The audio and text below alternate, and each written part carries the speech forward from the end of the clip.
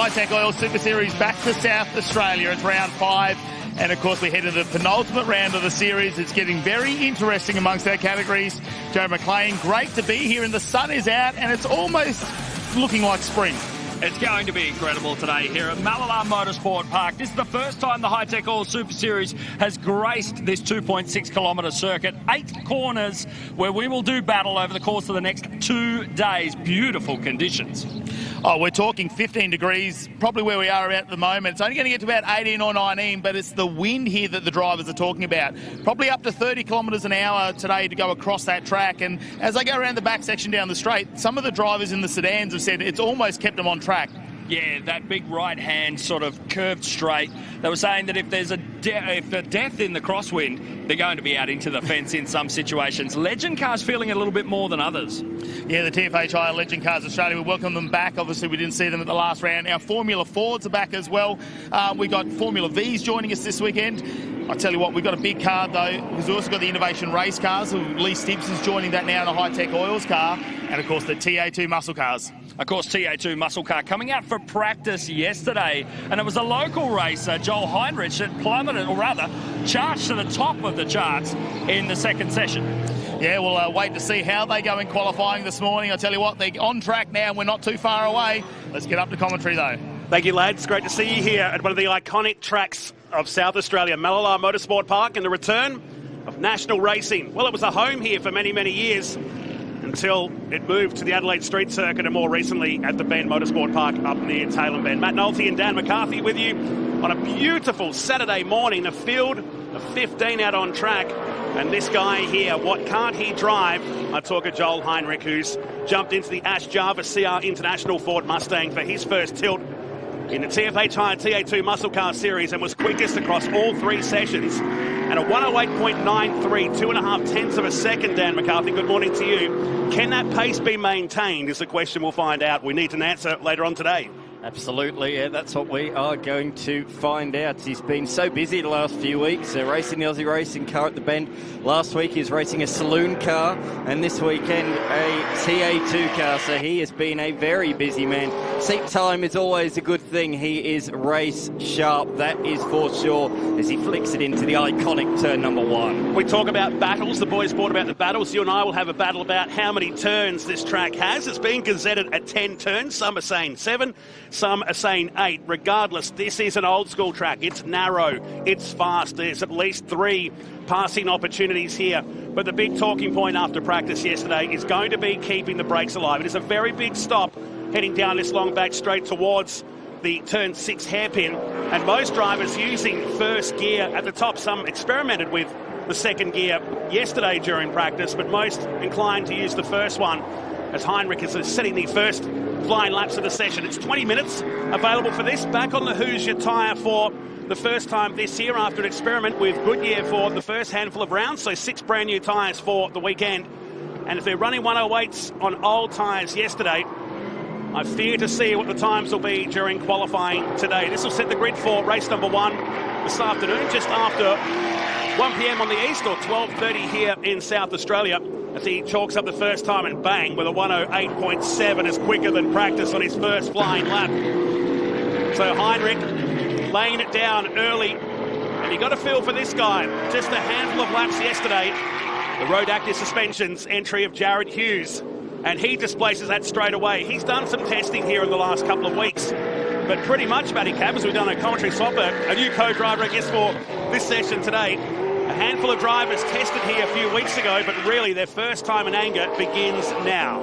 Yeah, it's all about today, isn't it, when we come to qualifying? And there was some mixed conditions yesterday, and going through the paddock we noticed with the changeover of the Hoosier tyres where people were choosing to use just a set yesterday, so we saw the sessions maybe probably not where the drivers where we'd expect them to be as the tyres get a little bit more wear on them. But today, starting at this qualifying session, 6 brand new green Hoosiers to choose from, so this qualifying session is going to be blisteringly fast. And Jared Hughes, well, coming off of that little stint that he's had a couple of days where he had to get some rest and some repair there with a little bit of hospitalisation, he's back here. He's very ill though, not looking his normal self, so to be out there is incredible, really. No, he walked into, I wouldn't say he walked into pits, he floated into the pits this morning. Just a couple of laps. I guess the saving grace is that series is pretty much wrapped up now.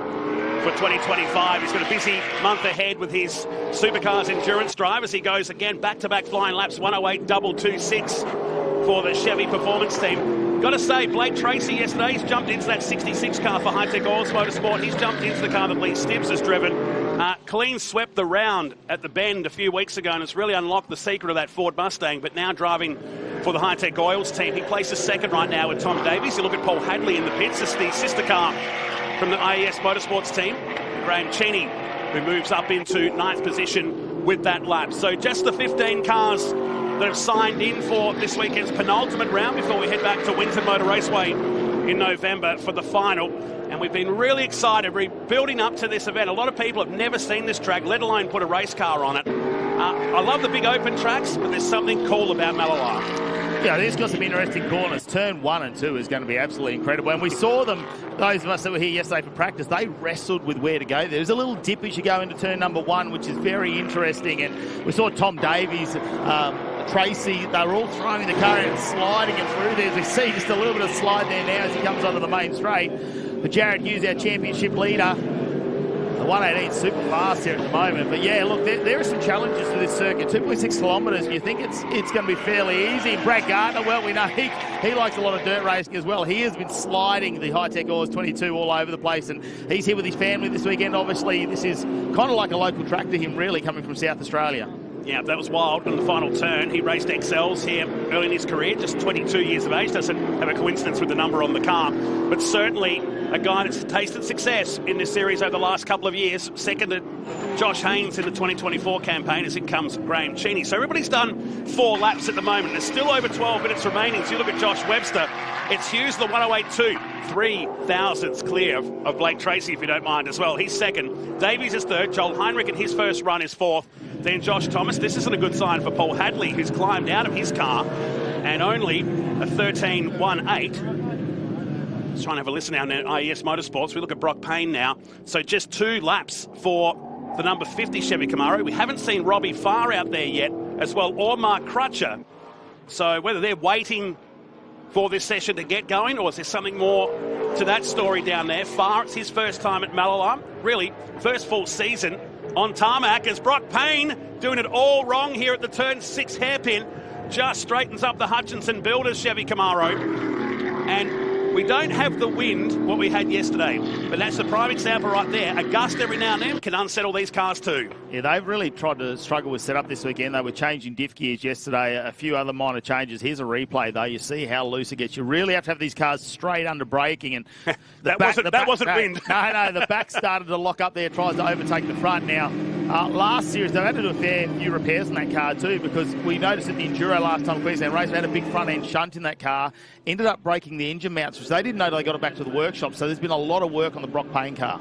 And that could have happened in the transit going back as well after the event. Interesting to see the bonnet off the Joel Heinrich car as well. Mick Harder's talking to Diesel Thomas down there. J-Mac, you're amongst that action down there in pit lane. We believe that Crutcher and Robbie Farr are waiting, as I suspected. They both go on the track now to start their first laps. Let's go to you. Yeah, that was the intention for both Farr and Crutcher. You're right. They wanted to wait for a little bit of clean air to go out and run their hot laps. Down here in the 2 TFH pits, and Michael Hutters, currently in the window of Diesel Thomas, sent Diesel out yesterday behind Josh Thomas purely and simply to try and learn some good habits. Of course, Diesel wasn't able to come here over a week ago for the test session, as he was actually carrying out some pretty important tests at school. That's right, he's still a student. A lot of people fail to remember that. After that session, running out behind Josh Thomas, Diesel was able to, in Michael's words, dig for gold. There's gold out there on that track. You just have to dig for it. Yeah, it's funny you bring that up, isn't it? You know, we talk about testing. We go testing during the week. I was talking to some of the Formula Ford, I have to say kids because that's what they are, trying to get some information during the week, and they're like, I'll get back to you after school. I'm like, oh yeah, they're actually at school, aren't they? You know, like us, we're sort of in our twilight of our careers, I guess. Diesel Thomas has been a sensation this year, and he's had a stint in the Porsche Michelin Sprint Challenge as well, so he's definitely on the rise and doing the right thing and learning this track. Here's Robbie Farr, completing his first flying lap now into turn number 1. The 3-car attack from Hi-Tec Oils Motorsport with Blake Tracy and Brad Gardner. Gardner up the field now in 9th position, but Blake Tracy second. 28.003, Matty, in this session. It's still 9 minutes to go. Don't think it's going to stay that way, but if it does, we're on target for one of our closest pole margins in TA2 muscle car history. Yeah, well, 9 minutes remaining. Remembering it's going to take them less than 2 minutes on an outlap to get out here compared to what we see on the bigger tracks where you run out a bit of time. So there's going to be a lot to play here this afternoon and plenty more action happening down there. Let's catch up with Mel Price. Yes, Dad, just talking to Joel Heinrich's pit crew, and they're not sure what the problem is. They said they had a spark plug issue yesterday and unsure what today's problem is. At least he's got one lap in there, and hopefully we see them back out there, but still scratching their heads. Melinda Price, part of our pit coverage this weekend. Thanks for that, down in the lane. So, wow, 24 hours makes a big difference. He's only fourth, but has a 0.3 of a second advantage over Josh Thomas at the moment. So, most of the drivers, as far jumps up at a 12th of that lap now, 1 minute 10.587. It's great to see some of the sprint car guys having a crack at this. Domain Ramsey, Danny Reedy, who's also in the field, he's in 14th position, and Robbie Farr, who's really committed to this over the last 12 months, and he's really enjoying his time. He says the biggest thing for us is there's not a lot of work to do. You get to the end of the day, we wipe the car down, if you have any damage, of course. You don't have to take it to a car wash like you do with a sprint car. It's not late nights. You actually get to enjoy the day. So he's enjoying his time. We love having him part. One of the greats of Aussie sprint car racing, former national champion, former World Series champion. And what about this guy, the dude, winner of the final race of the tag team enduro with Brodie Kostecki, and is committing to this round and the next, the TA2 muscle cars for the Flair Dancewear Norwell factory team out of the Gold Coast. Now, he ran here back in 1994 in a Diet Coke Holden. He won twice here in a BMW and Super Tourist. It was so cool to watch him out there yesterday. He goes, all the muscle memory came back in the first lap. He was very smooth yesterday. Very. He was probably one to watch. Early on, he was right up there in the times. So, you know, he might be underestimated here this weekend, I think, especially with a couple of 20-minute races there as well. So watch out for Paul Morris, the dude, because he's coming for some of these young guns who are out there. They're driving them hard, but with a bank of tyres, look at Tom Davies sliding the car everywhere. How much tyre damage are they going to cause driving like that? It's very fast in qualifying, but tomorrow, once we start to use these same tyres up, how will it look then? But it was exciting to watch him into turns 1 and 2 yesterday. We sort of cemented ourselves in that corner almost because there was just action to be had every time a car went around there. So wait and see how that goes. Hughes still holding on at the moment, and Tracy right behind. I think they're going to wait till the dying moments of this session to go and do a lap. Not sure your mics will work that far, but if you get a chance this weekend, go to turn 6 and sit up on that hill. The way they approach that hairpin, it is probably the sharpest hairpin, probably sharper than Simmons Plains. Because it hasn't had the banking that we see down there at the Tasmania venue, but the way they pull these cars up there, and brakes will be absolutely critical over the next 2 days here. Some were struggling yesterday during the 3 practice sessions, so it's a brand new track for us, the TA2 muscle cars. Nobody's really got any long distance running here. A handful of laps turned by a dozen cars here over the last couple of weeks. Really, is that going to be enough for a form guide? I don't know. The track certainly wasn't clean on that day, and the hard-working team here at Mallala Motorsport Park have really dressed the old girl up for this weekend. It looks great. Well, it's all about getting some rubber down there on the track as well, because yesterday we saw that everyone was just talking about how little traction there was, but as the practice sessions, you know, went on and we got more cars out there, they said it's starting to grip up. We're feeling the changes. So it'll be a little bit different this morning. Jared Hughes there, I'm sure they won't want to send him out if they don't have to, because, yeah, he's really struggling to be here this weekend, and it was quite a surprise to see him roll in very late on Thursday as well. He didn't make it to the track till yesterday. As Brad Gardner, he's got the family here. Mum and Dad are parked up and camping out for the weekend, and it'll be good to see the Pitman Trucks number 22 Hi-Tec Oils machine try and go a little bit further up the pack. He was reasonably quick yesterday, actually, and that looks like he's just slowing down there. So he might have used up. Obviously, the tyres come on. They've got a little bit of a moment there where they're in their optimum level, so he might try and cool down for a lap. Let's head down though to pit lane with Mel Price. And an early retirement from qualifying, Paul Hadley. What's happening? Well, chasing an issue in the 3rd practice yesterday, we thought it was a shifter issue, but we pulled that apart last night and back in, and it wasn't. Shifter looked pretty fine, so. And we come out of the garage this morning, and I had no clutch, and all of a sudden I did have a clutch, and I didn't have a clutch, so we managed to get a lap in. So, but the car felt good. It was on rails actually, but it's a bit of a shame. But I'm a right foot braker, so I rely on the clutch. So I think it's just a throw out on the clutch. Yeah, so we'll get the gearbox out. Well, let's hope the team can get this fixed, and you've got a little bit of work to do later on today. Yeah, no, we'll be back out. Thank you.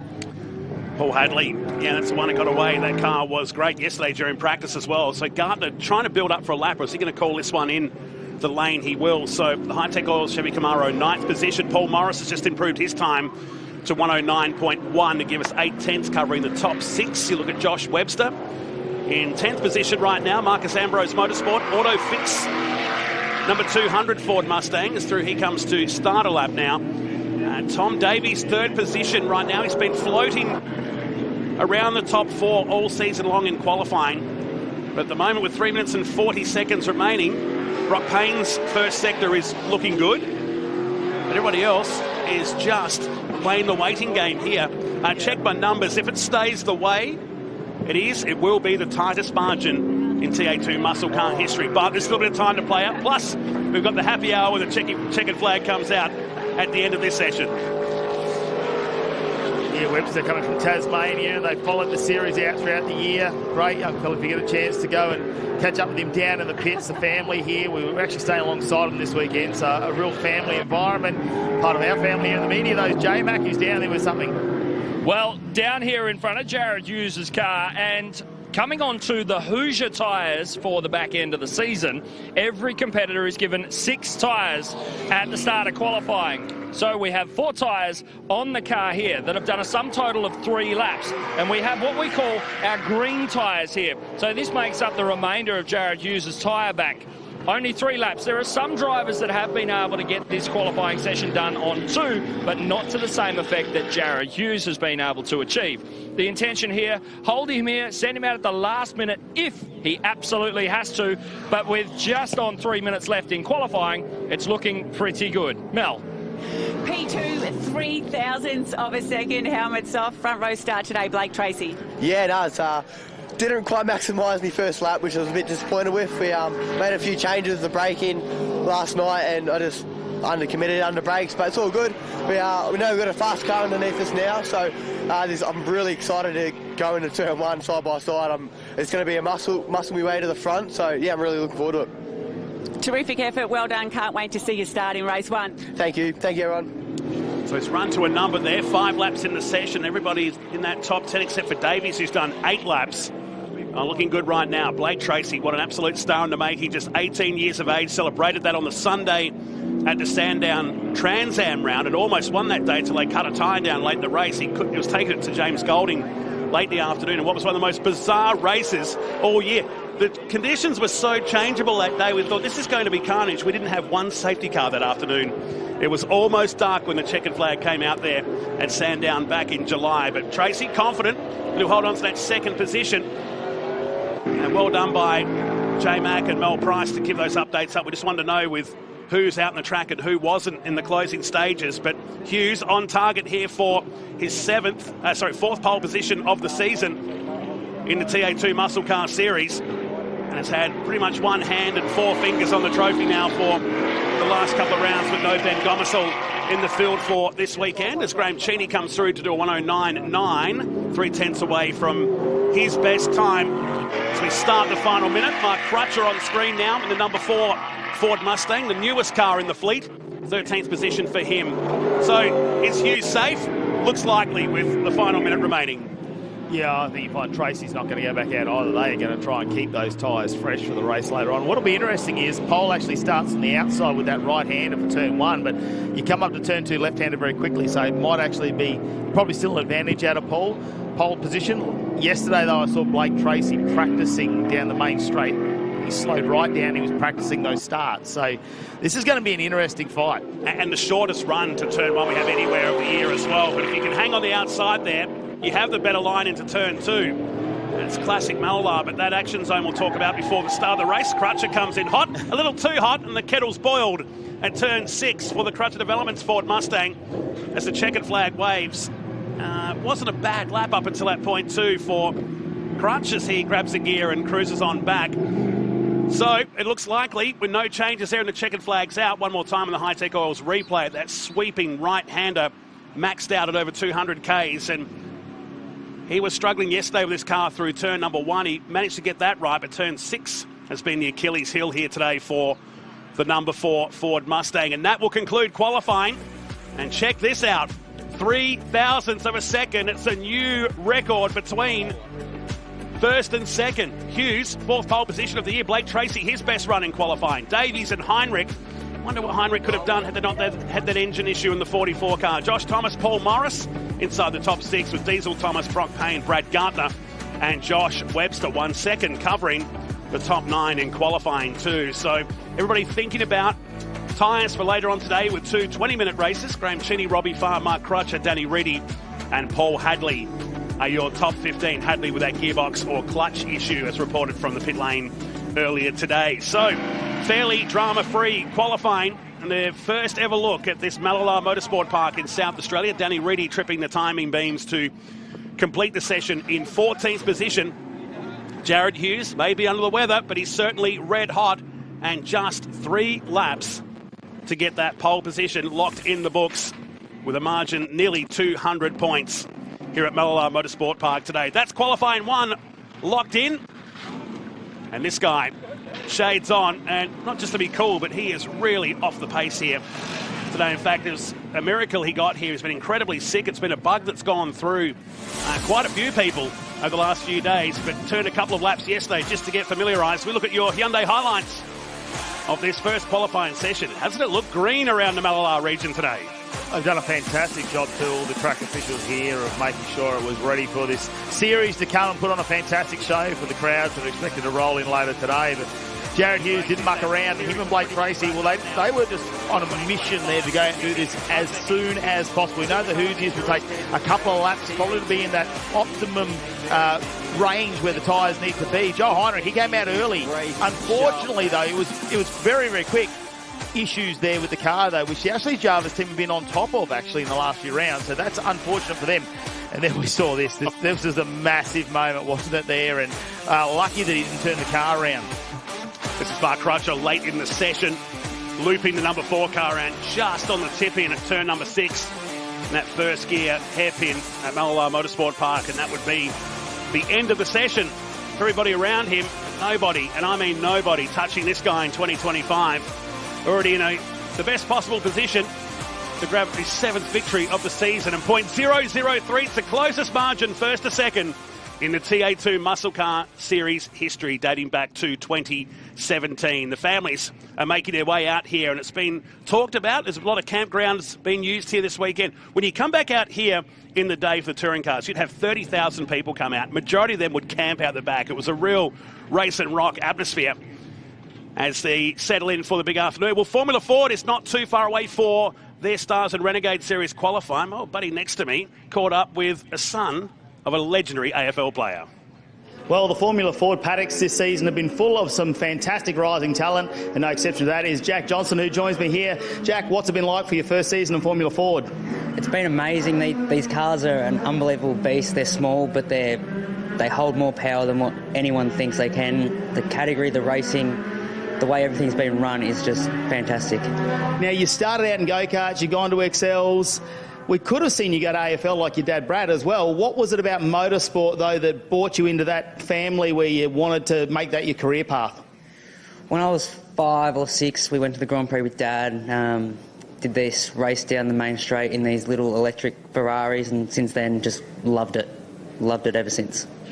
One of the things I suppose a lot of the rising talent talk about is sponsorship, how hard it is to find. Now, you've been lucky to have your dad obviously been a part of AFL and finding sponsors. How has he been instrumental in really helping you to show you that side of trying to find people to get behind you in motorsport? Yeah, well, Dad's media, Dad being in the AFL just helps a lot because obviously got contacts, and then helping me with all the media side of things and selling myself as the best that I can be is no one can teach that. Now we're here this weekend at Malala. We haven't seen national racing here for quite a few years. Are you excited to get out on track? Because it's a little bit different to what you've been doing. Yeah, it's a really fun high-speed track with some really tight hairpins, so it'll be interesting, the racing, big long back straight, so hopefully a lot of passing. Well, good luck this weekend. Thank you. Nicely done, Matty Cav, down with one of the rising stars. Well, let's face it, this entire field of 14 are rising stars as they make their way out onto Mallala Motorsport Park, a track that really promotes some amazing open-wheel competition, has done for generations. So welcome Dan McCarthy, who's been pumped to see the return of Formula Fords here. And what a series it's been if your name is Kobe Williams. Good morning to you, mate. Thank you very much. Very good to be here. Yes, absolutely. Kobe Williams has been the real performer this season so far. There he is on the screen, just going into the final sequence of corners.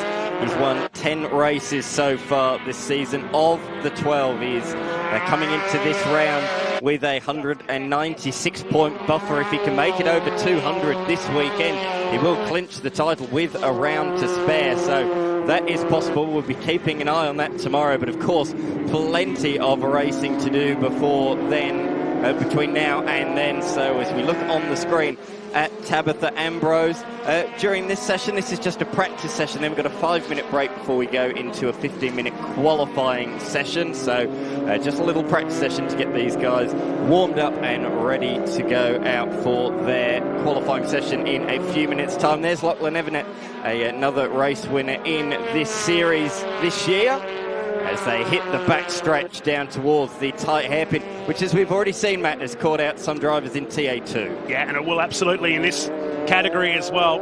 I said to Matty Cav before, if you want an action point, go to the top of turn 6 and watch how quick any of the categories pull up down there at that hairpin. First gear, no doubt, in a Formula Ford. And 3 practice sessions held yesterday. Kobe Williams, that you're watching right now, the ACM Finance entry, car number 94, the Spectrum, which is dominated by the Spectrum chassis and has been all season long. 1 minute 10.76, nearly a full second clear from the last time a national Formula Ford Series round was held here. No real surprise there. But when you look at the field covered by 1 full second back to 10th place, you know you're going to have some good racing later today. Yeah, and 1.3 seconds separating the entire field yesterday, so pretty much a 10th between them all. It is going to be so hotly contested here this weekend. You can see the bumps of this Mallala Motorsport Park circuit compared to the TA2 cars, which rode the bumps quite well. These guys certainly feeling it, or as they're lowering their runs a little bit wide, going on to the back stretch out of the turn 3 hairpin. Of course, if you do that in the race, it's going to affect your momentum on this long back straight towards arguably the best overtaking opportunity on the track. The tight right-hand hairpin down through the gearbox from 4th gear. Some of them going back to 1st, some back to 2nd. It was a bit of a debate yesterday between the drivers there. I think in the end, most of them now going with that 1st gear. So Williams down into the final set of turns, as we call them, turn 8, 9 and 10. Yes, correct. We'll debate that with all of our commentators and presenters during the course of the day. There's different track maps that get around, suggest maybe that turn 9 is not a corner in the middle of the S's. We certainly know it is a corner as they start to lay down some laps. 1 minute 12.16 for Joey Fawcett at the end of this lap right now. So final practice session before we build into qualifying. Our biggest field of the season in the Formula Ford Stars and Renegade Series, and like the TA2 Muscle Cars will wrap up at Winton Motor Raceway in a few weeks' time. Formula Ford Nationals coming here in November. It's been over 10 years since that last raced here at Malala. And you go back in time and talk about Formula Ford racing. The Driver to Europe Series was big in the early 90s. The Australian Formula Ford Championship has promoted so many good names over the years, and they all ran here. And you talk about the names like Rick Kelly, Mark Noske, Will Power, who went on to win Indianapolis in 2018. They've all turned laps here and won races. Yeah, correct, absolutely, 100%. And then further forwards as well, just before really Formula Ford stopped running here, we had the likes of Mark Winterbottom and Jamie Whincup as well, so really does span a huge era of racing. Of course, in the late 90s, it was a who's who of supercars that came through this category. Craig Lowndes, Garth Tander, Stephen Richards. If you were driving in supercars, you had come through Formula Ford. And even in recent times, the likes of Thomas Randall raced in Formula Ford, Chaz Mostert, Nick Percat, Anton Di Pasquale as well. So that tradition still continues today. As you can see, the curbing that's been changed in recent times. It's great to see the investment that's been put into this facility. The curbing has been paid repainted, reprofiled to allow for better motor racing. And we saw that just there as one of the drivers just ran a little bit wide through the first corner. Will Lowing coming into the pits just for a bit of a tyre pressure adjustment, probably with 4 minutes remaining in this session. I've seen so many drivers running wide already out of that turn 3 hairpin, and as we say, that's going to be crucial in the racing later on today. He's the only car in the pits that we know of right now, and 10th in his position. Final practice session, of which 4 minutes and 20 seconds still remain. And the key to qualifying is being able to run with someone on that back straight, using the slipstream here at Mallala. Not to a point where you get balked or held up, but certainly if you run on your own, you're not going to have the maximum speed down that back straight. Certainly. This is such a well-suited track for Formula Ford. It's going to promote really good racing down those back sections. The slipstream effect will certainly pay into effect coming in to the tight hairpins. That's one of the good things. All the long straights lead into great overtaking opportunities here. Yeah, absolutely.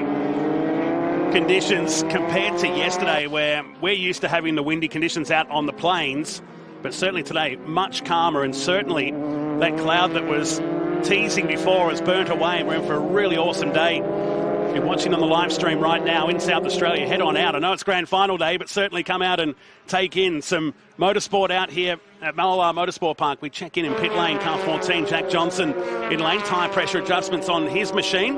And now the lap times start to tumble with a 111.04 for Joey Fawcett that you're watching at the turn 6 hairpin, and car number 23, bringing the Construct Spectrum chassis, the 19-year-old from Ballarat in Victoria, powering through this very fast left-hander and down to one of 3 genuine passing opportunities. Absolutely, down through the gearbox into turn number 8, and then the quick switch back the left-hander that is 9. Use a bit of that curve to help rotate the car, and as you can see, it's quite cambered actually, just on the apex of the corner, and same with turn 1. There's quite a dip on the inside of the corner, but Joe Fawcett elects not to take that because he's come into the pit lane sideways through turn number 1, or the turn number 1 in the pit lane, I should say.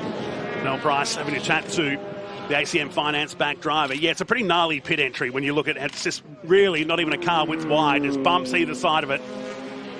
I was here early in the year when the trucks were here, and they certainly were a bit too big for it. They had to use concrete on the right-hand side when they came in the lane. They had to move some tyre barriers and just so they could get into the pit lane. But what an event that was earlier on in the year. On a day where they ran street stocks that would be normally run on a dirt track speedway. Yes. Ran on Malala. A guy called Tyler Barton, who's still basking in the glory of picking up the win that day, no doubt, watching the coverage. Something unique. Adam Brook, who's taken over the managing rights here at Mallala Motorsport Park. It's his baby right now. He's really got some cool ideas, and you're seeing all of that come to life now. And the big homecoming event that will be celebrated here in November will be a twilight race on a Saturday afternoon into the night, featuring the Trico Trans Am Series at that event. But they really are rebirthing one of Australia's great tracks. I hadn't been here until July this year. I hadn't been here for the better part of 20 years. I was amazed to see how well it's in good condition. I've been coming here since probably 1993, maybe 93, around that region, and it feels the same. It's got that same atmosphere. You drive into the gates, it just feels like the history is just oozing out of this venue, and I'm so glad that they've taken it back and bringing it back to what it is. I'm a fellow South Aussie, a proud South Aussie, but on the other side of things, I grew up in a time when Malala wasn't used, and I never thought, to be honest, we'd see it back with national level racing again. So for me, the last couple of years is really my first time coming here. I did come once or twice about 10 years ago, but really the last couple of years have been my first time calling racing around here, and it is such a great racing track. We can't stress that enough. It really does produce great racing, this little venue. 2.6 kilometres in length, but boy oh boy has it got some character. Yeah, looking forward to qualifying for the Formula Ford Stars and Renegade Series as Tabitha Ambrose crosses the line, 1 minute 12.1, about 400ths behind her best time of the session. A 19-year-old from Launceston needs no introduction, does she? The Ambrose family. Marcus, of course, running the team with the 2-car assault in Formula Ford, plus Josh Webster's efforts in TA2 Muscle Cars. So this session about to be flagged, a final practice session. Ethan Fitzgerald, the work zone number 56, coming through, should be the last car to complete a flying lap here in this morning's final practice session. A man who's recently come from Europe. He was over there doing a bit of engineering on a European Le Mans Series car at Spa not too many weeks ago. So he's back here, just back in the driver's seat, I should say, this weekend, enjoying himself as he does indeed bring it into the pit lane to conclude that 10-minute session. Joe Fawcett setting the fastest time in that session, a 1:11 flat. And further down the order, in position number 6, is where we find our series leader, who set his best time on the 3rd lap. He only set 3 laps in that session. So different drivers doing different run plans there. Some completing 7 laps, others just the 3. So lots of different strategies, lots of different plans ahead of the qualifying session in just a few moments' time. So a bit of a breather, bit of the chance for the drivers to reset, have a think about how they are going to approach this 15-minute session here at Mallala Motorsport Park.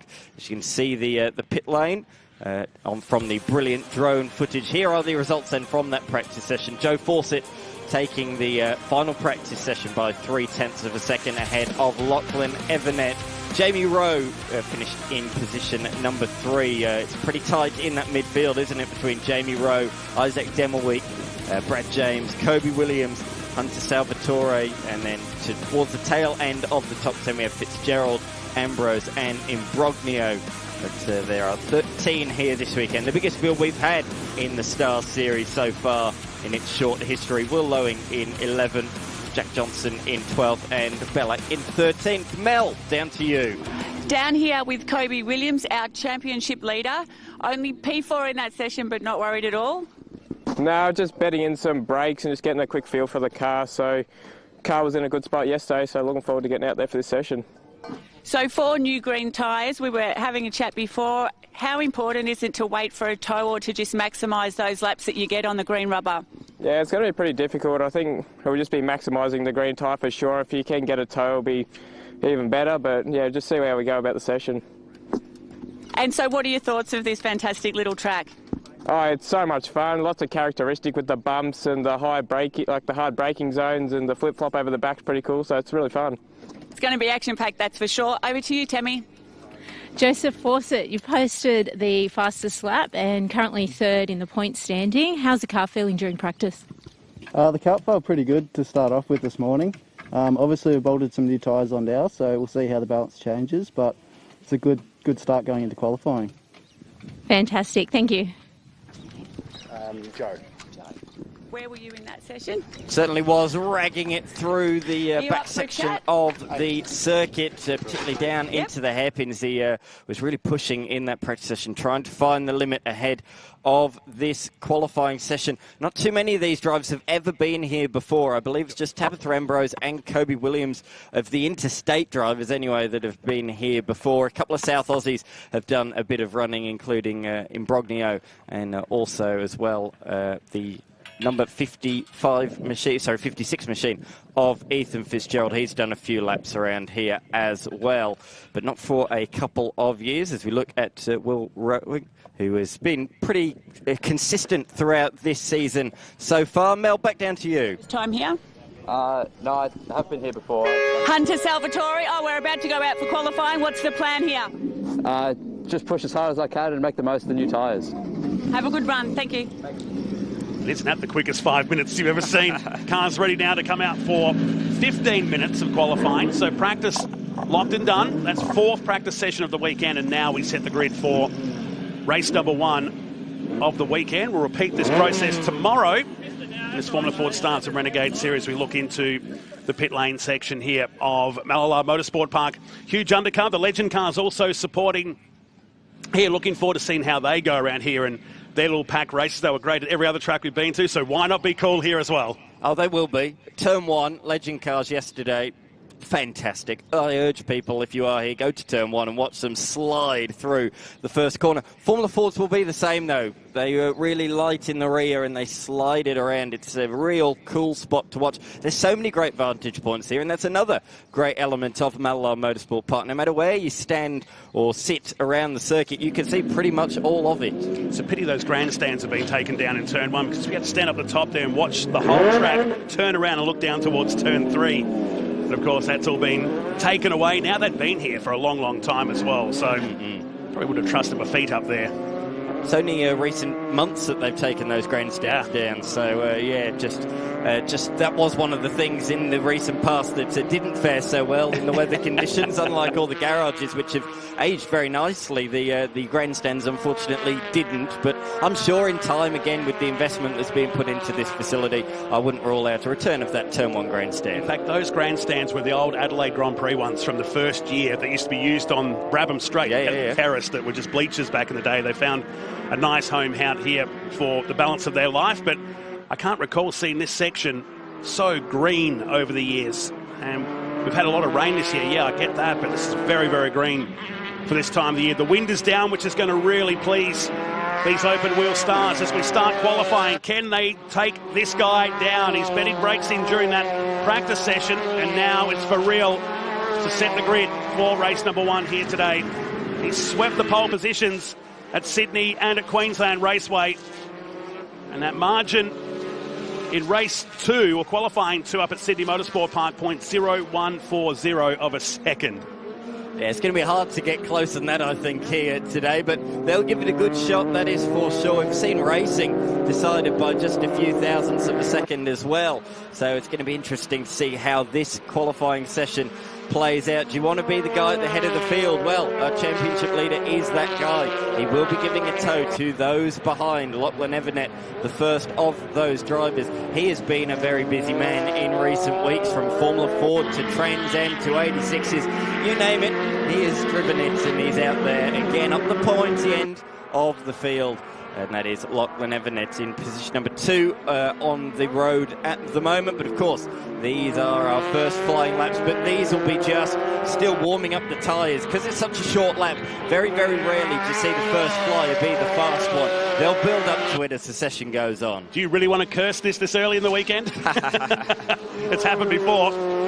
Says Isaac Devil Week. That was a big moment for the series leader through the middle of turn 1, and that has unsettled the car for that long double apex through turn 2, and that'll just about wipe this lap. He'll abort that before it even gets going. Lockie Everett just swallows him up on the way down towards turn number 3. So a wild moment, gets the heart rate up in turn number 1 for the series leader.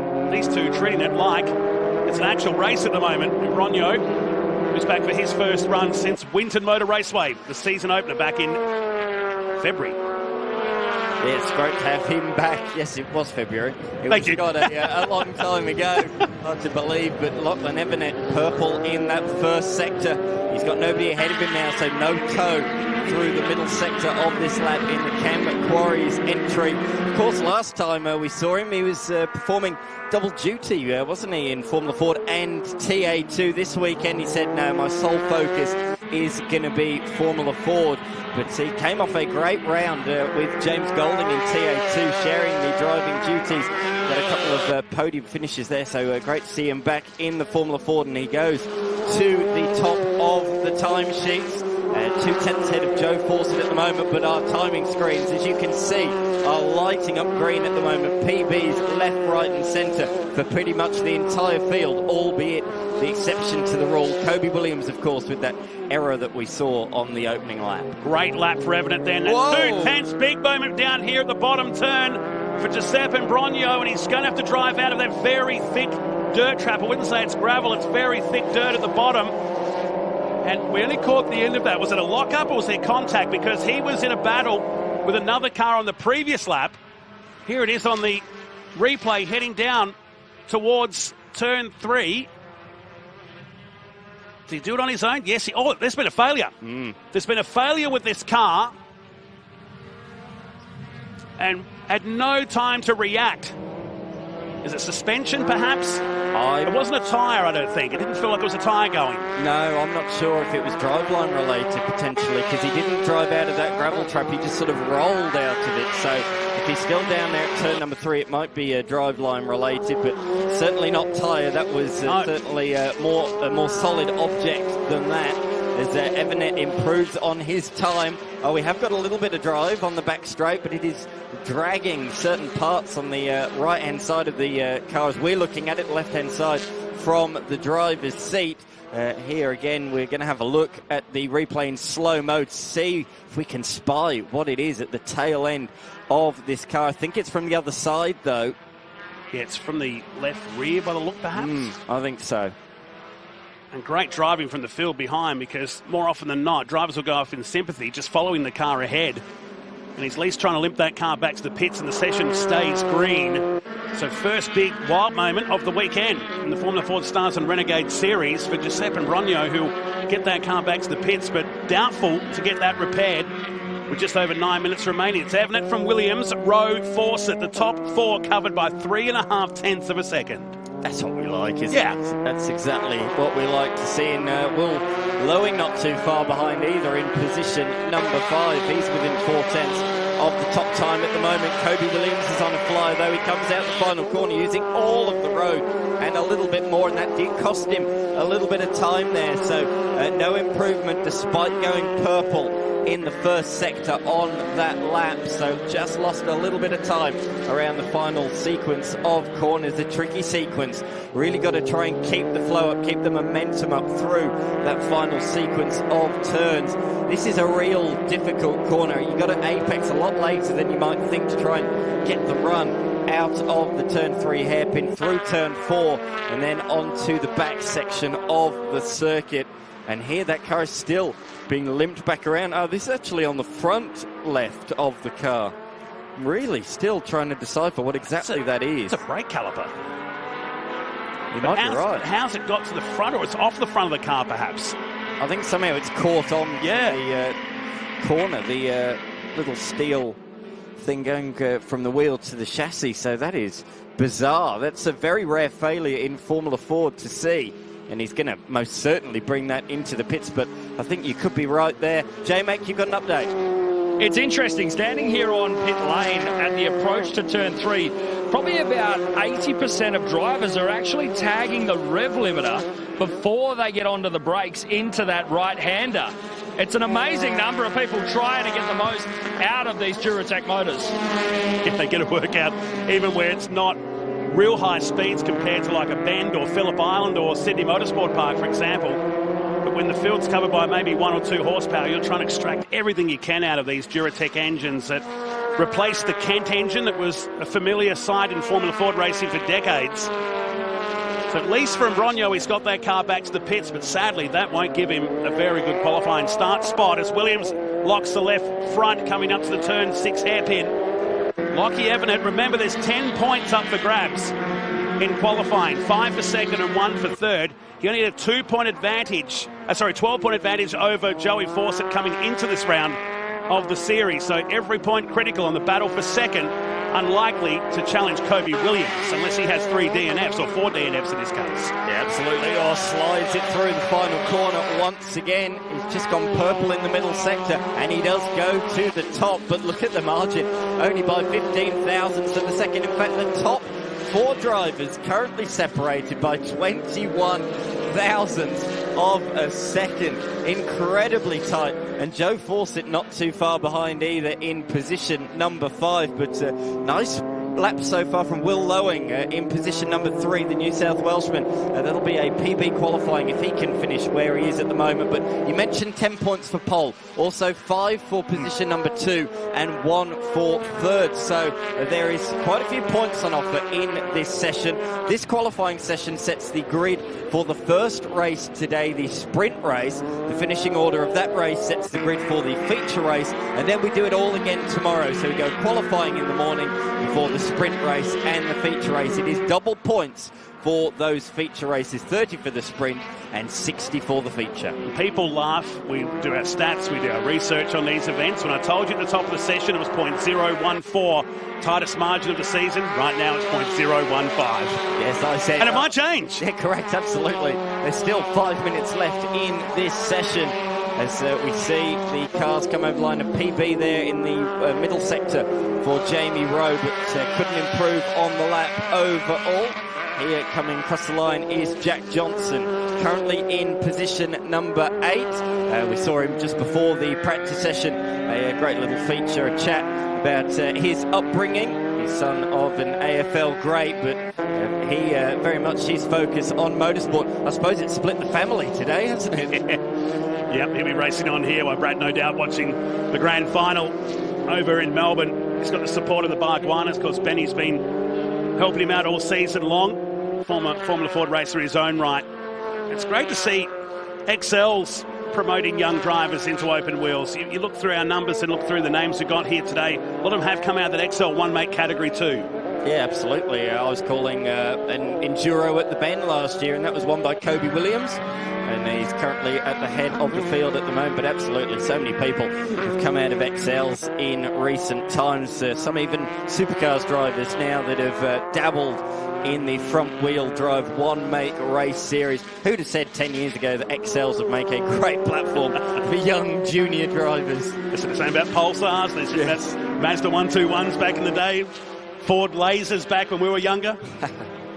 So Fawcett is now finding some speed here in 5th position and needs to find a lot, really. When I say a lot, 1/10 of a second covering the top 5 at the moment. But he's got his eyes fixated on that number 88, the Cam Quarry's entry of Lockie Evanet in the battle for second in the Formula Ford Stars and Renegade Series. Less than 3.5 minutes remaining. And there you go. Fawcett straight into second. And the margin, ready? 0.008 of a second.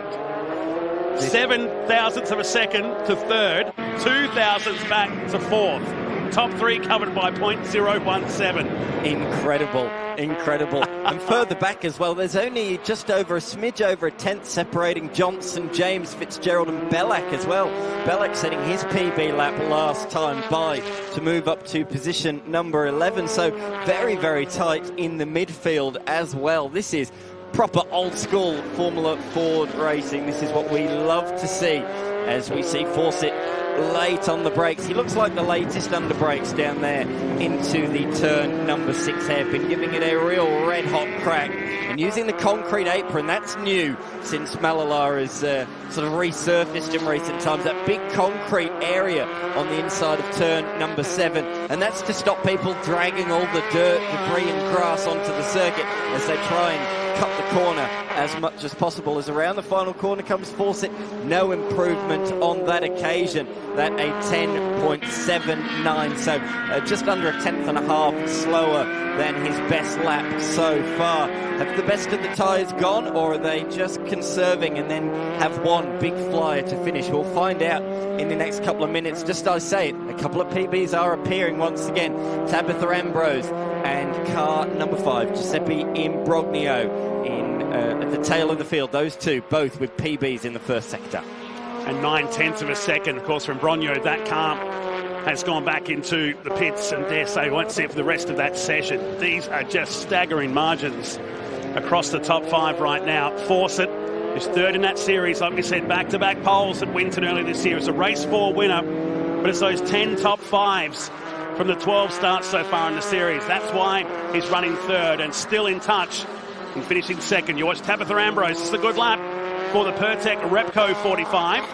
The Marcus Ambrose Motorsport, as she comes through to complete another lap and has time for one more with just over 1 minute and 20 remaining. There's been a change at the top. Lachlan Evanet has taken the top spot with a purple final sector and a huge margin of 44 thousandths of a second.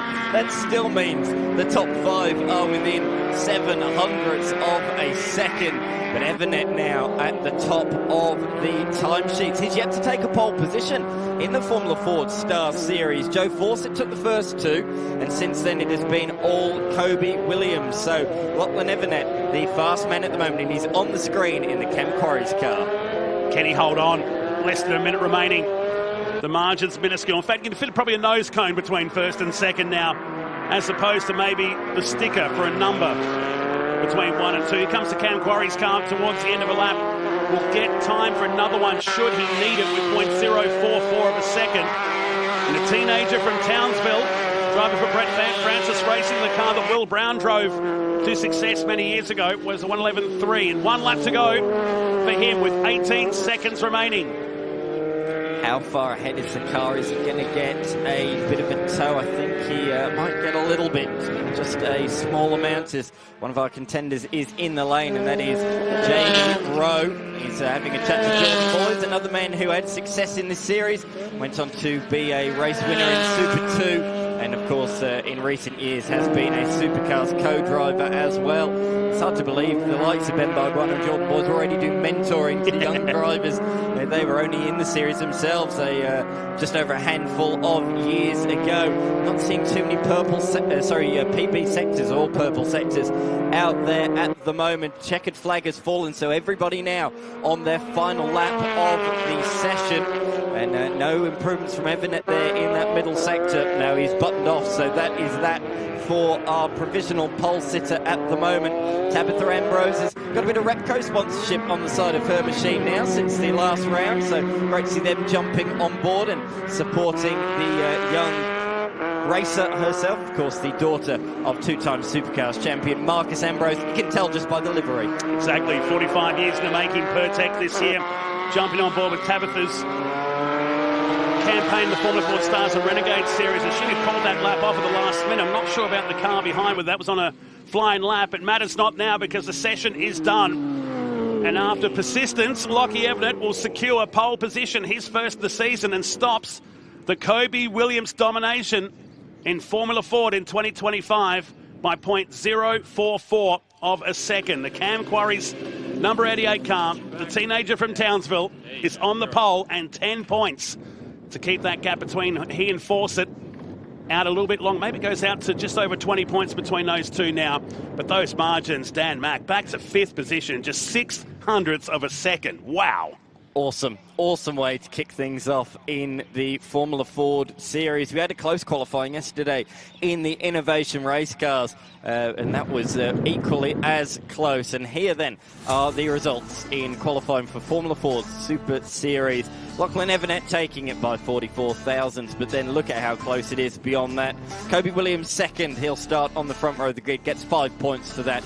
He'll start ahead of Joe Fawcett and Will Lowing in position number 4. Jamie Rowe will start out of 5th alongside Hunter Salvatore. Isaac Demelweek has been on debut in the series. Will start from 7th alongside Jack Johnson. Just outside the top 10, we have Bellac, Ambrose and Imbrogno rounding out the field. Of course, that team will be hard at work to try and fix that car ahead of race number 1 later on today. Cracking session, and really looking forward to the sprint race later on this afternoon with Lockie Everett. That gives Kobe Williams a front row start from every qualifying session of the season. But Mel, Lockie Everett, he's on the pole. The Cam Quarry's team tasting another 10 points. Lachlan Everett didn't know that you were pole. Congratulations, your first number 1. No, thank you very much. Car was a bullet today. Just made a couple of setup changes overnight. And just tweaked a couple of things in my driving today. So to see that it worked out is really promising. And I was looking to work for it on the weekend and claw back some points to Kobe, hopefully, give him a good fight. It'll be a close one this weekend, so I reckon it'll be good to watch. Talk about close. I think there's like 20 thousandths of a second between the first 4 of you. Yeah, that is pretty close. That's probably the closest I've seen in Formula Ford. To be on pole in that close is pretty good. So I'm happy. I also like to thank Brett, Glenn, Dylan for coming out here. They've set up the car really well, and hopefully we can move on and hopefully snag a couple wins. Congratulations, great job. Thank you very much. Great stuff from Lachlan Everett. He's delighted that. Always happy, always smiling is Lockie, and he will be smiling under that visor of that, I am sure. There is the paddock here at Mallala Motorsport Park as we look at some of the highlights from that qualifying session. They rolled out for practice a few minutes ago, but qualifying certainly turned on some big moments, including that one there for Kobe Williams, just getting crossed up over the backside of the circuit. This, though, was pretty much the major talking point in terms of drama. The number 5 of Imbrogno, something failing in the front of that car, and we think it was potentially the brakes there coming loose. So that was not what he wanted and didn't return. So Imbrogno will be starting from the tail of the field. Joe Fawcett was on the pace early on, and he finished up in position number 3. Kobe Williams was setting some fast sectors, and he sat on the top for a large majority of the session. But in the end, this man reigned supreme. He set a real blinder late on in the session to take pole position by a very slender margin in the end, did the Cam Quarries driver. 44 thousandths of a second was the margin in a very tight session. 7 hundredths separating the top 5 on the grid. Awesome, awesome way to kick things off in Formula Ford. And that was just qualifying as we ride on board with Lee Stibbs, who is racing this weekend in Innovation Race Cars. So into turn 1, big dip through there. Got to really try and settle the car for this tight left-hand hairpin. And then onto the small run towards turn number 3, Matty Cav. Great to have Lee Stibbs joining the Innovation Race Car, I suppose, a crew that are out there at the moment. Have a look at turn number 3, and it is really a late apex on that one, isn't it? Oh, listen to it, though. Oh, that's a beautiful V8 sound. Let's just have a listen for a second.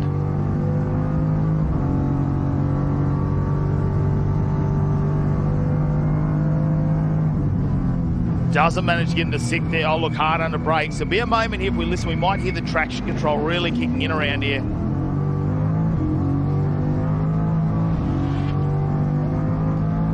You can just hear the motor backed off, can't you? They've got a lot of electronics on board of these Innovation Race Cars. ABS, full traction control.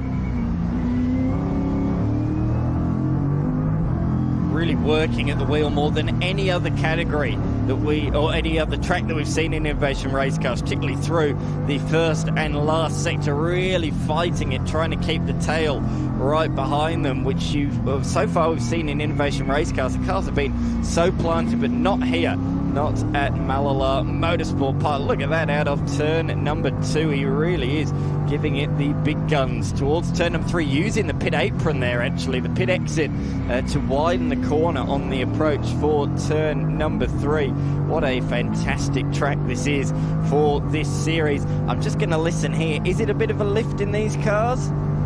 I think it is. I think it's about 80%, maybe 90% throttle, but a slight lift, I think, through there. I think most categories will be flat, but in these it's a real challenging corner. This one definitely is flat through turn number 7 and towards the final sequence of corners 8, 9 and 10. What a challenge the final sector is. You can really throw your lap time away here in the final sector, Matty.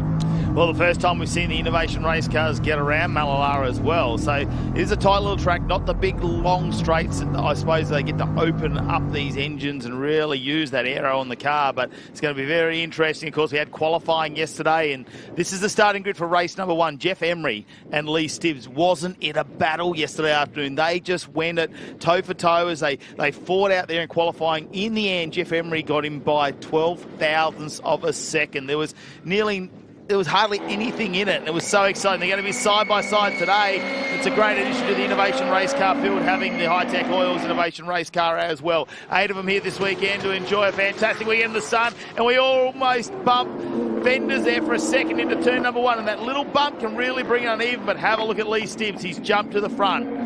We'll talk about him a little bit later about how fast he was in qualifying session number 2, because he definitely set a pace there. And whatever they found in that car, that just gave them a little bit of advantage. Can they carry that into race pace? So Goodacre behind, Studdard. Wow, it's all Donaldson then as well. It's a great field of drivers here this weekend, with the Innovation Race Car numbers slowly starting to increase there. And Stibbs just starts to get away now. He's got himself a couple of tenths of a second already, Dan. Yeah, it certainly is. They roll down towards the hairpin. Goodacre having a little bit of a look there on Emery, who looks a little bit tentative here on the first lap of this race. Doesn't have the confidence of Lee Stibbs, who's already pulled a near 2-second margin at the end of the second sector. Down towards turn number 8, up the inside for Goodacre, using the flappy pedals. He had a real good look there, but couldn't make it stick. And in fact, Danny Studdard was having a little bit of a look on the tail of him as well. Very, very close in qualifying yesterday, our top 4 drivers, and we are already seeing that play out in front of our very eyes on lap number 1 of this 20-lap encounter. But Lee Stibbs out in front, 2.5 seconds the margin. We spoke, didn't we? Weirdly here, pole position is on the outside for turn 1, and that's because generally you go through turn 1 side by side and it gives you the inside if you're on pole for the hairpin turn number 2. However, crucially, Lee Stibbs took the lead before they got to turn 1. He had the inside line. Emery couldn't hold it around the outside and had to file in line.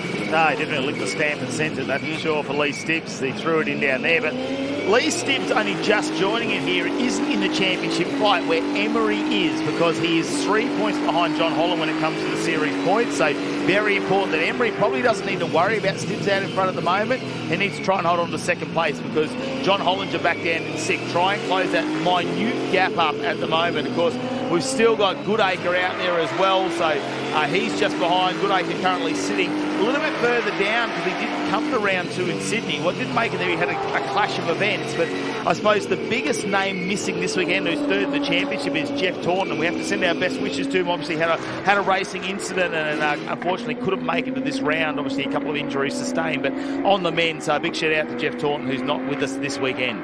Yeah, absolutely. Had an incident at Sandown, sadly, but he will be back. He loves this series, and he's been enjoying the racing this season. Of course, at Queensland Raceway, he and Tiff Emery had a couple of comings together. It was really dramatic, and it really did allow John Hollinger back into the title fight, because those two were just beginning to stretch a margin. But Hollinger, through just sheer consistency, he's just like a hoover for points, isn't he?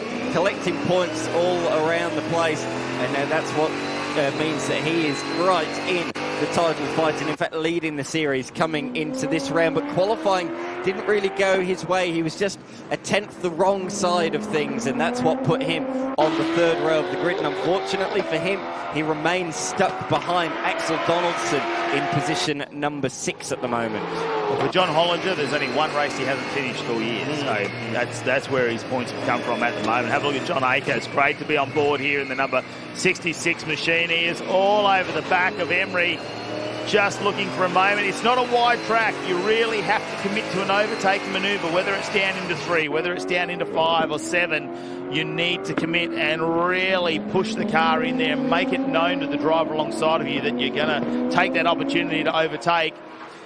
The straight down the back, well, like you said, there might be a slight moment there. With the wind not quite as strong today, potentially they will feather the throttle through there for just a second. Hard under braking now. Mallala is probably unassuming. You look at it when you come here and it looks very flat because you can see across the track, but when you actually get out there and drive it, there are slight elevations, little bumps. It's really got a bit of character about this track, I suppose. It's got its own personality, and that's what the drivers have to contend with. Hard under brakes, a little bump into certain corners can really unsettle the car. So there's going to be moments where we could potentially see some brake lockups here, even with all the technology we've got in the innovation race cars. The West Coast Windows entry holding on to 2nd position, Lee Stibbs. He's checked out at the moment, almost 6 seconds out in front. And have a look at this, a blistering 1:07.3 after coming out of TA2 Racing, getting into these. I think he's going, I can brake later. I can brake a little bit later. Oh my God, I can brake even later. Yeah, TA2 Race went first time in the series, and he is loving life in the Innovation Race Cars series. John Goodacre continues to hound the tail of Jeff Emery as they hit the back straight through the fast kink that is turn number 5. Great run through there, but I don't think he's close enough for a move, or is he? Bang! Up the inside late on the brakes, down through the gearbox. Great pass, just as I say, he's not close enough. He proves me wrong, and to be honest, he proved Jeff Emery wrong as well, who didn't cover the move there. Did you see him flicking the paddles back? He was hard on the brakes. I reckon he went 3 gears in about 3 seconds back through there. I don't know how that Hollinger transaxle was going to like that, but he really threw it in there. I think Emery did a great job to notice. I think having that bright green livery probably helps you know there's a car coming down the inside. You don't want to blend in too much. But Emery gave him a little bit of room there, and that's some of the great things about Innovation Race Cars. A lot of experience from most of these drivers who have driven in Spa and so many 24-hour races around Australia and across over abroad as well in Europe. So but they understand what's going to happen out there, and although there's some championships to be played for, it's about bringing the cars home really at the end of the day. Danny Stutter, great to have him back. Obviously missed out on our last endurance round up there at Queensland Raceway. We've got a sprint format here this weekend, so slightly shorter races. Obviously they've got out of 6 rounds, 3 sprint rounds, 3 endurance rounds.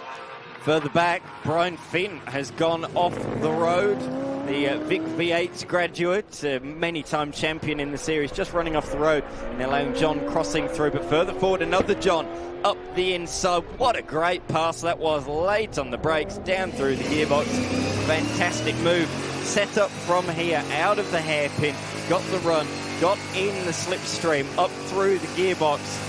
He didn't get too much aero wash through the fast right-hander, and he made his move early. As soon as Emery was on the brakes, bang, on the brakes himself, up the inside, down through the gears as quickly as he possibly could. Clinical move from the South Australian. Did I just see him flick the paddles 4 times in about half a second? Yeah, that's what that sort of looked like. 4 gears down. Just a blur. Yeah, just a blur. The paddle shift, unbelievable in these cars. They do carry a lot of technology on board, but that's what makes them so fast out on track. And the question for me this weekend is, will we see a 106 now? Yesterday it was like, wow, if we see a 107, that is fast. Now it's like, well, we're getting pretty close to a 106 now. Still a bit of time. With some green tyres on there this weekend. Lee Stibbs probably the benefactor of that as well. This round, obviously a brand new car, so coming to this weekend would have had brand new tyres. We jump on board with the Hi-Tec oils machine there, and looking out in front, really setting the pace at the moment. That is blown out to almost 7 seconds down here. He just has a little moment, the South Aussie. He was great too. He had a heap of school kids come through yesterday. He showed them through the car and really spoke to them about how these cars work. He's enjoying his first weekend here in IRC. As John Hollinger there will have a little bit of a move down the inside of Finn, and that'll push him back up into 6th position too. Hollinger, who's just going around collecting points, but now he was further up, so he's had a moment somewhere. Absolutely, yeah. You took the words right out of my mouth. He must have had a moment down at the turn 3 hairpin and fallen behind, as we see on the replay exactly that. Oh, it looked like to me he's probably spun out of the corner, and then he's ran out of lock when he's re-spun back around again. So drama for the championship leader, who was just closing in on the back of Donaldson. He was right behind him at the start of that last lap, but with that mistake, he has lost 15 seconds, and off is Goodacre. So he had just gone purple in the middle section on the last lap, but he now has gone off the road. So he's been trying to catch our race leader, and he now has fallen off the road at turn number 3. So this track, the guys said to me yesterday, this track is a real challenge in these cars. It's just going to be about staying consistent and staying error-free. Well, we've already seen, haven't we, that has not been the case for some of our contenders, and it's actually he's lost it on the exit of the corner, almost identical to John Hollinger just moments earlier. Yeah, this might show us a little bit more. This is off the rear wing here of Goodacre. How does he pull up? Oh, it just slides. I think he was just too wide in the marbles, put a bit of steering lock in, a bit of throttle, and around. Wow. How close was that? I started Donaldson coming through. That could have been a moment here in this race. Here's your leader. Started out off the front row in 2nd position. Very aggressive at the start, made sure he got in front before turn number 2, and now leading this race. Lee Stibbs in the Innovation Race Car, the Hi-Tec Oils entry. Absolutely immaculate looking car, isn't it? It really does look fantastic. Great to see that this car is on the grid for the very first time as he flicks it into the final sequence of corners. He's continuing to extend that margin out in front. Tammy, to you. Hi, I'm just down here chatting to Tim Schultz, mechanic for Lee Stibbs. We were just having a chat whether there was a chance of a 106. What do you reckon? Yeah, look, probably not now. The tyre's probably gotten a bit too hot now. Just trying to maintain a good mid-7 second lap. And we're just trying to maintain the tyre for the rest of the race and not make any mistakes. Great, so that's a plan. Maintain the tyre for the rest of the race, finish the race. Yeah, that's it. We've got enough of a lead now that we don't really have to push it, so we'll just bring it home and save the tyres, I think. Great, thank you. Awesome, thank you. Yeah, great to catch up with Schultzy down there, and it's a bit of a change for them because they haven't. This is the first time they've ever worked on the Innovation Race Cars, and one of the things they love is you basically put the compressed air bottle in, and it's got the Go Jacks on it. So the nitrogen bottle plugs in, 300 bar bottle, and yep, that thing's straight up. There's a lot less to be done on these cars, so they're actually having a I shouldn't say an easy weekend, but they're having a less eventful weekend than what we have seen them in previous weekends at the racetrack. And a little bit of a moment there for Goodacre under brakes as well. That ABS really starting to work hard on this car as he fights back out of 5th position now. A little bit further up, Danny Sutter and Donaldson. They're in a nice little battle. This is for 3rd position between these two. And, of course, this is a Mark car taking on a Innovation Race car as well. Well, what's the difference? Well, the Mark 1 and Mark 2 cars were the original, I suppose, versions of these cars. The Innovation Race cars now the latest model. But on a track like this, I don't think you're going to see too much disparity in times because we don't have those long flowing straights and things like that where maybe the Innovation Race car has a potential advantage. The high-speed corners, they're pretty evenly matched around here, which is what we saw in qualifying yesterday. Yeah, absolutely. Donaldson was a real fast man in the round at Queensland Raceway last time.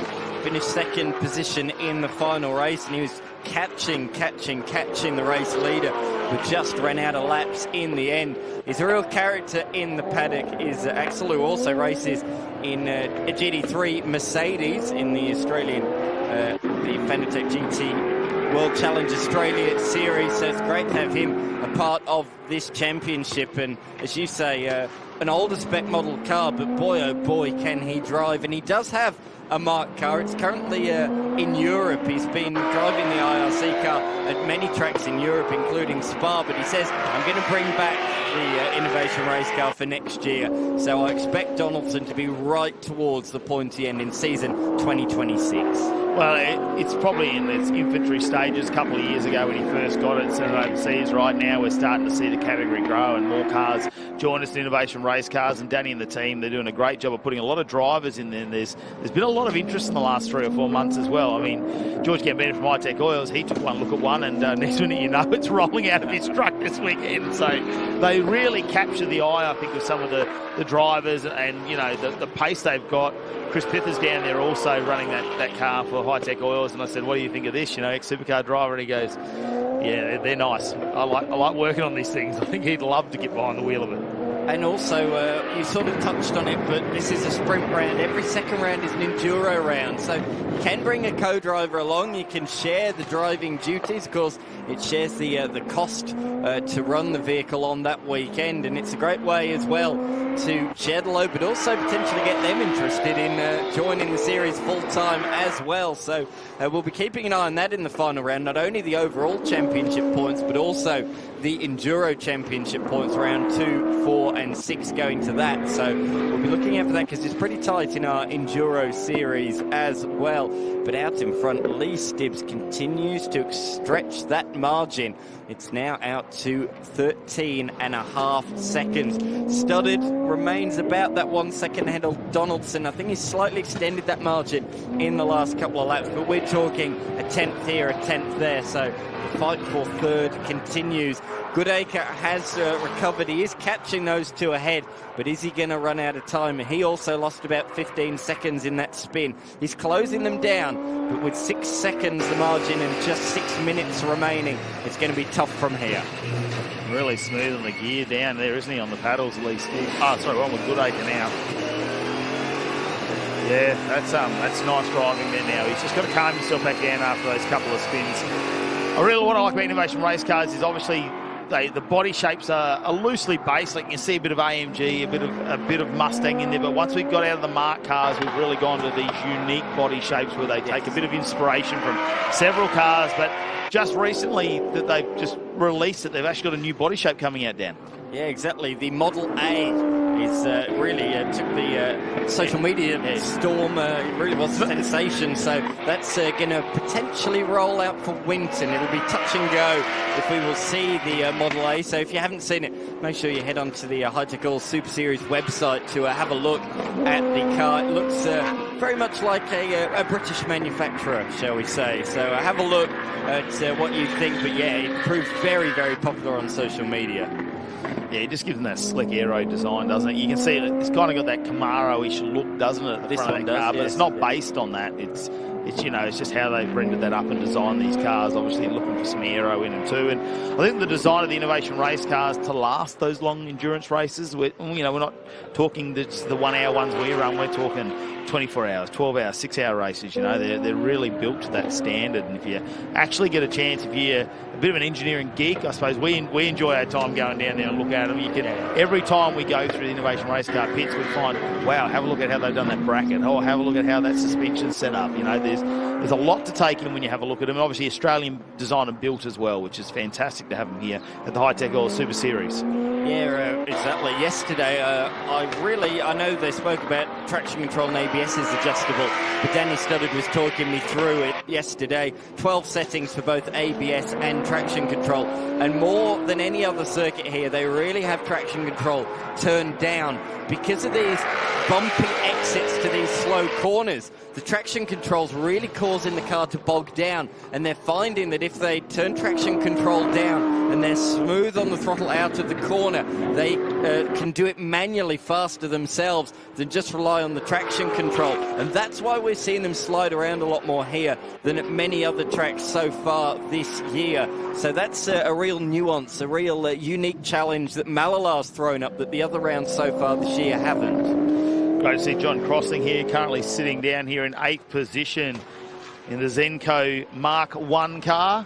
It's probably one of the earlier models where we saw we saw a couple of body shapes, didn't we, come out in the Mark 1? Yeah, exactly right. So this, the Focus sedan was one of the popular ones. The Mark 3, the Mazda 3, sorry, I should say, was the other really popular first generation car. There was a couple of others, but these two really were the popular ones that you still see around today. The Mark 2 car that we are seeing driven by Axel Donaldson, that was solely a Mustang. The Mark 2 was only a Mustang and proved very popular. Lee Stibbs is going slowly on the back straight. So a change of the lead late on in this race. I just caught it at the very back of the shot as we cut to Jeff Emery. So what has happened to Lee Stibbs? The victory was in his grasp. He had 9 fingers on it, but something has gone wrong for the TA2 Muscle Car Race winner. He is falling down the field very, very quickly. He'll probably try and limp it home from here with just a minute and a half to go. Oh dear, no, that's not good at all. He's going to have to bring that in. That is struggling to get a gear. That sounded awful. Oh no, because yeah, you see all the tyres are up. I was trying to listen to see if we could hear something mechanical, but he's got it up into, oh no, they're back on with Goodacre now, yeah, so he's obviously, he couldn't find looks like a gearbox issue, yeah, that's struggling, obviously. And I do believe, are they pneumatic in this as well? They've got a bit of an air system in there, and we have seen that previously where the air system's run out of air or had a little bit of a leak in one of the lines that could potentially cause that. That means Tim Schultz, well, he was looking pretty down there in pits for a while, wasn't he? Now they're going to be a busy crew, or are they just going to try and limp this around? With the final moments here, they may just try and pick up some points. Don't want to do any further damage, though, do you? That's the thing you got to weigh up in a situation like this. But there goes John Hollinger, so the championship leader moves up another position, so that is extra championship points. But he will, if it remains the way it is, and that's a big if we've seen already in this race. But Jeff Emery, he's changing gears now. He did go from third back down to first, so I'm not quite sure what's wrong with this car. We'll have to find out. That's devastating for Lee Stibbs and his first Innovation Race Car Race. That would have been unbelievable. He pulls right over. I'm suspecting that's just to let cars go by, doing the right thing there. Yeah, it's certainly not right, that is for sure. We can tell you that much. As Jeff Emery now leads the way by a margin of 3.3 seconds. He's taken 4 victories this season. He's not won quite as many as Jeff Taunton, but he's had a few more finishes than Taunton has, and you can see Emery sliding in to the hairpin of turn number 6. He is certainly pushing hard in the West Coast Windows machine. Of course, this man very familiar to GT machinery, a former champion in the Australian GT Championship, back then driving an Audi R8, but he is loving life in these left-hand drive innovation race car machines. Comes around the final corner to start the final lap of the race. In fact, no, checkered flag has been thrown. He does greet the checkered flag at first. Jeff Emery taking the first victory here at Mallala Motorsport Park for the Innovation Race Car Series. beating home category found at Danny Stoddard in position number 2, and another podium finish for Axel Donaldson in 3rd. And off the road again for Brian Finn down at turn number 8. No, that's not a replay. That was live on-air footage of Brian Finn just running wide there. Clearly, he doesn't like that corner too much. No, he's struggling to find just that breaking point down there potentially, whether he's... And it's a different corner down there at 7, isn't it?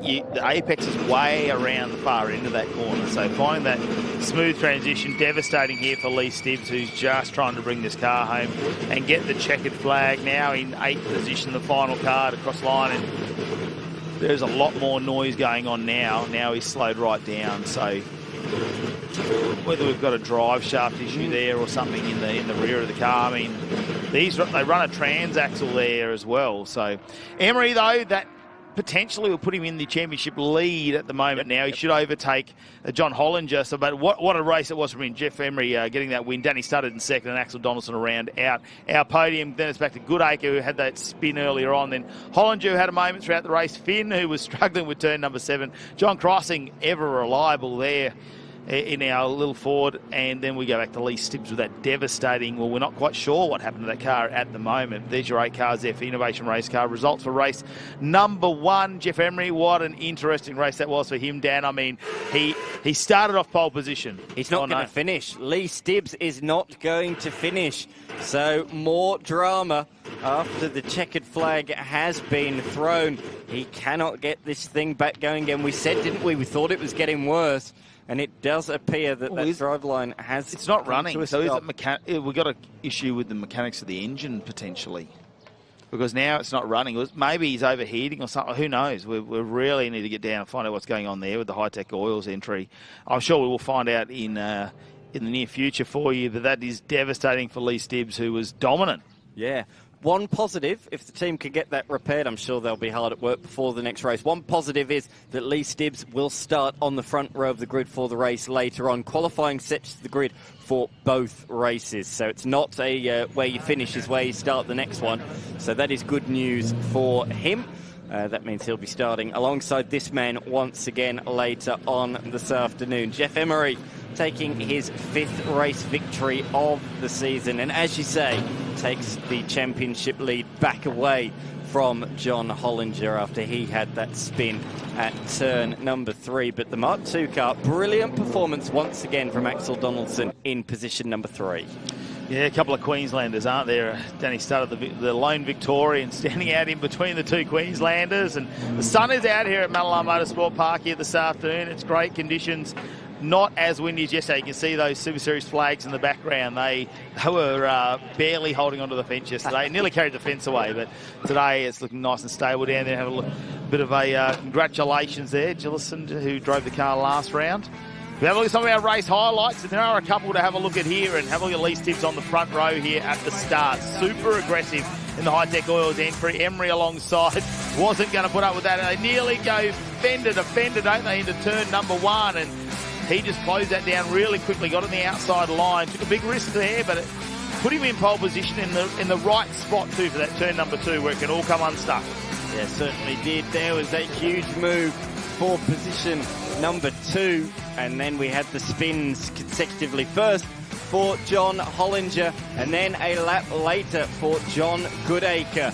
Almost identical spins for the 2 of them, both of them able to flick it back around and get back on the road once again, but that is not what the doctor ordered. But then the late race drama on the back straight for Lee Stibbs. Something not right in the driveline or engine of that car, and it meant that he could not finish the race. DNF for Lee Stibbs. That left Jeff Emery out in front, and he takes home his 5th race victory of the season in Innovation Race Cars. Mel's with our winners. Down to you, Mel.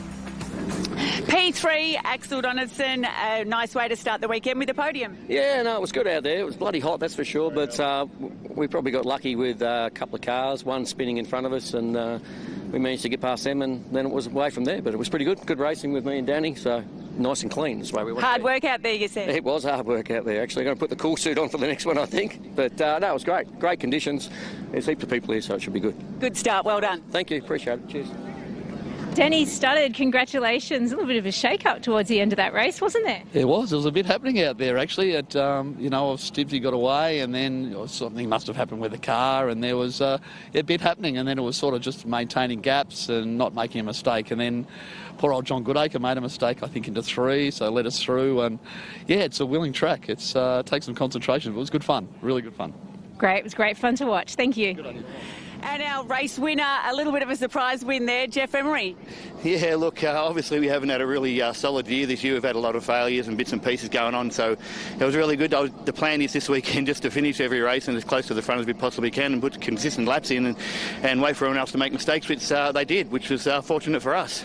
It's great when that happens, isn't it? Yeah, absolutely. Didn't want to take any risks. We just need to finish all 4 races and that'll give us a lead in the championship, so that's our game this weekend. Well, we saw you flying through the air in the last round. Was there much damage to the car?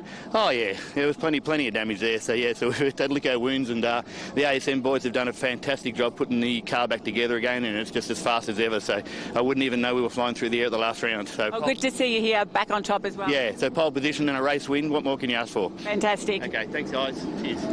Yeah, we haven't put the motocross jumps in this track, have we, for him this round, have we? It's a lot flatter out here at Mallala Motorsport Park, and yeah, that was a big moment for him. So great to see him back up on the podium as well, and a bit of a yo-yo throughout that session, wasn't it? He started off first, was in second, then third, then back up to second, then first. Oh, well, Jeff Emery, he'll just be counting the points. I think he's well and truly across. I've got a spreadsheet of all the points going on here, but he is well across it in his head. I think he knows he's probably taking that lead. As we welcome back Formula V to the Hi-Tec Oils Super Series. You saw him up in Queensland last time we were out for round number 4. This is their 4th and final round of their Australian Championship as well. Yes, it certainly is. So a season that started for them at Calder Park, and they've been with us ever since then. At Sydney Motorsport Park, we had a race decided by 1/10,000th of a second. We had a few 4 wide finishes at Queensland Raceway last time out as well, and I expect this to be no exception with 2 real front runners, the 2 fighting for the title coming into this round, Daniel Reynolds and Alex McDonald, and they'll be starting on the front row of the grid. McDonald set his PB lap on the final lap in qualifying, but it wasn't quite enough to steal it away from Daniel Reynolds late on in the day. But a great field from all around the country, Victoria, New South Wales, the ACT, most notably though Queensland and Western Australia as well. Very much a national series this weekend, and so cool to have these back here at Mallala. It's been many, many years since they last raced here. From what people were saying, nationally the last time was their national challenge in 2017. So 8 years since the V's were last here in a national capacity. Yeah, and a bit of a notable return out on track for Rod Lisson, who comes out of Western Australia, obviously president of the Formula V's as well. Yesterday had a big moment there coming out of turn number 8, where they had a fair bit of damage on their car. So great to see him back out here. This is how our starting grid's going to look for the Formula V's Australia. Daniel Reynolds and Alex McDonald will be on the front row there, and they're going to fight this out. It's a championship up for grabs. Alexander Hedeman will be alongside Chris Benham on the second row. Then it's Matthew Harriott will be the next one alongside Clifton. They keep going back, don't they? Great to see Rob Lisson get up there in the 5th row too, out of position number 9. It's a standstill start, and we see the little smoke from these engines come out, and we are underway. Race number 1 for the Formula V's Australia here this weekend. McDonald made the better start from the front row, so he's taken it up, but Reynolds had a big look back up the inside at turn number 2, tried to reclaim it straight away, and there's a little bit of a lock-up, but he's got many more corners to have a crack back at the race lead. Hedeman is in position number 3, so he is in the same spot as where he started. But he mentioned Clifton starting from that 3rd row, the first of the South Australians. He knows this track like the back of his hand, so look out for a couple of South Australians to potentially spring a surprise against the regular national runners, as here comes Reynolds. This is what we expected in Formula V, this slipstreaming action. He goes around the outside, he's later on the brakes, and he closes the door straight away on McDonald. Wow, that's aggressive early. Yeah, they're not mucking around. This is the final round of the Australian Championship, so it's all on the line. What gets tricky is, as we were discussing last night, is we got to do all these calculations, and then you actually get to drop your worst round. Yeah, that's right. There's so much going on.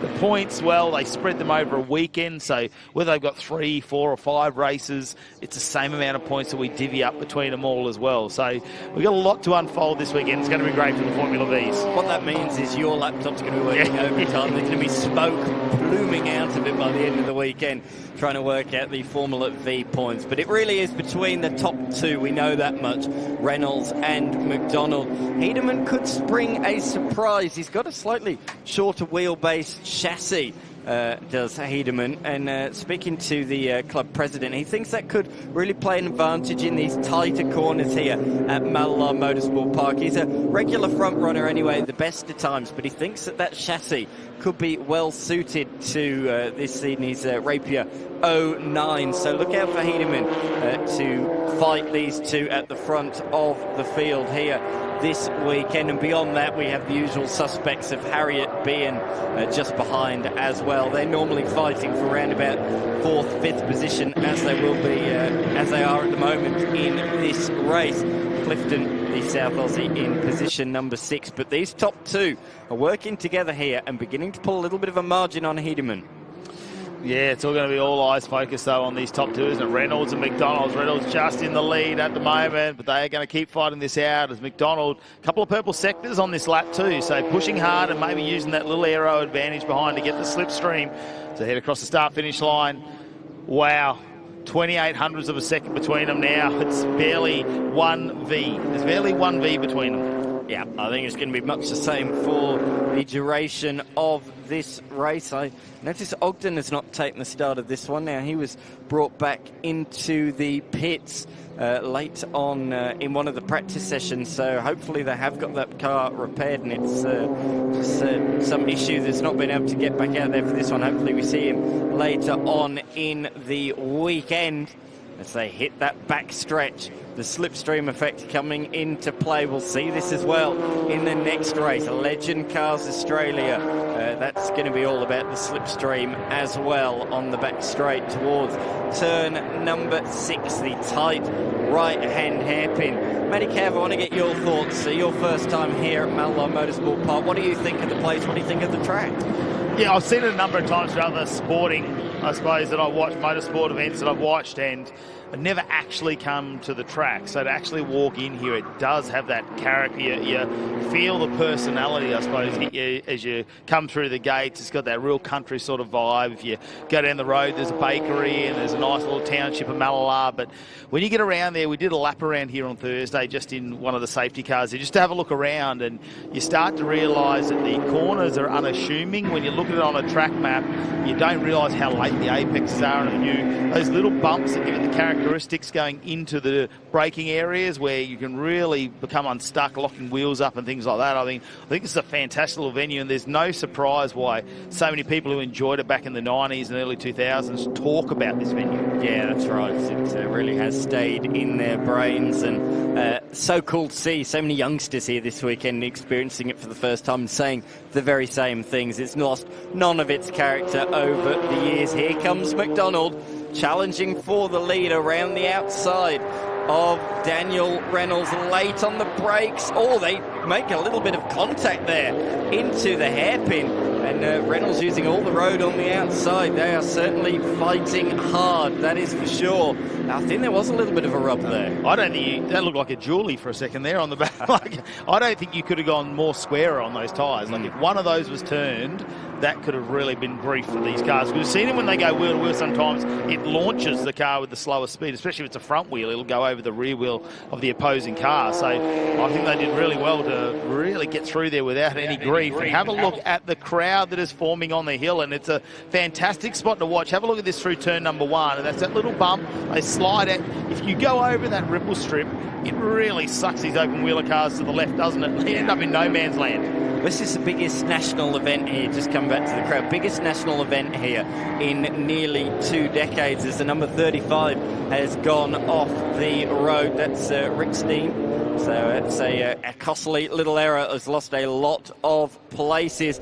Oh, rear's blocked. That was quite a fast spin actually down into the hairpin. I thought it was going to be a slow lose, but no, that was a bit more spectacular than that. Lock in the rears, and was facing 180 degrees when he got to the 180 degrees the wrong way when he got down to the corner. I think this is the answer to the Ogden car that I saw have issues yesterday. So unfortunately, Ogden not taking the start of this one. They're trying frantically to get him back out onto the circuit, but Gary Ogden looks like his race number 1 might be done before it even got going. Coming back to it though, Mallala, biggest national event here since around about 2008, 2009. So cool. So many locals coming to this track to see national racing return to Mallala Motorsport Park.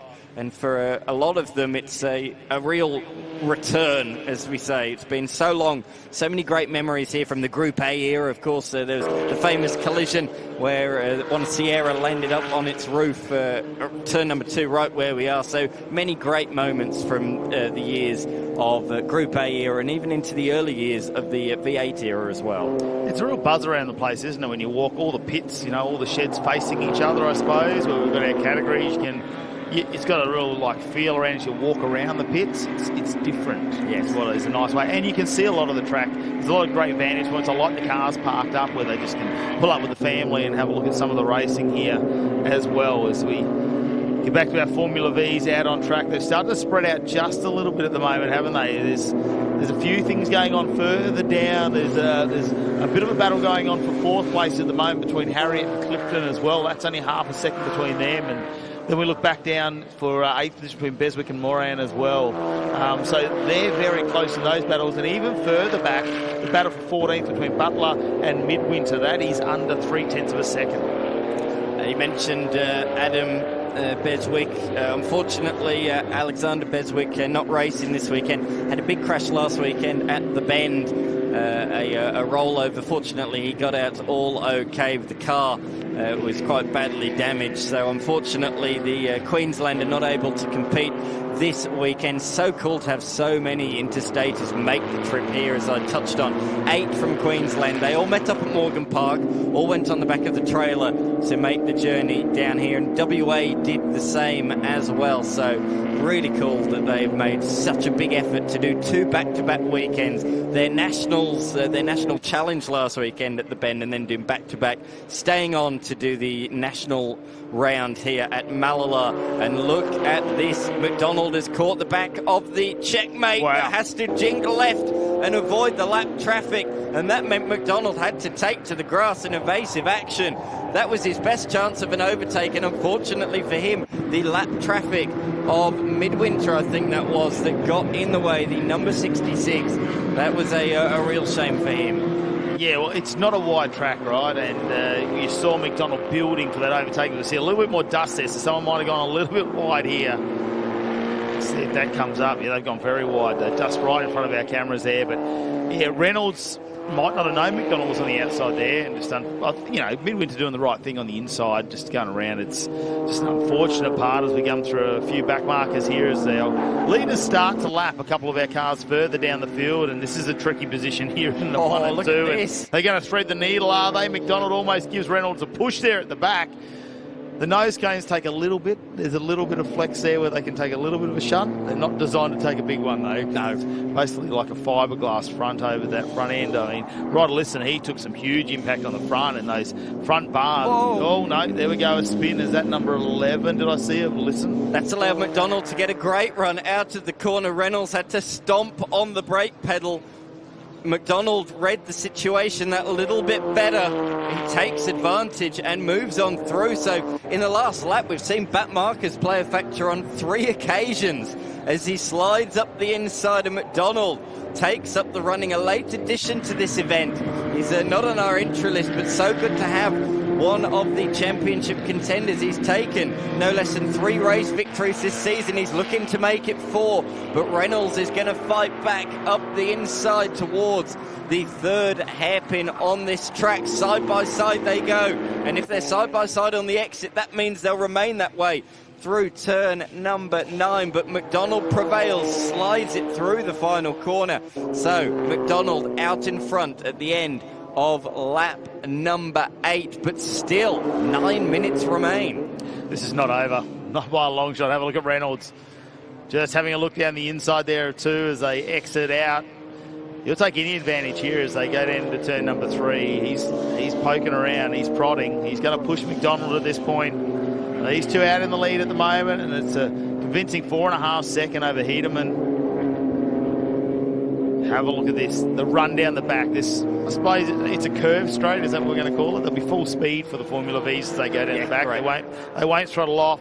Try and use a little bit of aero there, see if we can get a draft and around the outside Reynolds.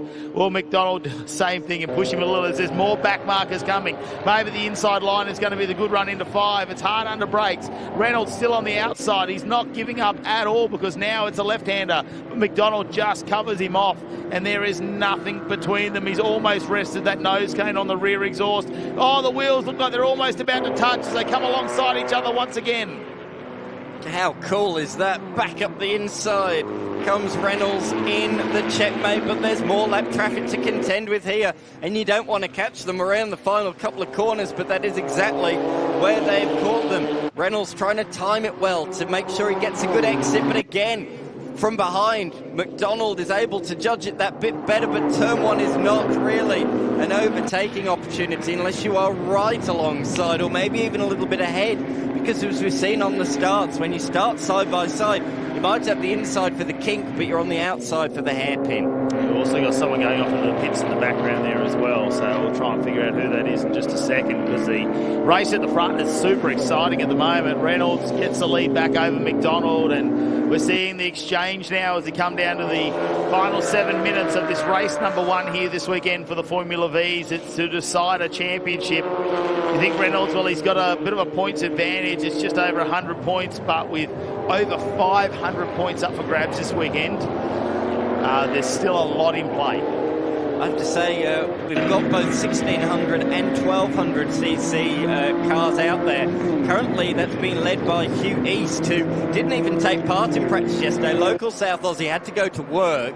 So this is his first hit out all weekend, qualifying in this first race. And he's leading the 1200cc class at the moment. So he's doing a very, very good job. Oh, no, you've just pointed out Baxter Midwinter there. Sorry, he's 3rd in class. My apologies. Oh, there's plenty of stories to unfold, isn't there? When you keep in a racetrack like it's great when it's your home track. You can afford to do a little bit more like that, and that's probably what we've seen with the Formula Vs. A few of these names sort of coming in and out of the championship depending on where they live, but there's been a little contingency that have travelled around the country, and I think one of the great things coming out of WA was that transporter that we saw down there, the V-Hive. Yes. On the number plates, like they do a lot of work, the listens to get a lot of cars come out of Western Australia where they load them up, and obviously the Queenslanders had their open transporter as well, and we've seen a little bit of that shown on our social media. It's a great sort of story to see them make it to the tracks and compete each weekend wherever possible. There they go once again. They've got through some more lap traffic. It's just these two now for the next few corners at least. No problems, or a bit of a lock up there. That was a problem for Reynolds. You can see how deep the gravel traps here are. They're not really gravel traps, a bit like Wanneroo Raceway in Perth, or cargo.com.au as it's called these days. It's more like sand. So if you get stuck in there, or drive off through there, I should say, you often get stuck. It is deep. It's like being at the beach on a glorious sunny day. It's hard to get out of if you've got just a little front-wheel drive or rear-wheel drive machine. Don't mistake it. It's a glorious sunny day here today, Mallala. Don't mistake that sand. Do not go in there. That's what I'm telling you. Reynolds holding out McDonald. We saw a little bit of a puff of smoke with these little Volkswagen engines. Sometimes they do that, especially when we're on deceleration. So don't worry about that little bit of smoke. We saw it at the start of the race as well when they accelerated away. We head further back down the field. The number 94 machine. That's Clifton. Just ahead of Harriet. We've seen those two trade places a couple of times. Currently, it is the way of Clifton. PB lap last time by for both drivers, so they are pushing hard, fighting tooth and nail for position number 4. Alex Hedeman is just that a little bit further up the road, though, in no man's land, really. He's by himself. He's 8 seconds behind the top 2, but 16 seconds ahead of these two, so he's had a very lonely race in 3rd. And now Reynolds cranking out a purple sector number 1. What's a purple sector? If you just joined us, you've never listened to motorsport before, It's the fastest sector of the race for the Formula Vs. Indeed, it is. Fastest time in sector number 1. He's backed it off a little bit in sector number 2, but it's looking like a good run here at the moment. But this one here, Clifton and Harriet, battle for position number 4 as they start to go through a few of our back markers as well. Nice exit actually there from Harriet, and he's going to draw alongside as they go through the kink. But of course, if you're on the outside there, you have a lot further to go. Your extra meterage is quite substantial. As we look at the man who we said was quite lonely out there on the circuit, that is Alexander Hedeman in the Rapier 09, just ahead of those 2 lapped cars. Yeah, just got past Malik and Butler, who are fighting it out for 15th position. Now, that's a great little battle too, because there is only 2 tenths between them. So there's quite a few little battles now, and some, I suppose, fights for position there as we head back to our leaders. Reynolds still leading over McDonald, but McDonald looking for any opportunity possible. We know he goes around the outside again, has a look. This time they can go 3 wide around the exit of that turn. It's not going to be an issue there. Oh, bit of a rear brake lock there for McDonald on the turn-in. To be honest, I think that might have helped him rotate the car, because look at the exit he's got as a result. It really turned the car early, meant he could get on the power at the earliest opportunity that he could. And look at this, draws alongside Reynolds, and he's going to brake later, tries around the outside at turn number 8, but Reynolds wise to that one. Closes the door on him.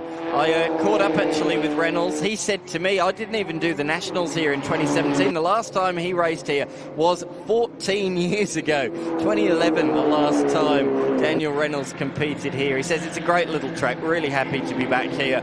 But he is fighting very, very hard at the moment in this one. I love how he positions himself into turn number 1. It's like he almost gets the car to slide into the corner, knowing that it's just got enough grip. It's on the edge of adhesion where it just slides along, and then it comes out at the perfect moment. It's really a battle there early in the weekend, I think, for a lot of the drivers, but we saw yesterday afternoon everyone coming to terms with a few of the corners around here. And yeah, it's a different attitude to what we see at other racetracks, the way they have to drive the cars. As McDonald's going to have another look around the outside. He's not going to try and get the slipstream behind him and duck down the inside. It's an outside run. Have a look at the nose cone, bumping along the ground there, really hard under brakes, just taking the paint off the front. And they're side by side again. The wheels are almost interlocked. Let's hope they stay apart. McDonald around the outside again. It's this big run down to 7. It's a right-hander. McDonald's going to have the inside line. He's done this really well. Reynolds around the outside. But is he going to be later on braking? He tries to do the crisscross now as they go through this little penultimate kink of the circuit.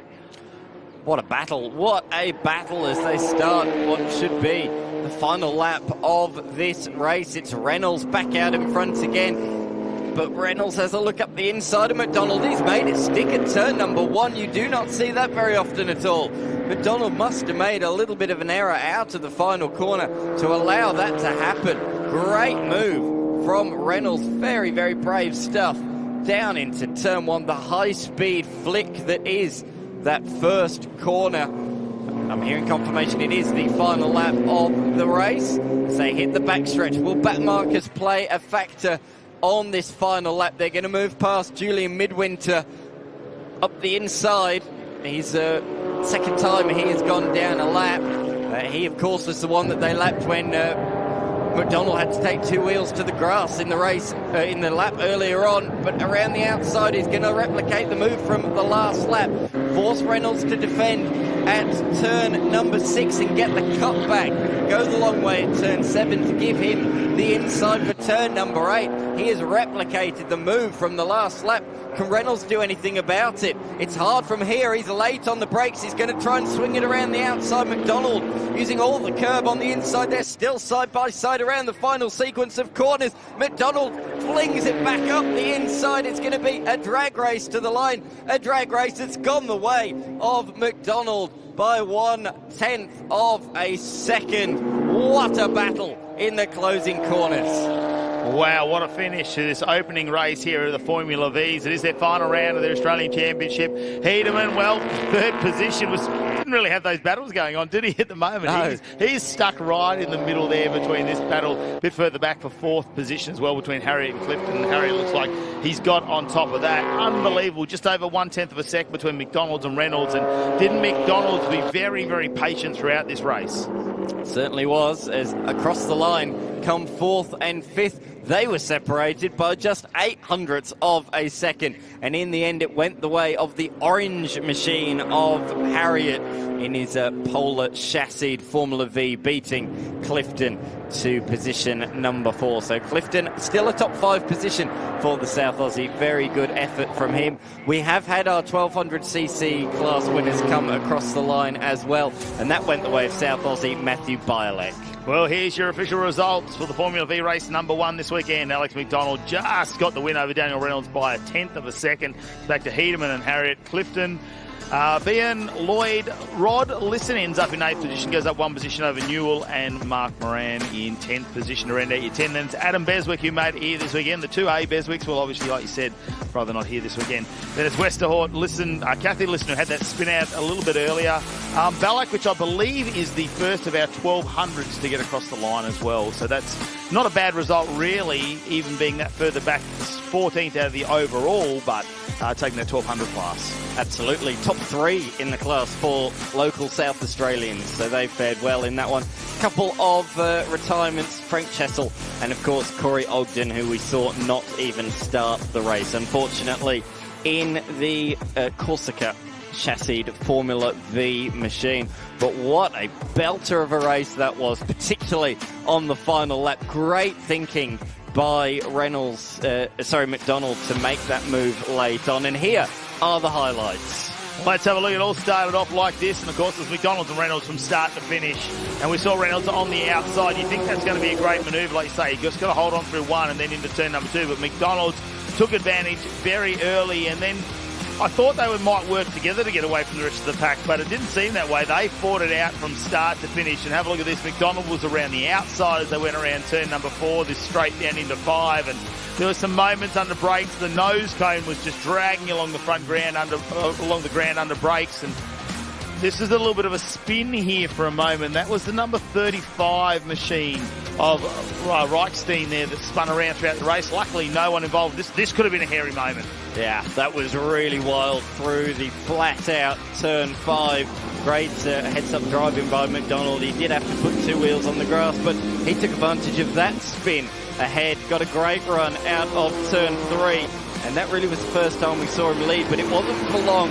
Reynolds fought back quite quickly, but again, they just kept changing lap after lap after lap. It was absolutely fantastic racing. In the end, though, McDonald made Reynolds defend an earlier corner, got the great run, and that allowed him to set this final sequence of corner move up with the inside at 8 and slinging it up the inside into the final corner to take the victory in race 1 of Formula V Australia.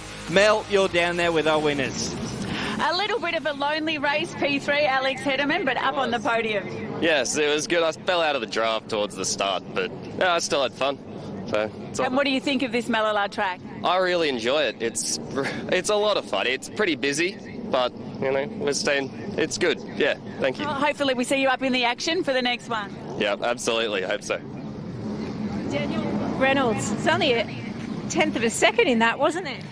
Yeah, very close finish. Probably underestimated him hanging on around the outside of turn 9, I think it is, and kind of gave him that little bit of room up the inside, and just dragged to the line. He had it. And how are the cars finding the track? I think it's a great little track, and it's very well suited to V's, tight and windy, which is exactly what these cars love. So, I'm enjoying it. Well, congratulations. Thank you. Thank you very much. And our winner on the last lap in another action-packed race, Alex McDonald.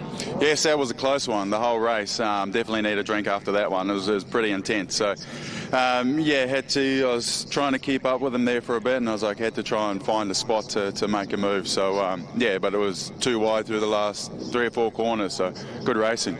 Was that your strategy, to just wait until the last lap, or that's just when the opportunity presented? I tried something on the second to last lap, and it seemed to work on the outside coming through after the hairpin. So I was like, I'll try that again on the last one and set up a good move. So great start to the weekend. It worked perfectly. Yes, it did. So nice. Thank you. Thank you. Yeah, it was an intelligent drive there, wasn't it? As he got around McDonald, he really just looked for those moments throughout the race to see where the opportunity was going to be as we get a little bit of our... the birds have been prevalent here, haven't they? They've been everywhere. We've got all sorts of birds floating around here this weekend at Mallala Motorsport Park. It's great to have them watching on as we move on to something else that flies around the track here. And, of course, the TFH Hire Legend Cars Australia as we put these... what is a dominant field of 3-cylinder engines. They went to the late model engines in these cars. Still one 4-cylinder left in the pack, one lonely 4-cylinder. I don't know if that's going to be an advantage around here. But these little buzz boxes, well, they've had a fantastic start to the weekend. We saw a qualifying session earlier this morning, and the man himself, Ruben Dan, who's joined us for the first time in the Legend cars. He's only had a couple of test runs in these cars before coming to South Australia, but he has been very quick and the man to catch. Yeah, it certainly has. He's been the talking point all weekend long, and he beats his much more experienced teammate to that pole position. A man who's won the TA2 Muscle Car Series, Dylan Thomas. Dylan himself just can't speak highly enough of the young charger that he's sharing the garage with this weekend. So those two are going to have a great tussle in this one. I'm certain of that. The question is, can the rest of the field go with the CXC Racing machines at the start of this race? It's a 1-2 on the grid for them, a front row lockout, but a good field of cars. I cannot think of a car that suits the circuit, this circuit, better than these Legend cars as we look at the grid. Yeah, it'll be a challenge for them not to go 3 or 4 wide in such a small circuit, what we've seen plenty of times. Bernard and Williams will be on the second row of the grid, followed by Skinner and Tippett. Then it's Kemenaveri. We're going to get that right this weekend. Kemenaveri, hopefully we got it right, up against Tate. Then it's Pring and De Boynton back there in row number 5, followed by Brett and Morgan, Love and Duckworth, Goodridge and Spice alongside each other on the 8th row of the grid. Then it's Seth Morgan and Holder in the 9th row, followed by Murphy and King and Hammond leading out. Just over 20 cars here this weekend. Now, this weekend, Ryan Pring, our Australian number 1, he's our Aussie title holder and championship leader. He needs to try and find some points because he's still strong when it comes to our championship, but he can't give it up. Dylan Thomas is leading it at the moment, and he's got himself a little bit of an advantage. So Ryan Pring needs to work through this as we start the race, and how many can we slide into turn number 1? Looks like we're 3 wide here already. Oh, it's wheel-to-wheel action, and we're not mucking around. Aidan Williams goes through. Bernard has to slot back into 4th, and Ryan Pring now is losing some positions. Morgan spun it around in the number 16 machine, and great evasive action from those towards the tail of the field. See him right in the racing line down there. So certainly action around the first couple of corners as we expected. The top 2, I spoke to them just before this race. They said we're going to try and work together the first couple of laps, gap them, and then have our duel for the victory. That's their plan. Whether it will work in reality is another thing. Great run from Benno, up inside late on the brakes, down through the gearbox, and up he has made it into position number 3, and he's going to be followed by Skinner potentially, or big lockup down there at the hairpin at the back of the shot. Couldn't quite see who that was, but that looked pretty gnarly down there. I think they just about all got away with it, but these things are hard to drive around this circuit. You are fighting the whole way around. Yeah, they slip and slide around on these little radial tyres as well. It's basically a street tyre. As you see in the background there, another car going wide. I think there's not a lot of room to give each other when they get around, really, when they're 3 wide. It's a great little circuit. Over 20 cars here this weekend as they head into their second last round of their Australian Championship as well. They've joined us for most of that, and we can see a little bit of slide here now as we get on board with Benno. He can't let these 2 leaders get away at the moment. I think Dylan Thomas saying we're going to work together to get away is an advantage for him at the moment, because Ruben Dan has been unbelievably fast, half a second when it comes to qualifying over the rest of the field. Unbelievable, really, for the young gun who's come out of obviously the 86 Development Series as well, and a bit of overseas driving as well down. Yeah, exactly. Did a bit of Janetta Junior racing last year. I'll come back to that. We'll just talk you through this move as Tate down through the gears, late under brakes, makes that move down into the hairpin. So that is on Kemenueri. So that's for position number 6. Did I get that right there? Maverick. That's what we're going with, Maverick. Much easier to say. Out of the corner, though, Maverick is trying to fight back into, oh, look at that, tail slide drifting through the final sequence of corners. What a catch that was.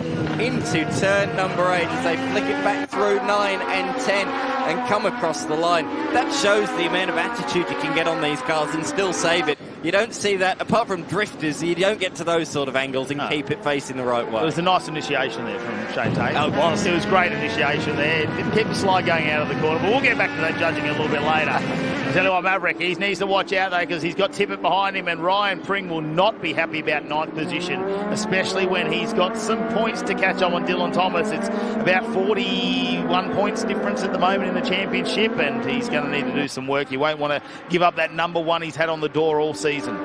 Absolutely. Across through the middle sector they go, I should say, is Pring, you just talking about. Again, spoke to him earlier on today. He said to me, yeah, I'm just trying to, struggling to find the flow a little bit in terms of these unique shape of the corners. People are trying different lines and things, and I'm still finding my feet. Somebody's off in the grass out there on the outside of the corner. It looks to me like Dylan Thomas tumbling down the timing screen. So Dylan Thomas, one of our title contenders, has hit dramas early on in this race. Great battle between the 94 and the 95 of Skinner and Williams in the final sequence as they head into the final couple of corners side by side as well, with Love up the inside of Maverick. This is fantastic racing. Pring just behind as well. Pring said, I think it's going to be a lot about racecraft. Qualifying is going to be one thing, but racecraft is going to be another. And there is Dylan Thomas. Devastating. I know they had some brake issues yesterday in practice. They actually, at one stage, they heard a brake caliper mount and they basically cable tied it up and blanked it off and went out there and did some practice. So hopefully nothing too bad. He's got 13 podiums out of 19 race starts so far. Now it's going to be 13 out of 20, unfortunately, with the number 68 sitting on the inside of the field. And Ryan Pring needs to really use this as an advantage, as well as Aidan Williams, who's second in the championship, currently in 4th position, 95. As you can see up on our screen, the green and gold machine. He's got Skinner just in front of him. We head back on board with Shane Tate, who keeps it straight this time as Maverick down the inside. And they're going to go side by side. Listen to the wind, the buffering from the onboard. It is a still day out there, but of course no windows in these legend cars, so around this track the wind certainly gets inside the cockpit, and they continue to exchange that place, switching at almost every single corner. But this hard fight has allowed those ahead to gap them by over 3 seconds. Hopefully Ruben Dan's been given the signal that Dylan's not with you anymore. You can stretch the legs now a little bit. Already opened up a 2.7 second lead over Benno. Skinner and Williams, they're in a tight battle now for 3rd position. That is less than 0.2 of a second. Shane Tate is back in 5th position, and he's got Maverick and Tippett right behind him, and Pringy is looming back in 8th position. Maverick down the inside. They're going to stay in a straight line here on turn number 3. That is clean too. We're not seeing him slide too much, are we, at the moment? He's covering off Tate too. That's a rear camera shot there. Covers Maverick off through this little king into 4. Now the draft will come into effect. Will he give him a bit of Morse code? Bumper to bumper potentially. That's cool. That is a cool camera shot. Down into the hairpin. He's run a little bit wide, but he has got a nice exit, which will pay dividends come the end of this straight. It means he shouldn't be under any sort of threat, but he's going to go defensive anyway. Down into the corner. Dylan Thomas is just, I want to know, that purple sector's just come up. Is he back out, or was that No, that was prior before to, he broke? Yeah, that was a real shame. He was absolutely flying, as you say. Just went purple when the mechanical issue hit the car, so he is out.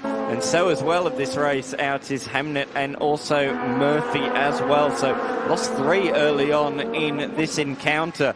But we're at about the halfway stage at this point in time. The fight for 4th has now become a 3-way fight for 3rd, or 2nd, sorry, now, of course, with the demise of Thomas. So Benno, Skinner and Williams, 2nd, 3rd and 4th on the screen at the moment, hitting the back section of the circuit. A nice exit from Skinner. He's got a real nice run down the back strip towards the best overtaking opportunity on the track, and he's got the best vantage point for that move up the inside, late on the brakes, down through the gears, makes that look easy. Might have picked the right tyre pressure at the start, potentially, whether they just wanted that to come up a little bit during the race. That's Dylan Thomas. He's out of the car now, so that's good. He's moved away, which is going to be one of the questions we're going to have. He's actually hit with Ryan Pring's dad there. Oh, in the background there. well the big too moment. late for Skinner. He's gone miles off the track at a vast rate of knots, and he has got stuck in the gravel trap. That went off very, very quickly. He either missed his braking point or he's had some issue under brakes, missed a gear or something. That was fast. And this will be an advantage for Williams, who's second in the championship now. He's going to close that gap right up to Dylan Thomas with 100 points up for grabs for a race win here, 94 for second. He's really going to close that gap. But it's going to be tight. Ryan Pring needs to work his way through. Maverick with a little bit of a bobble there, just as the car started to slide a fraction through turn number 2. Could see some changes in the tyre. It'll be interesting to see whether we're going to have any issues down in that corner where Skinner went deep in, because it didn't look like he was going to get the car out. Try and hope that the track will stay under green flag. Williams now up to third. Him and Benno can fight it out. That's under 0.3 of a second, but this is exciting. Tate holding on to fourth position now. Maverick looks like he's going to go around the outside. Tippett behind. Can he take advantage of this one? Maverick won't get alongside him or Willie. Oh, they go too wide. It's turn number 7 to bring him to the inside of that little kink as we head to the final corner. Turn number 6 as we head down to 7. But Tate will have the line down here into turn number 7. He'll be on the inside. Maverick, it's a wiggle under brakes here, a bit of a lock up, but he got there in front. Manages to correct the steering there and slide the car through the corner. Pring's right in there now as well, isn't he? So he can sense all of a sudden, from being at the tail end of the top 10, there is a potential 4th place finish, just a couple of cars ahead. So he is coming on strong here. The green machine, or as he tells me, it's blue. I'm not entirely convinced it is, but it is right at the tail of this queue at the moment. And he is setting PB sectors. PB lap from him last time by a 1:18.8. That's faster than any of the 4 ahead of him have set in this race. So he has come on really strong, and there's still 5 minutes left to go. Yeah, want to fight it out in this final 5 minutes. 4 cars you can throw, I would say, just a normal towel over. You wouldn't need a beach towel for those 4. Obviously, a little bit further back there with Maverick, Tate, Tippett and Pring. But we head back to our battle for second position. Aidan Williams now past Benno. Into second position in the 95. It's going to be some good points. Ruben Dan, he's checked out, but he's not part of this championship fight at the moment. He is 5.9 seconds in front. So Ruben Dan, unless they have any issues with that car, should be okay. The project300.com.au entry though, Benno slides the car around and loses a lot of momentum, and you've got to build the momentum up in these Legend cars as well. They're not a high horsepower car. When you spin out and you've got to get going again, you really start to just, I suppose, as you go around, you need to keep the momentum in the car. If you get sideways, you lose a lot of that acceleration coming out of the corners. And Ryan Pring just looking and lurking in the background at the moment as Tate's got the move done on Maverick, but Maverick fighting back. Certainly is. On the exit of the corner, very different lines through turns 1 and 2. He tried to set up a move for 3, but in fact he's going to be vulnerable as up the inside. That is a big look there for Tippett, but he couldn't quite tip it in and take that move. Unfortunately, the door was closed in his face. Maverick really closing it, and that's affected Tippett's run out of the corner and allows Pring alongside, and they're also side by side ahead as well. But here comes Pring. He's got 1. He's going to try and make it 2. Is he? No, not quite. But he's going to get a good exit because Tate's going to lose the momentum, hung on the outside. This is great jostling, clean fighting between these guys at the moment with 3 minutes to go. I thought I saw those green rims for a moment up past Tippett. So Pring now starting to try and make a mark on this little battle that he's got going on. Can he try and push his way into 4th position as Tate and Maverick, they go wheel to wheel again. Nice little run down this short front straight. How will they approach turn number 1? That is the question. A little dip there as they go through. A little bit of curb there for Tate. Try and settle the car before you get the left-hander into turn number 2. And Pring goes wide, but it might be the optimum line for the run. But I think, no, the car's slid out. You can see Tippett right on the side of him now. And a little gap opens up to Maverick and Tate. It's looking pretty comfortable. And Pring wide again and understeer and goes very wide, but manages to keep it on the bitumen. It slides out of it. Tate takes on a little bit of dirt on that outside left rear. That's more than a little bit. Look at the momentum. It's killed his exit. And you can cue the Jaws music because here comes the 71 of Tippett. There was absolutely nothing Tate could do about that. You can see how late he's under brakes. The car swaying as he goes down through the gearbox. Oh, and Pring's off again. Something must be wrong with that car. Potentially a suspension issue or a braking issue, because have him go that far off with his experience, it's unlike the national champion. Of course, he'll be trying to defend that national championship, the title next round. We'll come on to that in a moment. Here's a replay of what happened just in too deep there, I think. But as you say, clearly setup or something not right on that machine. So he didn't lose any places. So he's 2 places he lost. So he's back down to position number 9. As we see those two actually going side by side through turn number 1. So costly error there by Pring. But next round is not only the final round of the championship, it's also their national title. Last year, Pring took the honours in both, didn't he? It was a fantastic final round and did enough to not only clinch the championship, but also he won the round, the final round, which means he won the national title. So he'll be looking to try and do the double, defend the double next round at Winter Motor Raceway. Yeah, it's going to be super exciting. Got to get through this weekend first. So it's already with Dylan Thomas going off, Ryan Pring having issues. Aidan Williams now might score himself in the perfect vantage point potentially after this race to be leading the championship points. It's so tight for those top 3.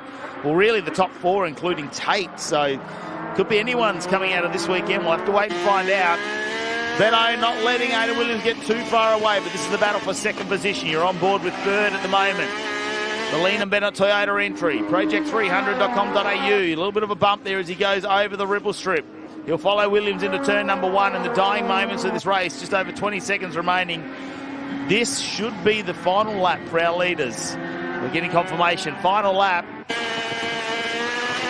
Ruben Dan checked out, 7.8 seconds in front and dominant at the moment. Just needs to hold on for a few more corners. Ada Williams can't afford to make a mistake. He needs all the points of second position. There's your leader, getting through some lap traffic at the moment. Cruising out in front. What a margin. 8 seconds with just half a lap remaining. He has been in cruise control, really, since the opening lap of this race. He dragged along Thomas with him for a little bit, but since his teammate's demise, he has taken off into the distance, increasing the gap, corner after corner after corner. This man competed in the United Kingdom last year in Ginetta Juniors, but he's calling Australia home once again this year. He's used all that experience that he got from overseas to take a truly dominant victory on debut in Legend Cars Australia. Hand out the window, fist pumps the air. He is absolutely delighted with that, and rightfully so. Ada Williams, I reckon he's already doing the calculations for the championship. Oh no, Shane Tate in the dirt and stuck. That's Tate. He's moving back down the field.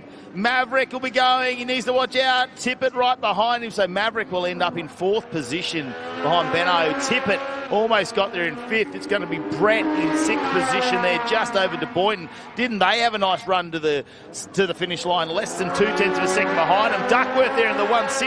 Morgan now goes past both of them. Duckworth, can he hold on to this? He fishtails down the front straight. The front bumper hanging off.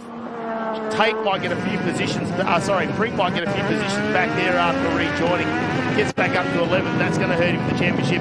How good is this to see Tate get out of that dirt, the 147 budget car rentals entry?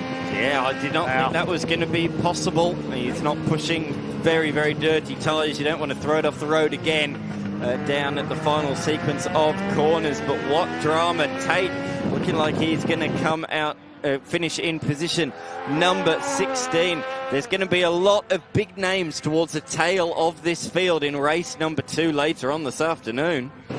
Yeah, that's going to change things up, knowing that we normally have 5 races, and race number 3 normally ends up with a reverse top 10. So we've got some interesting times here this afternoon, but here's how our race results ended up for the Legend Cars Australia.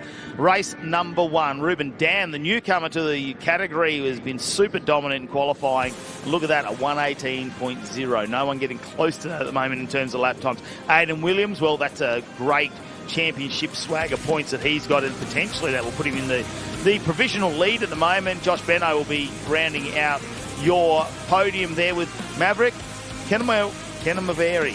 I'm going to get it right by the end of the weekend there. Ryan Pring, that's a big talking point there, back in 11th position. Don't know what happened with the car, that we went off a number of times, managed to rejoin with Benny Goodrich right behind him. But Dylan Thomas back in 19th, retiring with some sort of issue with the car, parked up there on the edge of the track, so that's going to be interesting. And Riley Skinner as well had the off-track excursion, ended up in the gravel trap down at turn number 8, so a lot of big names coming from the back later on the Savo.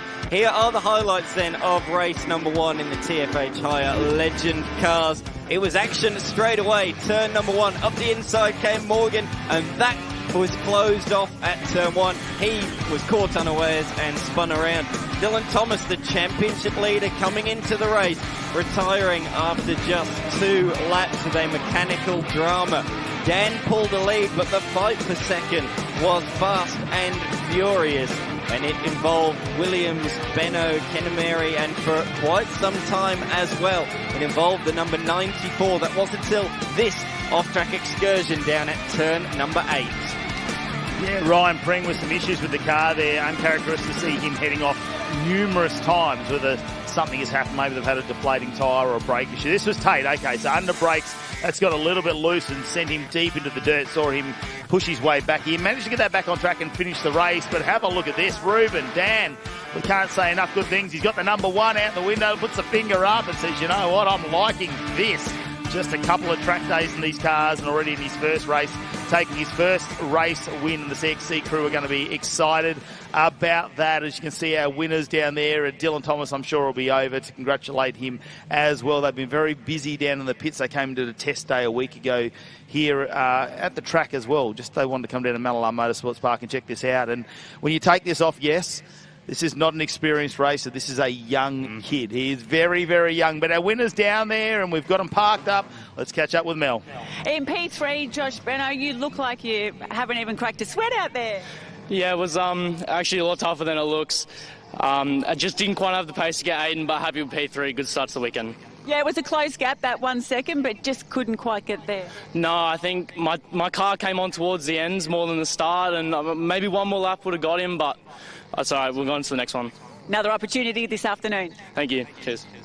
Aidan Williams, that was really elbows out with Josh. How was that? Oh, it was really good out there. Me and Josh went back and forth for a couple laps there, and then he got ahead, got a gap, and then Riley got past. So I just followed him towards Benno. Then when he had his, I think he had a brake failure at the tight hairpin back there, but got past him, then got to Benno, got him, and then just stayed consistent from there. Congratulations, great race. Thank you. And what an incredible debut, Ruben. I just went out there, blitzed it. You obviously enjoy driving this Legend car. Yeah, it was a really good race. I can't thank the team at CXC enough in the 111 car. Unfortunately, Dylan, not sure what happened to him, but we were working together to try to get away from the pack. And yeah, it was a really clean race. Led every lap. I can't really complain. So what do you think of these cars? You've driven a lot of things recently. Yeah, they're really fun. Honestly, one of the most fun cars I've ever driven. Super good series, super professional. Yeah, thank you to everyone. Well, great start, well done. Thank you. Dan, I think I've got more years of experience in my lifetime than that entire podium that we just saw up there. That's incredible. Have a look at the young faces, the TFH Hire Legend Cars Australia. They've got some up and rising champions in the field. We're going to take a short break here at the Hi-Tec All Super Series. Try and join us again. We'll be back local time at 12:30 p.m. on Fox Sports and, of course, SBS. Of course, it's going to be 1 p.m. if you're over on the eastern states. So we're only about half an hour away. Make sure you join us then. We'll bring you all the action here from the Hi-Tec Oil Super Series round number 5.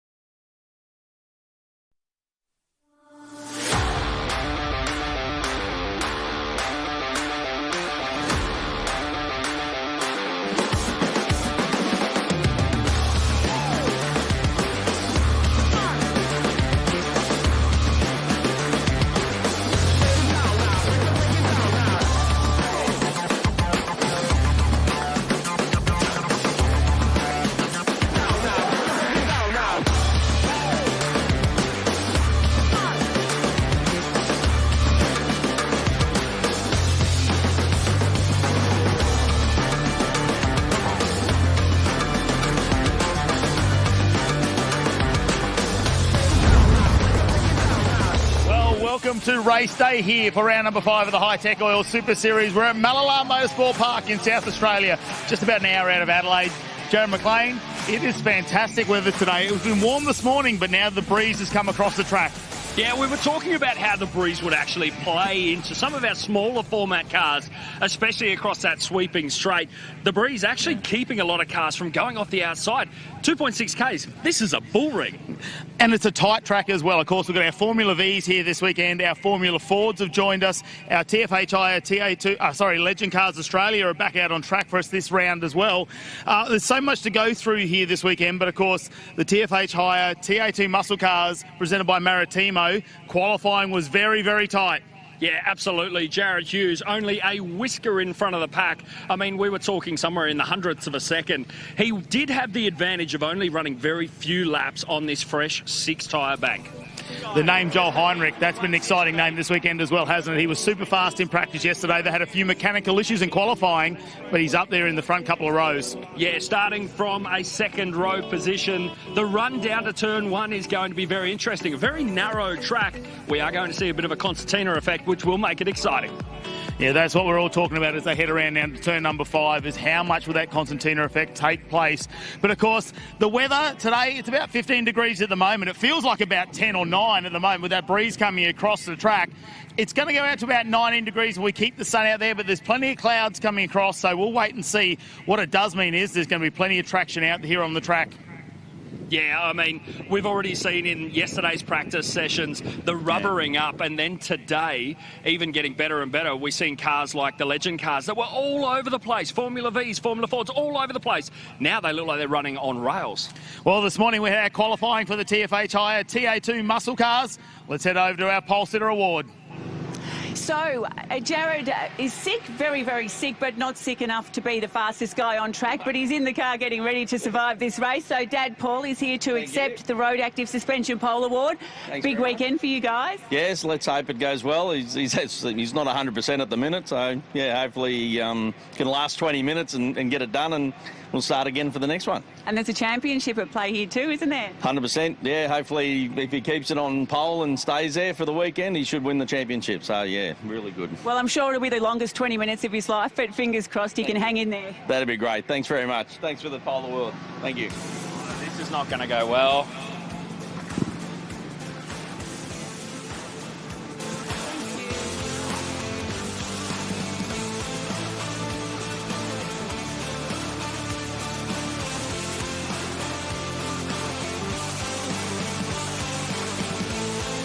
So the scene is set, and we're ready to go racing here at Mallala Motorsport Park. Cars are coming to life. Legendary Marcus Ambrose walks with a shot. Drivers about to be strapped in and set off their formation lap. Race 1 of TFHI TA2 Muscle Car Series is on the track. We come back to Mallala very, very soon.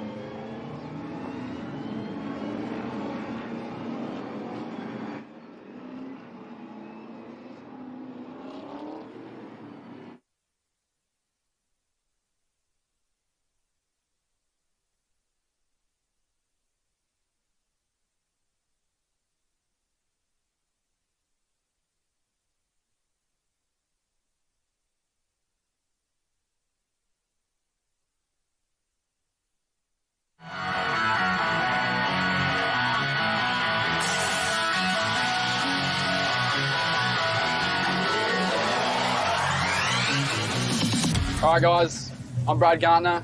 Joe Heinrich. Going to take you for a couple laps around Mallala Motorsport Park prior to the Mallala Masters. Coming on the straight, use all the curb. Yeah. What was that? Get after it. Nah, turn one's a cool There's corner. a lot of, you feel like every apex has a bit of camber, huge bump through here.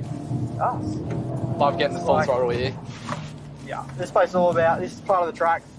If there's passing, I'll be impressed. Yeah. It's so fast through 1 into 2 there. Track position is probably going to be one of the most important parts. Qualifying, lucky enough this year we have 2 qualifyings, so you get your chance to redeem yourself. Make a meal of it on the first day, you get another go. Turn 3. It's probably one of the trickier passing spots just because of the way that the corner's shaped. It's a bit of a late apex. If you can get down the inside, it'll be a good run down to the far hairpin. Oh, he's getting after Using curb there, mate? Look, that's classified. Yeah. Flat through 4. 4. Yeah. 5? No, this is 4. 4. This is 4. I've done a lot of laps here, I just don't count the corners. Yeah, Or count at 3. Biggest braking zone of the track. You reckon this would be a good passing opportunity? This is where all the carnage will unfold, I reckon. Yeah. First lap carnage, turn 5. Yeah. We're going to be stationary. Yeah. You'll be out P1 gone. Look, ideally, but, you know, beggars come choosers. The big sweeper. It's actually a corner in something fast, isn't it? Yeah, getting the full throttle there is actually a task. Yeah. It's not like the XL, we just hold it flat. You hold it flat? No, everything else is just flat. There's some hometown tricks here, but I'm not going to tell you. No, come on, mate. Come on, mate. I'm trying not to show you. This is about the only place you can use curves. Boys up it. Getting onto the straight's tricky. It's so deceiving. All of a sudden it comes up on you. All right, time for you to go. We're doing a quick drive change. All right, show us how to do it. All right. Turn 1. Fast corner. Yeah. Everyone brakes a lot. It's kind of it's a big roll. It's more of a flowing corner. You just get just tipped in nicely on the camber. Really sucks you through there. Yeah, perfect. Perfect. Big double A set. Got a lap here. Well, we got some push. Got some under push. Under push. Pick up the second apex. Or the exit. Or the exit curb. We're flat. This thing goes pretty good, eh? Yeah, very good. Turn 3, there's like 3 different lines. You can do the Rule 8 one. What line are you running? I'm Curb? not telling Curb you. or no curb? We'll use some curb. Curb. Oh, that's it. Loves it, doesn't it? Get it on it. It's cool. It's good to have life back in Mallala Motorsport It is. Park, isn't it? 100% it is. This place was an absolute gem back in the day. I'm proper scared right now. we're moving. We're moving. We'll get out of it a bit. We're moving. This place just creates racing. Like, there's only really 3 passing opportunities, but if you get it right, it's going to create some desperation 100% in the corners you can pass, 100%. considering there's not many. Real bump and run track, isn't it? It is, unfortunately, but there's a couple of corners there. Like, if you make a meal of Northern Hairpin there, making a pass, absolutely. You're screwed down here. You're not really braking straight here too. You're sort of facing that. You got to watch left. the camber. Like, the track's got so much camber. The corners that have camber, if you don't get it into the apex on the camber, it's sort of you get a lot of push. Yes. Oh, that's backfire. Oh yeah, a bit of backfire. The Hyundai and cars go right. They do. Thanks, guys. Hope you enjoyed your lap of Mallala Motorsport Park with Brad Gardner and Joel Heinrich.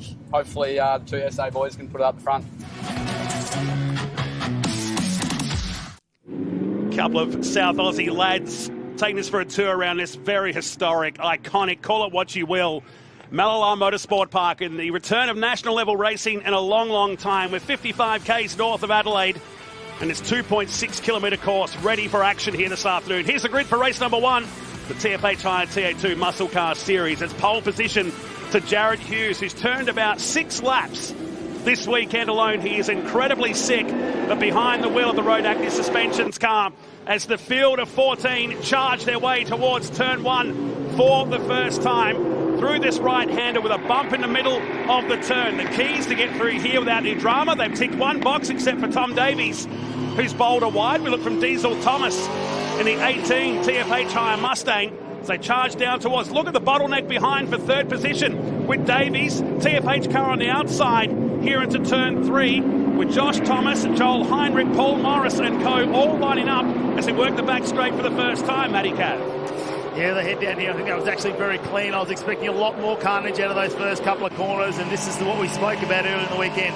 How much concertina effect will there be under braking as we head down to this part of the track? Having a look down the inside, the dude, he has a bit of a look down the inside, doesn't he, the TFH hire car of Josh Thomas, but decides that it's not going to happen right there and then. And Joel Heinrich, well, have they got on top of whatever that mechanical issue was in the car, and will he be able to launch an assault on Tom Davies sitting there in fourth position at the moment? But the question is around our leader, though, Jared Hughes. He is very unwell coming into this weekend, and will he last the 20-minute race is the question. He was very quick over a short few laps, but it's a bit longer. He's going to sweat it out in that race suit.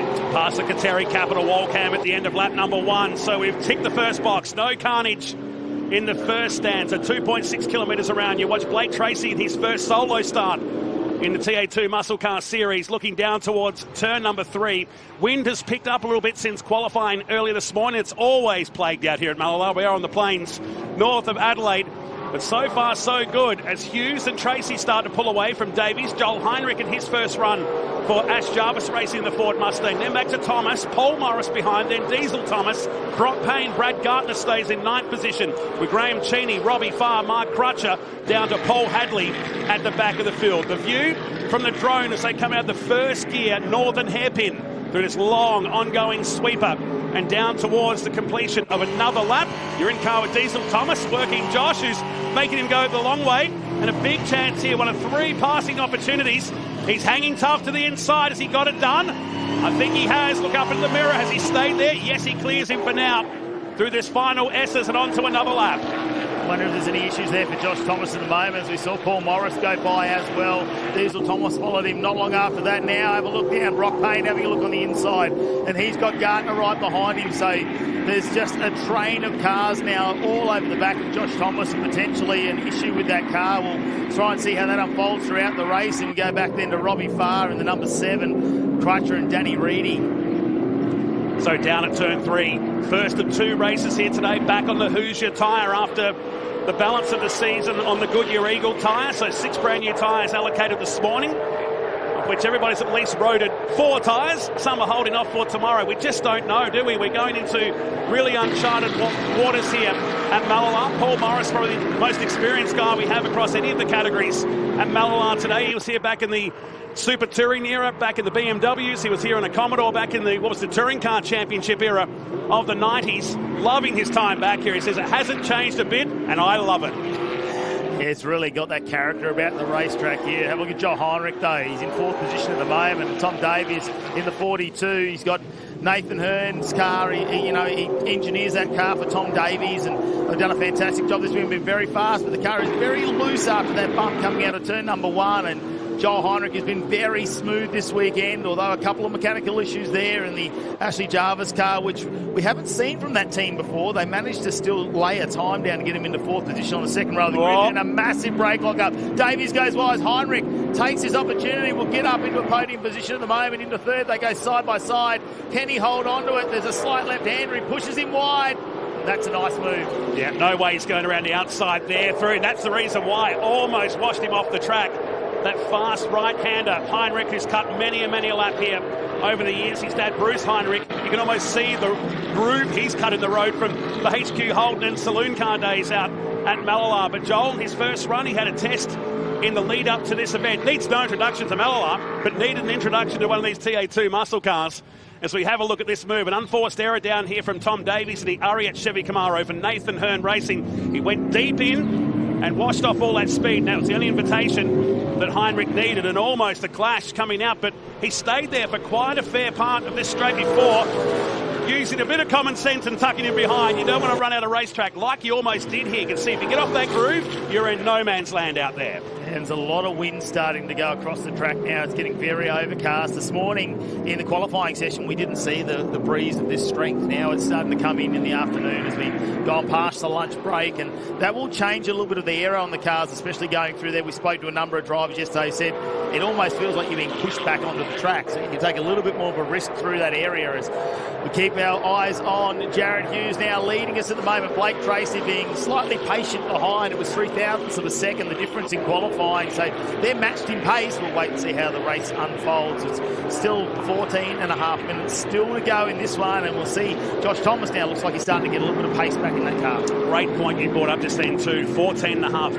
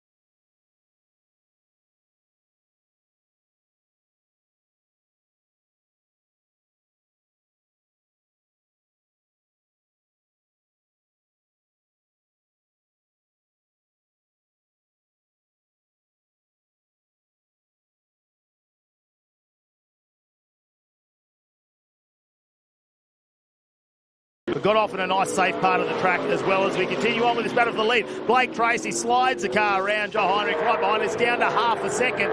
And have a look further back, because now it's only a second between Tom Davies and Paul Morris as well. So we're going to see a great battle for first and a great battle for third. And while they're doing this, they need to think about race 2 later today as well. With 6 tyres for the weekend, there is talk of a fair bit of tyre deg later on. It's quite a stony surface here. There has been some patches done in the lead up to this, but it's quite an old surface compared to, say, the Bend, for example, where it's quite smooth. This is quite a coarse racetrack, so they'll need to think about that with another race still to come. And 6 tyres, but out in front with 7 minutes remaining. It's Tracy from Heinrich.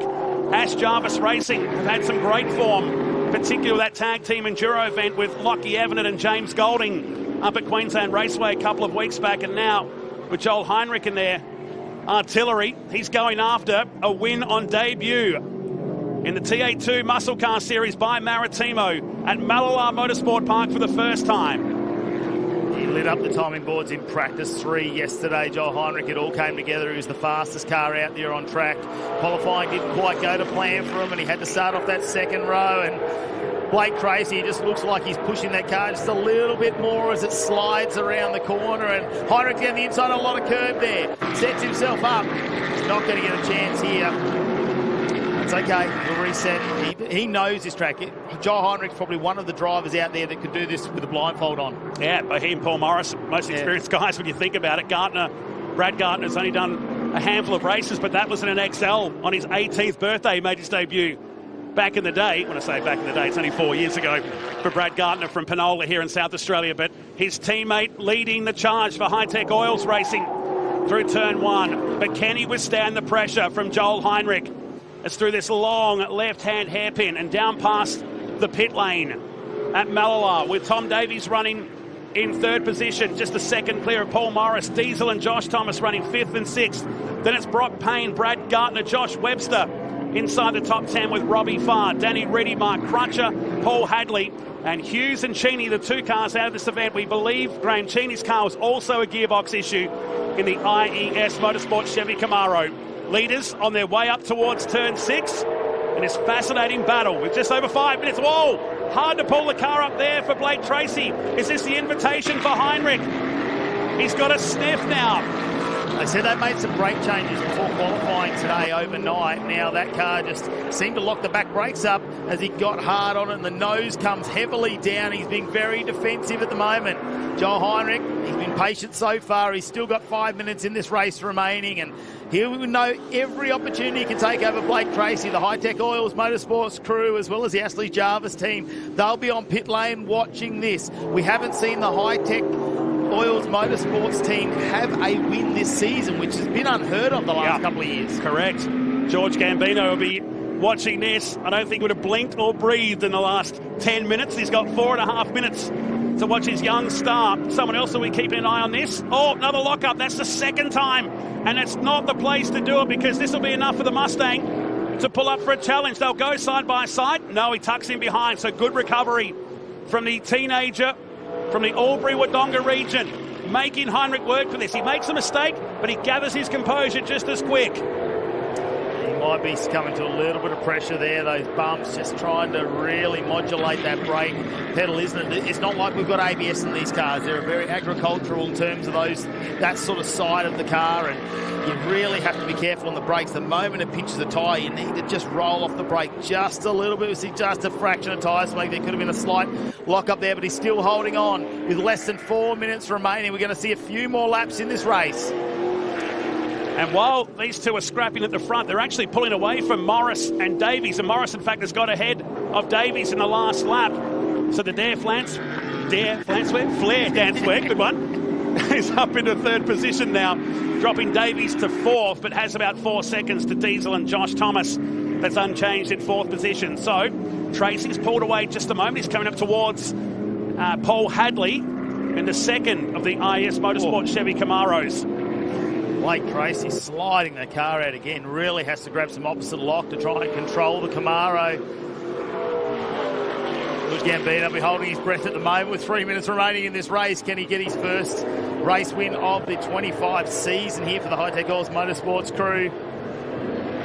And now, you can start to see up on Paul Hadley. So this will be a a single lane as they go by there. There won't be an overtaking opportunity, but we head down to this turn number 7. He's opened up a little bit of gap, Blake Tracy. I don't know whether Joel Heinrich, maybe the tyres have just cycled at the moment. He give him a little bit of a break. He'll know there's a couple of laps left. Just look for that opportunity, try and just tuck under the wing, and knowing that on the final lap, if you can find that one spot, it's going to be very hard to get that position back.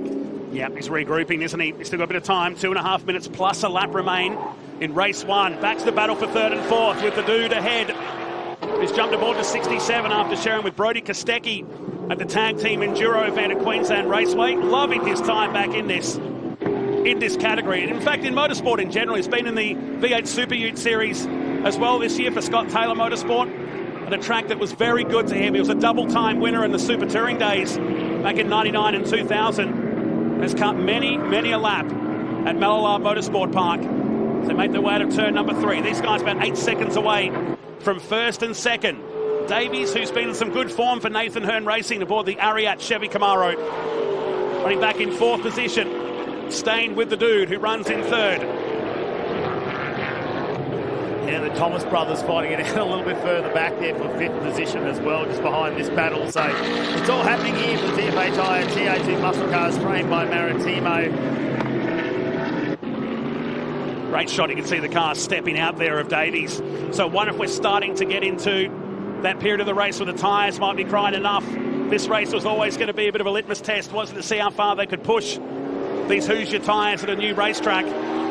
But with 16 laps in the books, it's still Tracy by 0.8 of a second from Heinrich. Then this battle for 3rd and 4th. It's another 4 seconds back to Diesel and Josh Thomas. Brock Payne runs in 7th with Brad Gardner, who's got ahead of Josh Webster. Robbie Farr completing the top 10 here today, who's made up 2 positions in the 3rd of the Hi-Tec Oils cars. Car number 7. As now these 2 make their way past Paul Hadley, who's doing the right thing and staying out of the way, and letting the leading group go. And there are the leaders in the distance. Here they come, up towards turn number 6. So Heinrich closing in. He knows it might be 1 or 2 laps. They might get back to the line here to give us 2 laps. Of course, when it stops at 0, the next point is 1 lap remaining.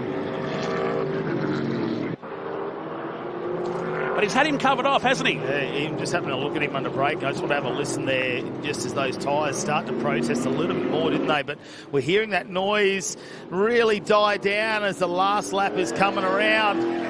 Blake Tracy will go past that start line and we'll get 1 more in the bank. This is going to decide our first race. And, well, the top 2 on the podium, it's their first time out in TA2. Regardless, we've got a brand new winner heading this way. Which one's it going to be? Will it be the Chevy Camaro? Will it be the Ford Mustang? As they charge past the pit lane at Mallala for the final time. On this, the final lap, there was an extra formation lap that was given. That's why we didn't give him the last lap at the end of this. We were 5 seconds before that. That extra formation lap has been taken into consideration. But for Blake Tracy, he inherited the lead when Jared Hughes stopped with a gearbox issue at the top of the northern hairpin. He's resisted the charge from Joel Heinrich in his first start in the TFHI TA2 Muscle Car Series. He turned a handful of laps here a couple of weeks back after the Trans Am round at the Bend. A few drivers took in a chance to sample the Mallala Motorsport Park venue. But Blake Tracy, who dominated that round up there, his love affection with South Australia is continuing. It's through the final turns he comes and puts himself into the record books, the winner in the TFHI TA2 Muscle Car Series by Maritimo. The teenager does it here at Mallala. Oh, and here we go. Paul Morris will come around and round out this podium. How good is it to have the dude after that endurance round where he got a bit of a taste for the TA2 Muscle Car Racing, and didn't he love it?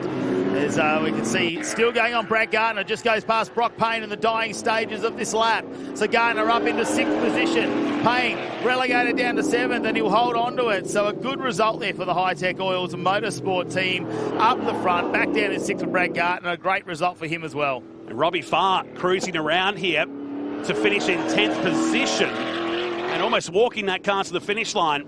He'll get to 9th position because Josh Thomas dropped down the order in the final couple of laps. So Josh Thomas, who was running in the top 5, is going to finish 11th if he gets the line, because he hasn't even made it to the 2nd sector on our screens. And that's interesting because he's sitting in third in this championship coming to this weekend, but with Ben Gomersall not here, this was a good opportunity to get a swag of points, wasn't it? Yeah, and remember, dropping your worst round, which will be calculated after this before we head to Winton. What a masterclass effort from the teenager. 1.5 seconds through. Joel Heinrich on debut finishes second from the dude in third. Tom Davies, Diesel Thomas, back to Gartner from 9th up into 6th. Then Payne, Webster, Farr and Danny Reedy, the sprint car stars, topping the top 10 here in race number 1. Josh Thomas 11th, Mark Crutcher and Paul Hadley going to lap down. And Jared Hughes, the big story of today's race, a gearbox issue, put the series leader out very early in today's one.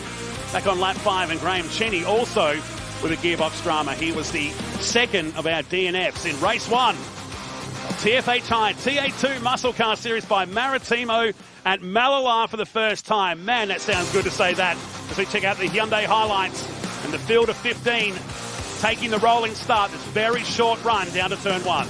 Yeah, Jared Hughes, obviously the pulse that gets the opportunity. He's got about 70 metres where he can start this race. He did a nice job. Blake Tracy didn't push it too hard, but Tom Davies there went in a little deep under brakes, ended up wide and lost a little bit of drive. For some reason, Josh Thomas lost a lot of pace after the first lap of this race, and we saw the dude, and of course his brother Diesel Thomas, scroll through. Yeah, made that move happen down at the turn 9-10 region of the Mallala track. We look at Davies on Heinrich. That was early in the race. This was the gearbox drama that put Graham Cheney out in the IES car. But then moments later, the race leader with a gearbox drama of his own, Jared Hughes, tried to pull the car up, and with the wide spaces at the northern hairpin, decided to park it up next to the wall and watch on. Mark Crutcher going the wrong direction. We didn't see this originally, but how's the reaction? Spins back around, grabs the gear, and off he went to finish in 11th position. But out in front, the teenage star who swept the weekend at the Bend, starts that here in South Australia once again. Blake Tracy, the winner of race 1, TFH High TA2 Muscle Car Series by Maritimo. Great job. As here comes Joel Heinrich to shake his hand. He loves his motorsport. He turned 18 at Sandown. Said, what did you want for your 18th birthday? He goes, I just want to be able to get on Facebook Marketplace. He's been buying up second-hand cars ever since. But right now, he's focused on Victory Lane, which we'll get down to very soon. Our Mallala Motorsport Fire Rescue Team, talking to Jared Hughes, who's just stayed in that car a weekend. I wish he probably thought he'd stay in bed. He's been walking around the pits just trying to get better. It's a severe bug that's gone through quite a few of the competitors on the East Coast in the last week or so. But lucky, with 270 points, he can afford a DNF. Let's go down to Victory Lane. Here's Mel Price. Well, the dude hasn't arrived yet, so P2, Joel Heinrich, talk us through your first ever TA2 race. That was, the start was busier than I thought it would be. They're big cars, small track, you know, it's hard to find a bit of space there. I felt like we stayed out of trouble pretty well and picked off into third, and then I'm not sure what happened to Hughesy. It's a shame he was off down the back there, but no, it was cool, ran up to the back of Blake, and then the little gremlin we've been chasing all weekend come back with about 5 laps to go. So a bit of a shame we couldn't put on a bit of a show there, but super happy with the second. Big thanks to CR International, Glenn from ACE for making this happen, and Ashley Jarvis for prepping a ripper car. Fantastic first race, terrific effort. Terrific, thank you. Blake Tracy, with your first victory in a TA2 muscle car, you've got the Trans Am event win recently, and now you're on your way to hopefully securing a win here at Mallala.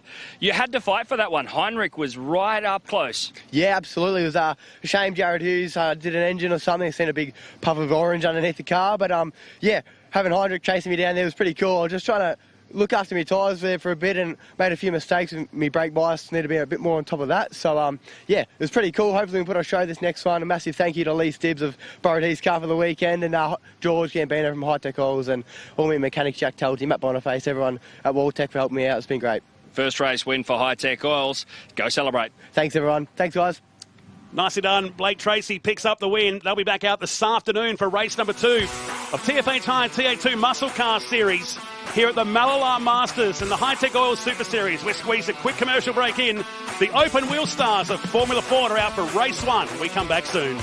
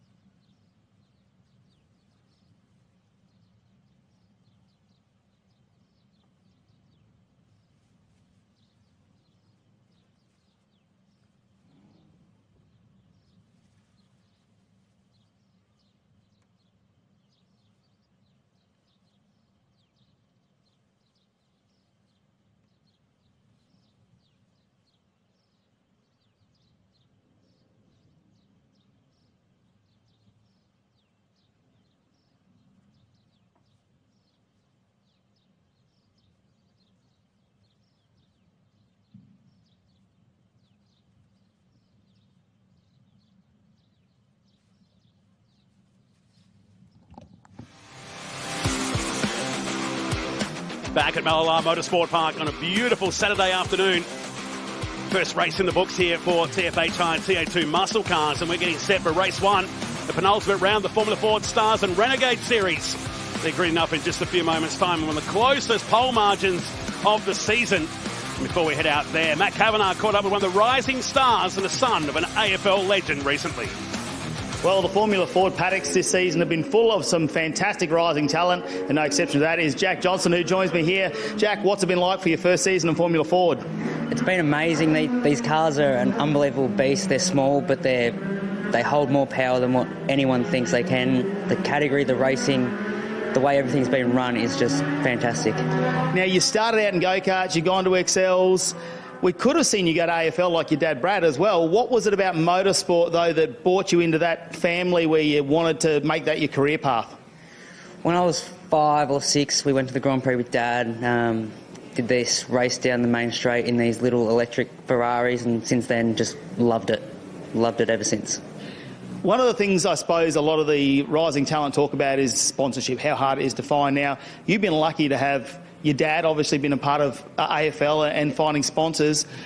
How has he been instrumental in really helping you to show you that side of trying to find people to get behind you in motorsport?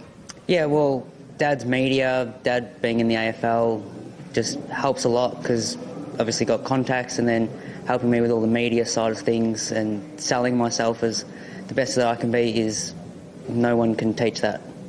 Now we're here this weekend at Malala. We haven't seen national racing here for quite a few years. Are you excited to get out on track? Because it's a little bit different to what you've been doing. Yeah, it's a really fun high-speed track with some really tight hairpins, so it'll be interesting, the racing, big long back straight, so hopefully a lot of passing. Well, good luck this weekend. Thank you. Yeah, he's a star on the rise, isn't he? Jack Johnson, one of the 13 drivers on track here for Formula Ford Stars and Renegades. It's been a track that's turned on some incredible racing for decades here at Malala.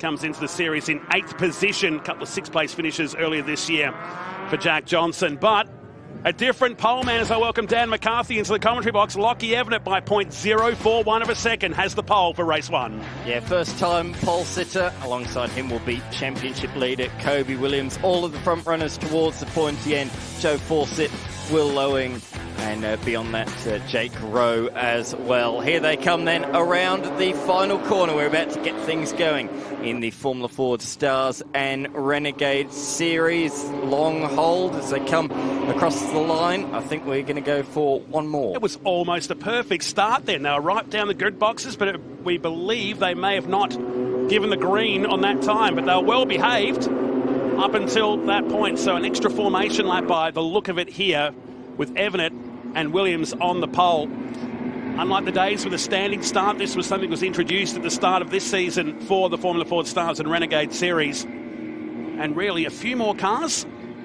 would be ideal for this one-make open-wheel category. And we were talking this morning in qualifying, 0.044 of a second, 1 to 2, was 8/10 covering the top 10, and the entire field 1.3 seconds. What does that promote? A lot of pack racing here. Exactly right, and I spoke to a few drivers after qualifying, quite a few of them going, oh, if I'd have been a 10th faster, I'd have been at least a row further forwards. It was just so tight, as we've come to expect in Formula Ford racing over the decades. Of course, a category that's been around for so many years. I mean, in its early days, the likes of Larry Perkins competed in Australian Formula Ford competition. Of course, he went on to not only win six Bathurst 1000s, but he made a career in Formula One as well, and it's been the breeding ground for so many young talents over the years. And these are the future stars that we are looking at on the screen at the moment. Caleb Bellack there in the Pioneer DJs Formula Ford. He is fresh really out of karts. He's only 15 years old, and he is taking big steps into the world of car racing, and he's really moving through the field. Each round he's getting faster and faster. This track, like we said, a lot of noted open wheel history when you go back to when this track opened back in the 60s. The first Australian Grand Prix held in just the second event here, won by Lex Davison. It was also the birthplace of the Formula Brabham Series, its first race back here in May of 1989. Won by Mark McLaughlin. We saw some great names win in open wheelers over the years. Scaife was a winner here on 3 occasions. Paul Stokel, who dominated for the Barana team in the 90s. And you look at Indy 500 champion Will Power, drove a Formula Ford to victory here along with Rick Kelly, Jason Bright, Mark Noske, just to name a few from that era. A smile comes to my face just listening to you read out those. Reminiscing, maybe. Yeah, exactly right. Here we go, though. Final couple of corners. We should get a start this time. The Hyundai safety car is going to peel into the lane, which is on the outside of turn 1. So the pole sitter, weirdly, is on the outside for the first corner, but it'll have the inside for the turn 2 hairpin. We are underway. We roar towards that first corner. Evanet with the initial launch. He's going to hold it around the outside, inside for turn 2. No, he's been squeezed out wide, so Kobe Williams, the championship leader, takes up the running. Well behaved and well done by the entire field for that first lap off the track. One car skating across the rough outfield here of Mallala Motorsport Park, past the old pit lane and down towards turn 3 for the first time. It's Kobe Williams who's dominated this year's series. The ACM Finance Spectrum leads us out of turn 3. Lockie Evan at the pole sitter, and look already, not only trying to keep the heat in the tyres, but trying to break the slipstream. That is critical in a Formula 4, particularly this long sweeping right-hander on the way up to turn 6. This will be a classic passing opportunity here during this 18-minute race. Will Lowing has also moved up a spot. He's moved up ahead of Joe Fawcett. They're side by side further back. A bit of contact, I think, there between Fitzgerald and James coming out of the hairpin. The bright green machine appeared to have just made contact, and it's Bork James who's now under pressure from Imbrogno.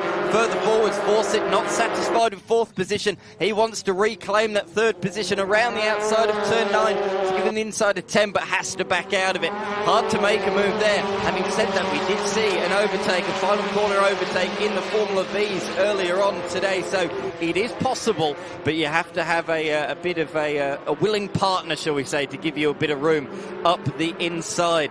Top 2, Williams from Evanet at the end of lap 1. Great racing, and we're only 1 lap in the books, aren't we? As Evanet, the Townsville teenage star who scored pole position, it took him 8 second place finishes to finally crack through for a win up at Queensland Raceway, chasing the guy that's just dominated the series. He's tucked right in behind the ACM Finance car through the right-hander. As close as you like, he pulls out for a move here at turn 6. Under brakes, will he get it done? This very sharp first gear right-hand hairpin, and the teenager moves into the lead.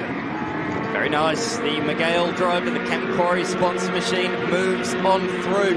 But Kobe Williams had the better line out of the corner, and he's going to try and line it back up down. Next, got all big lock-up from Evan at the front right. Got scorched there across the surface of the tarmac, and he's going to be feeling that in his teeth. Having said that, though, these tyres are pretty robust, actually, so he should be able to get away with that, but you don't want to do that too often. That is for certain. These guys head across the line. The guys that were separated by mere hundredths in qualifying are separated by mere tenths of a second so far in the race. Those top 6 have pulled away, and they're dragging along Hunter Salvatore, who's just on the tail of that group, just behind Jamie Rowan. In fact, having a little bit of a look up the inside of the young Victorian in the Fabcon sponsored Formula Ford as they hit the back stretch down through the fast flat out in these cars, right-hander. Turn number 6, damage for Brad James, who has gone off the road, one of the Marcus Ambrose Motorsport machine cars. That right rear has got significant damage, and he's also gone off with Imbrogno as well, the local South Australian who had issues in qualifying. They've both found themselves off the circuit on the exit of turn number 3. I assume they have come and tangled together. Lots of dust out there, hard to really decipher what has occurred, but we do know that both cars have got involved. Whoever caused the incident, probably thanking the dry outfield right now because he can't see exactly what happened, but either way, they are out. A tough day for Imbrogno, who had a brake caliper break away from the car in qualifying earlier today. So the South Australian back at his local track for the second start of 2025 is out with Brad James, who's the second of the Marcus Ambrose Motorsport cars. So 2 out so far, with Evanet leading from Williams by nearly half a second on their way down to turn 3. In fact, it's going to be more than that now. It's over a second as Williams has at least 4 cars lining up for a challenge here as they work their way past the scene of the incident on the previous lap. Lots of dirt and debris on the racetrack now as up the inside comes Lowing, so he demotes Kobe Williams down a position on the run towards the hairpin, and Joe Fawcett might follow through as well, and he does. So Kobe Williams is going backwards here in the ACM Finance-sponsored machine. That is not what the championship leader would have ordered. In fact, I don't know if there's a problem. He's falling back at a vast rate of knots. And so it's not a mistake. This car is actually cruising. He's dropping more and more positions. Does this car have a gearbox issue, perhaps, like we saw in the TA2 race? It's just got no pace. I was commentating last weekend at the Bend when they had a national round, and Kobe Williams suffered a fuel pump issue. Okay. And he plummeted down the field, and eventually the problem got so bad he did pull over, and that was on Sunday. So hopefully not a reoccurring issue, because it was about the same time in the race that occurred. And to start with, it wasn't too bad. He was at least able to be in and amongst the pack, but as the race got on, the problem got worse. So we'll keep an eye on that as he is out there on the race circuit. But out in front, Evernet has pulled a big margin ahead of Will Lowing. It's out to over 2 seconds already. And the bad news is turn 3 is now no passing, with a permanent yellow flag for the Brad James car that's still sitting there. And well done from race control to keep the race alive, but it's also wiped out a chance for passing down there. Certainly not at turn 6. It's been a classic passing opportunity for years and years in Formula Ford and open wheel competition. As Evernet continues to lead, it goes out at 2.3 seconds now from Lowing, Fawcett, back to Rowe, Hunter Salvatore, and Demelweek running in 6th position. The driver born on the Central Coast but now lives in South Australia in the southern suburbs, having a great time at his local track. He runs in 6th. Yeah, doing a really good job. Very new to Formula Ford competition. Only started in the last few months. He's only done a couple of national rounds. This time, his first event with the Super Series. And he is certainly enjoying life in Formula Ford. Fresh out of the 86 Scholarship Series. Like a few drivers in this category that have done that series. And due to the incident at turn 3, we have gone safety car. Well, they gave him enough time. There's not much he could really do down there, facing the wrong direction. But now the call is to slow the field down, and that's bad news if you're Lockie Evernet, because that was 2.5 seconds. There he is. That gap is going to come back to 0. But for everybody else, they're going, yes, please. They get another shot here to take Lockie Evernet. It's amazing how it took so long to get that breakthrough victory. And just like that, he's in a different atmosphere now to what he was leading into that Queensland Raceway round. Hyundai safety car capturing the field. A few of the guys there wanted to race that right up to the safety car, but the yellows are out here at Mallala with Evernet, Lowing, Rowe and Fawcett. Hunter Salvatore in 5th position. So they're now grouping up behind the Hyundai safety car. First one of the afternoon here at the Mallala Masters, the return of national level competition for the first time in many years. It's a big couple of months coming for this venue to celebrate the homecoming, which will be here in November, a twilight event featuring the Trico Trans Am Series. So South Australian fans, the week before the Adelaide Grand Final, you want to come out here and check this out. It is an iconic track. It's even better under lights. Yeah, absolutely it is. I called an event here early on in the year, 40 degrees in February it was, under lights though. It was absolutely fantastic, gorgeous weather as the State Series got underway here in South Australia, and as you say, it looks absolutely spectacular under lights. Not like some of the venues we got around the country, like Sydney Motorsport Park, that are very nicely illuminated. It is certain parts of the track are still pretty dark, and it will certainly... Intimate, we'd call it, wouldn't we? Exactly right. Brad James looks like he's going on the back of the tilt row, but notably Imbrogno has made it back around, and he's going to catch up to the tail of this group without going down a lap. So that's a good reset for him. He'll join the back of the queue, not going down a lap. You may have tuned into the live stream and seen qualifying earlier on. He had a spectacular off down at this very corner. The reason for that, you speculated it might be brakes. It was a brake rotor that shattered, and that was the reason for the off. Of course, Malala very hard on brakes, hard acceleration zone into heavy braking zones around this circuit. It is a hard circuit on brakes, hard on the gearbox as well. You're constantly going through the H pattern in these Formula Ford machines. So yeah, it's a tricky track, this one. Hard on suspension with the bumps, hard on the gearbox, hard on the brakes. It can be a bit of a car cruncher sometimes. And witnessed that during qualifying earlier today as the recovery crew drag away the second of the Marcus Ambrose motorsport cars. There's Tabitha Ambrose in the Pertec Repco-sponsored car for this weekend. Damaged at the Imbrogno car at the back of the field there, so he'll nurse that for the balance of this race with just over 8.5 minutes remaining plus one lap. So for Evanet, 2.5 seconds gone, back to 0 with the Hyundai safety car, just tightening this field up here this afternoon. They'll feature again for another race this afternoon, leading into the TFHI TA2 Muscle Car Series as they make their way to turn 6. Let's go to pit lane. Here's Mel Price. So down here with Glenn from the number 5 car, Giuseppe, you were standing there with the race tape. We thought he was going to come into the pits. What's happened? He's decided to stay out and just finish the race as it is. I think the car's okay as it is anyway, so I just thought we'd pull him in, just do a quick maintenance and send him, but it's okay. So there's obviously been a little bit of contact, I presume, with someone? There has, yeah. There's bodywork damage. I was just going to tape that down, but it's okay.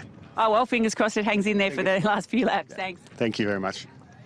Here with Adam, and we're at the prime viewing spot for Mallala Motorsport Park. Adam, you're the race engineer for Kobe Williams. There's a couple of problems here. A, comms are down. You're using hand signals and head shakes to work things out. Any ideas what's going on? We're seeing a march down to the back of the pack. Yeah, I'm not 100% sure. We had some fuel issues in the last race last weekend, so I'm not sure if the electrical gremlins have come back to get us, but we'll find out when it comes in, I suppose. Well, fingers crossed it's an easy fix. Yep, hopefully. Thank you. Looks like we are set to go green, and we do. So 7 minutes left in the books as we go back racing. Restart in race number 1 of the Formula Ford Super Series. There's the damage on the Imbrogno car. Pretty high in the nose. It's not the front corner like you normally see. It's quite high in that nose that's got damage, and that will badly be affecting the air as Caleb Bailak just slots his nose up the inside there of Tabitha Ambrose, but it got shut quite firmly. It's sort of a double apex. You can take that turn 2. Apex early, run wide, and apex again, but he has got it done this time at turn number 3. So Caleb Bailak moves up into the top 10 with that position. Great pass from him as he hits the backstretch. Geez, that does look a mess. Yeah, that is really messy and will really disturb the top end speed. There's dramas at the top of the turn 6 hairpin. You can hear the chatter of the tyres locking up at that first gear northern hairpin. Back through the sweeper we go. And Evanet already out to 6/10. He tries to break the spirit of Will Loewen, who's up into second now, with Rowe and Fawcett third and fourth, behind Salvatore and Demelweek in 5th and 6th position. Ethan Fitzgerald, Kobe Williams still hanging on in position 8th with Jack Johnson in 9th and Caleb Bailak as they come past the Kotiri Capital Walkout. Great shot, that one, as is this one. The drone cam showing Mallala in all of its glory.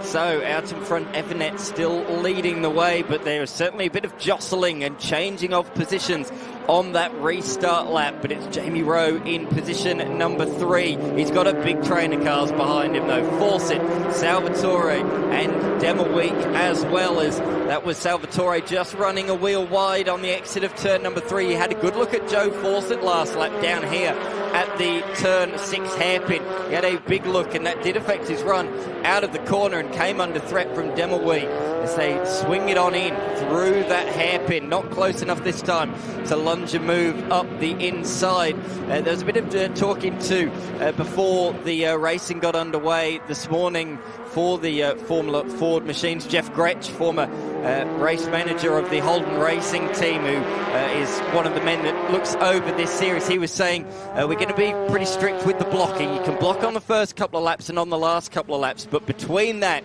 there is no defensive moves to be made. So they're all adhering to that rule at the moment. Talking about a man with decades of experience in motorsport. He was feeling quite nostalgic earlier today as dramas here on the exit of turn 2. And cost the position there for the Fabcon entry. So drops back at least 1 position. It might be 2 on the way down to turn number 3, with that site now being opened up for passing after that safety car period. So 2 positions. He's fighting to hang on here. If he can move across, which he's trying to do, and does it just. Oh, Fawcett's slow. Fawcett was slow coming down there, so they've all gone through. That's why he jinked to the inside. So Joe Fawcett, another one of our title contenders, has an issue. Up the inside comes Salvatore at the hairpin, but he can't make it through there. So he's really attacking at the moment. He tried to get Fawcett a couple of laps ago. Now his target is Jamie Rowe, with Fawcett's demise on this lap. So this is playing heavily into the hands of Evanet. Big move up the inside, late on the brakes for the driver Dynamics car moves on through, and so as well does young Demelweek. So 2 positions lost for Jamie Rowe in just a handful of corners. Good racing though, wasn't it? Very clean, very respectful for all 3. Rowe drops back into 5th position ahead of Fitzgerald with just over 3 minutes of competition remaining. Race 1 of the Formula Ford Stars and Renegade Series. Round 7 of this year's title that will go down to the wire at Winton Motor Raceway at the end of October this year. At the moment, Lockie Evanet continues to lead down the road by 1.2 seconds from Lowing. Round they go. That back stretch, the fast stretch towards the northern hairpin. Who is looking for a move on this occasion? Nobody this time by. I tell you what, with the drama we've had towards the pointy end of the field, lots of drivers on for their PB results in this race. Whatever Fawcett's problem was, he is still up in position number 8 at the moment, so he hasn't plummeted to the very tail of the field, although having just said that, Caleb Bellack has now moved through as well. The father and son duo, the privateer run team, the Pioneer DJ's car, moving up into position number 8. Salvatore holding on to 3rd position. 2 likely contenders behind, including Demelweek, his first run in the Formula Ford Stars and Renegade Series. And really acclimatising to some drivers that have done this for a while now, not just in this series, but in the National Championship too, as he works the outside. It's a long way around, but forcing Salvatore to move off the race line and hoping with the overlap here can tuck in for a move at turn 6. Absolutely, that's the next overtaking opportunity. You can see the not much wind here. It's died down once again. It was pretty gusty around lunchtime, but that wind appears to have died down once more. And it will certainly play an effect in these machines as Salvatore goes defensive. These 2 drivers here fighting for their first podium in the Stars Series. Jamie Rowe just behind as well. He's been in the series all season long. Of course, notably had that big rollover at Sydney Motorsport Park, but he responded emphatically last round at Queensland Raceway. Got a podium to finish off the weekend, and so he's coming in here with a fair bit of momentum as they come across the line. Time is ticking by very, very quickly. Just 1 minute in the clock remaining. So they swing it on through tight turn number 2. A lot of the hairpins here are right-handers. That the one that goes round to the left. Of course, Rowe, his dad used to work for the great Terry Waihoon, who's the uncle of Jamie Rowe, dating back to the early days of the development series. Of course, Jordan Boys has been helping out, still is in fact, helping out mentoring and engineering Jamie Rowe's efforts, the 20-year-old from Victoria. 4th in the series, look at the tail of these cars as we settle in for the final couple of laps of the race. Salvatore parking the car in the middle and forcing these 2 to go the long way around. This is exactly what we're expecting from the Formula Ford Stars and Renegade Series, and it's delivering here in race 1. That was big on the back straight. Salvatore really bogged. I think he might have missed a gear, and Demelweek has run into the back of him. Great evasive action from Jamie Rowe as well to avoid that one, but that was huge on the back straight. Expensive damage that'll be to Demelweek's car. He's off the racing line. Let's check this out again on the replay. So was it a misshift in the gears, because all of a sudden they're climbing over each other. Damage front and rear to Demelweek's car. Looks like Salvatore got away with this one. It's surely going to be damage to his car. So lucky not to roll, and Rowe forced out to the outfield and almost... Oh, there's got to be some damage on that car as well. Wow. Yeah, that really returned nose first down onto the race circuit, didn't it? There was a big bump out there. So the pack has been shuffled once again. The top 2 have very little knowledge of what has gone on behind during this race. But now it's Salvatore who still remains in 3rd, but he's now got young Jack Johnson on his tail. He's fighting for his first podium as well. In fact, all 4 of these drivers, 3rd through to 6th, have not scored a podium in this series as Salvatore goes defensive into the hairpin. Johnson's pushing hard, but he's running out of opportunities. Jack Johnson hasn't finished higher than 6th all season and is now battling for the final podium position, but out in front, Lockie Evanet. The hits keep on coming, don't they, for the 88 machine as he crosses the line to win race number 1 from Will Lowing. But it's that battle for 3rd we'll keep an eye on. Here they come towards the finish line. Salvatore with likely contenders dropping out behind him. Just holds on for third from Johnson and Fitzgerald for fourth and fifth. Cracking race, albeit a costly one. Late in the stages, but nobody touching this guy. All the way from Townsville, took 8 races to break through for a victory, and now the W's are flowing for the Cam Quarries entry. All the way from the top of Australia to victory lane here at Mallala Motorsport Park. Give it to Lockie Evanet in race 1 today. So many PB results. Caleb Bellack as well getting a PB result in 6th. Importantly for the championship, both Kobe Williams and Joe Fawcett did cross the line, albeit buried down the field. It'll make it 6 points between Evanet and Fawcett going into this afternoon's one. Evanet by 1.5 seconds from Lowe in Salvatore, Johnson and Fitzgerald home for the top 5 today. Beyond that, Bellack came home in 6th. Jamie Rowe, that huge off-track excursion, did manage to pick up the pieces and finish in 7th ahead of Tabitha Ambrose. Kobe Williams did cross the line in 9th ahead of the number 5 of Imbrogno. Had that spin early on in the race after contact with Brad James. And then on the final page, our final finisher, Joe Fawcett. Demelweek, very unlucky, wrong place, wrong time. Got severe damage on that. It's going to be a tough repair for that team before race number 2 this afternoon. It had a bit of everything, didn't it? Drama at the start, drama towards the end. But Lockie Evanet powered away to 1.5 seconds and the fastest lap of the race. Here are the race highlights. Race 1 in round 7 of the Formula Ford Stars at Renegade Series. Beautifully executed here. They followed the grid boxes right up to the control line, and a charge was on to turn number 1 between the pole man and Kobe Williams. They went side by side into turn 1. Williams got the elbows out and got the track position by the time they got to turn number 2. So Evanet very briefly was forced to defend from behind, but look at that, Salvatore, let's not forget he finished 3rd. He was off the track on the exit of turn number 2. This is the early move for the lead. The Miguel chassis sliding literally up the inside. The Cam Quarries driver of Lockie Evanet taking a lead he would never relinquish. This was Brad James and Imbrogno coming together down here at turn 3. Imbrogno drove away but nursed a fair bit of damage to his number 5. High flow entry, but for Brad James, he sat there for several laps because they finally towed him away.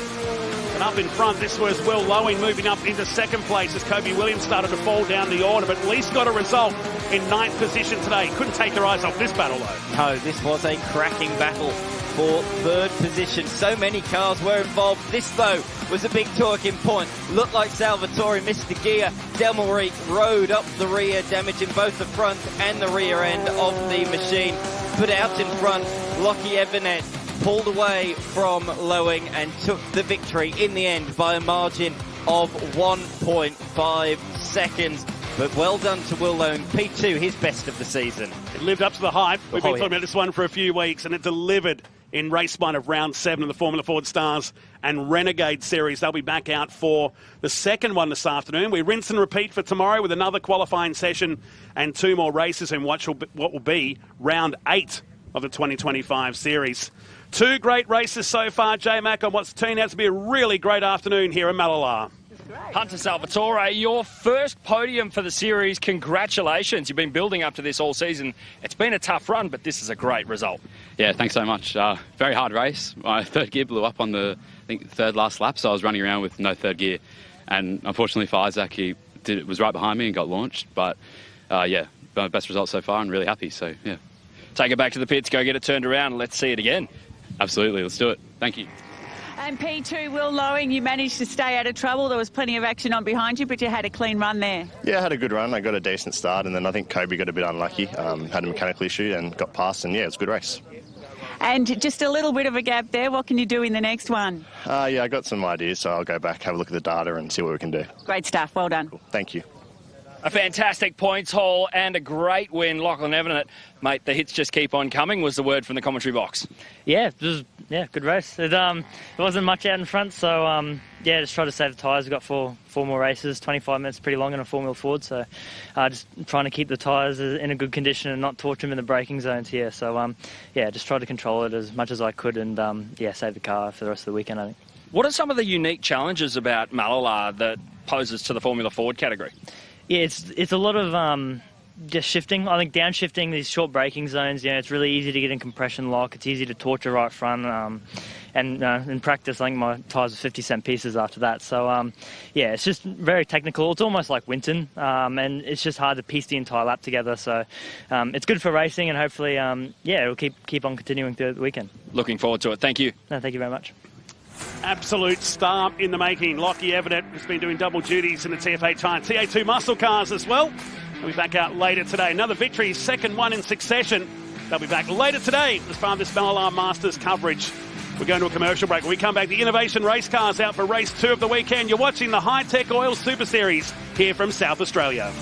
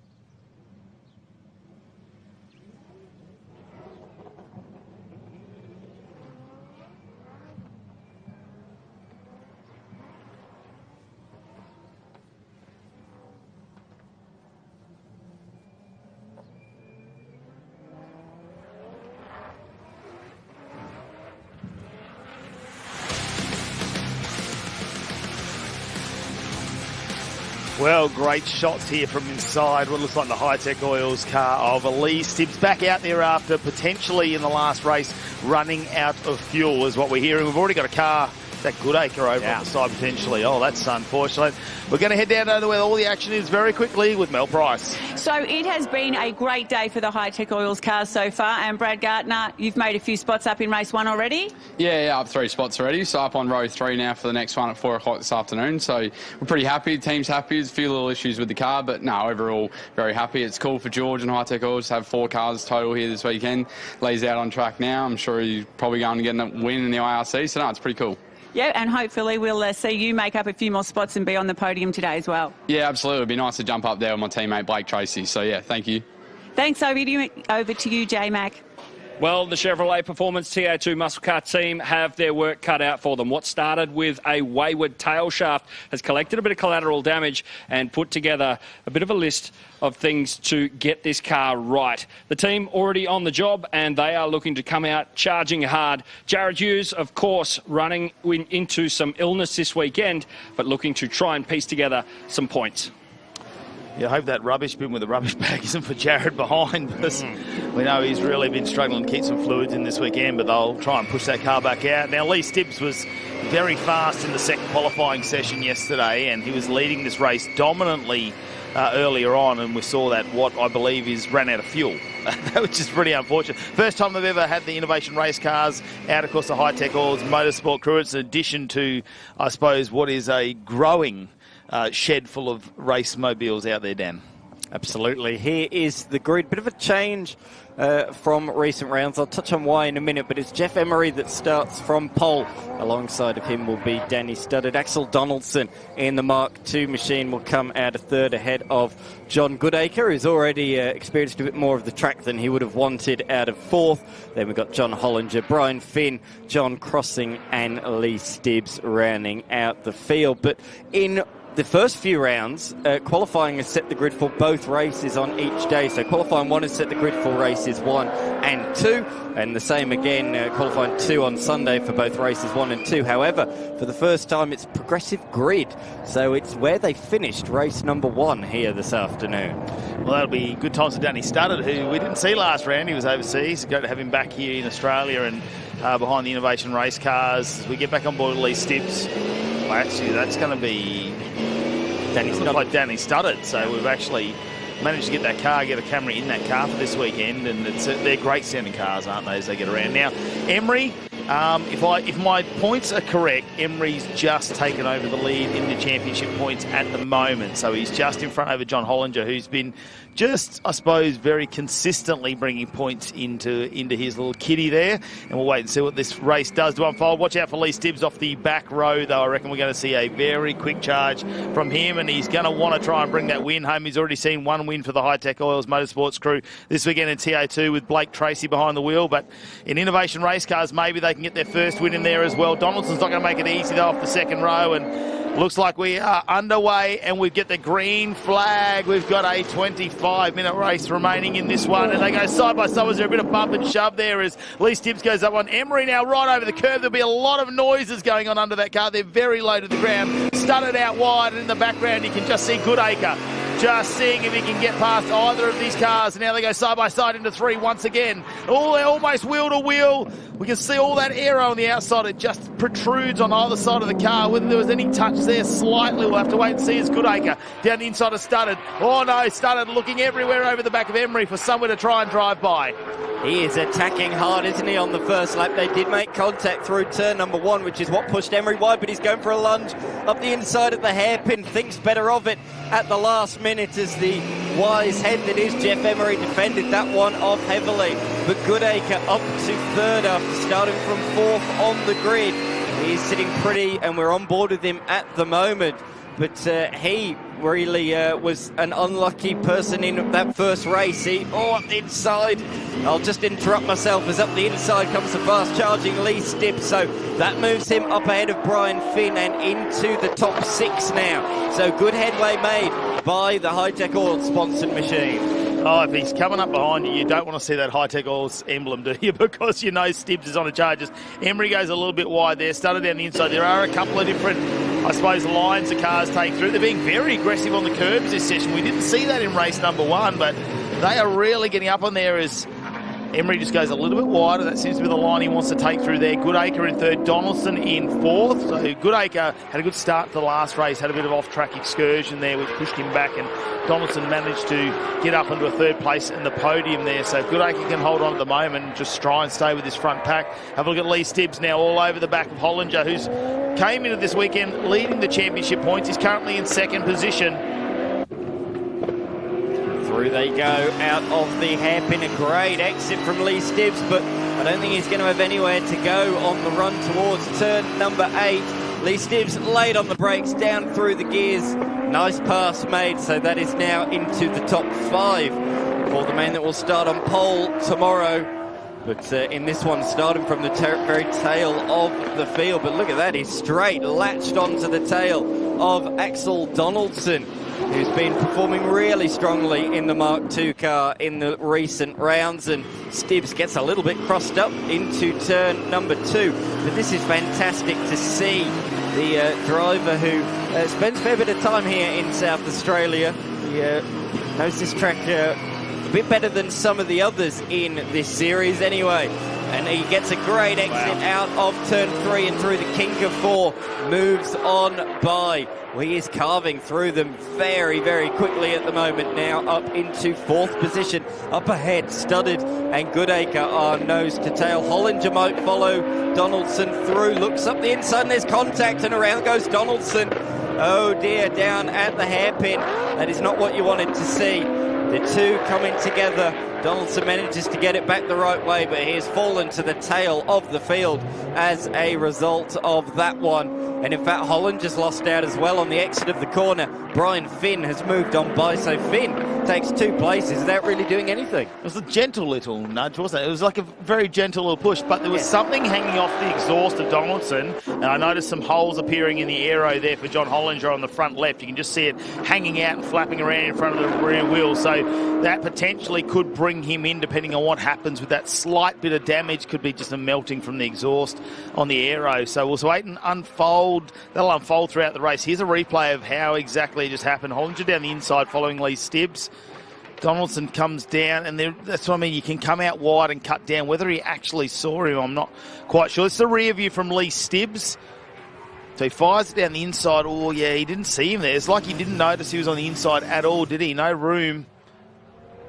And Hollinger then didn't have the lock to make the corner, and that's how Brian Finn went through the middle, was able to get past as well. So that's the reason for the change there. As we look at the Hollinger machine, I'm looking to see if there's any bodywork rubbing on the tyre. That will be the telling factor. I caught up with John Hollinger earlier on today, and he said, I feel I've got a lot better race pace than what I showed in qualifying. I just didn't hook it together in either qualifying sessions, and he's been on the back foot really since then, and that's not going to help things, is it? That contact there, I'm sure that will be looked at post-race. I'm not saying it was either driver's fault, but normally when there's an incident like that, either way it is assessed by the stewards. Yeah, that will happen. I'm having a look at our timing screen though. Lee Stibbs is going purple sectors across the board at the moment. He is just putting in flying laps. A 108.54 already. We saw him dip into the 107s, very low 107s in race form, and a high 106 in qualifying session number 2. So he is very quick. We get back on board with Danny Studdard, currently sitting in second position. Emery's just got away from him. It's 1.5 seconds now, the gap to the car in front. Studdard just trying to get into the groove. Brought the car home in second position last race. Can he maintain that? It is a little bit longer this time around though. 25 minutes to get through. So it opens it up. We've still got 19 minutes to run in this race. Goodacre in third, and Stibbs closing that gap down every corner. And this is going to create some really exciting finish between him and Emery after they really got it side by side in the first race. Yeah, Stibbs at the moment about a second faster than the top 3 each lap, so give it a couple of laps and he will be right there.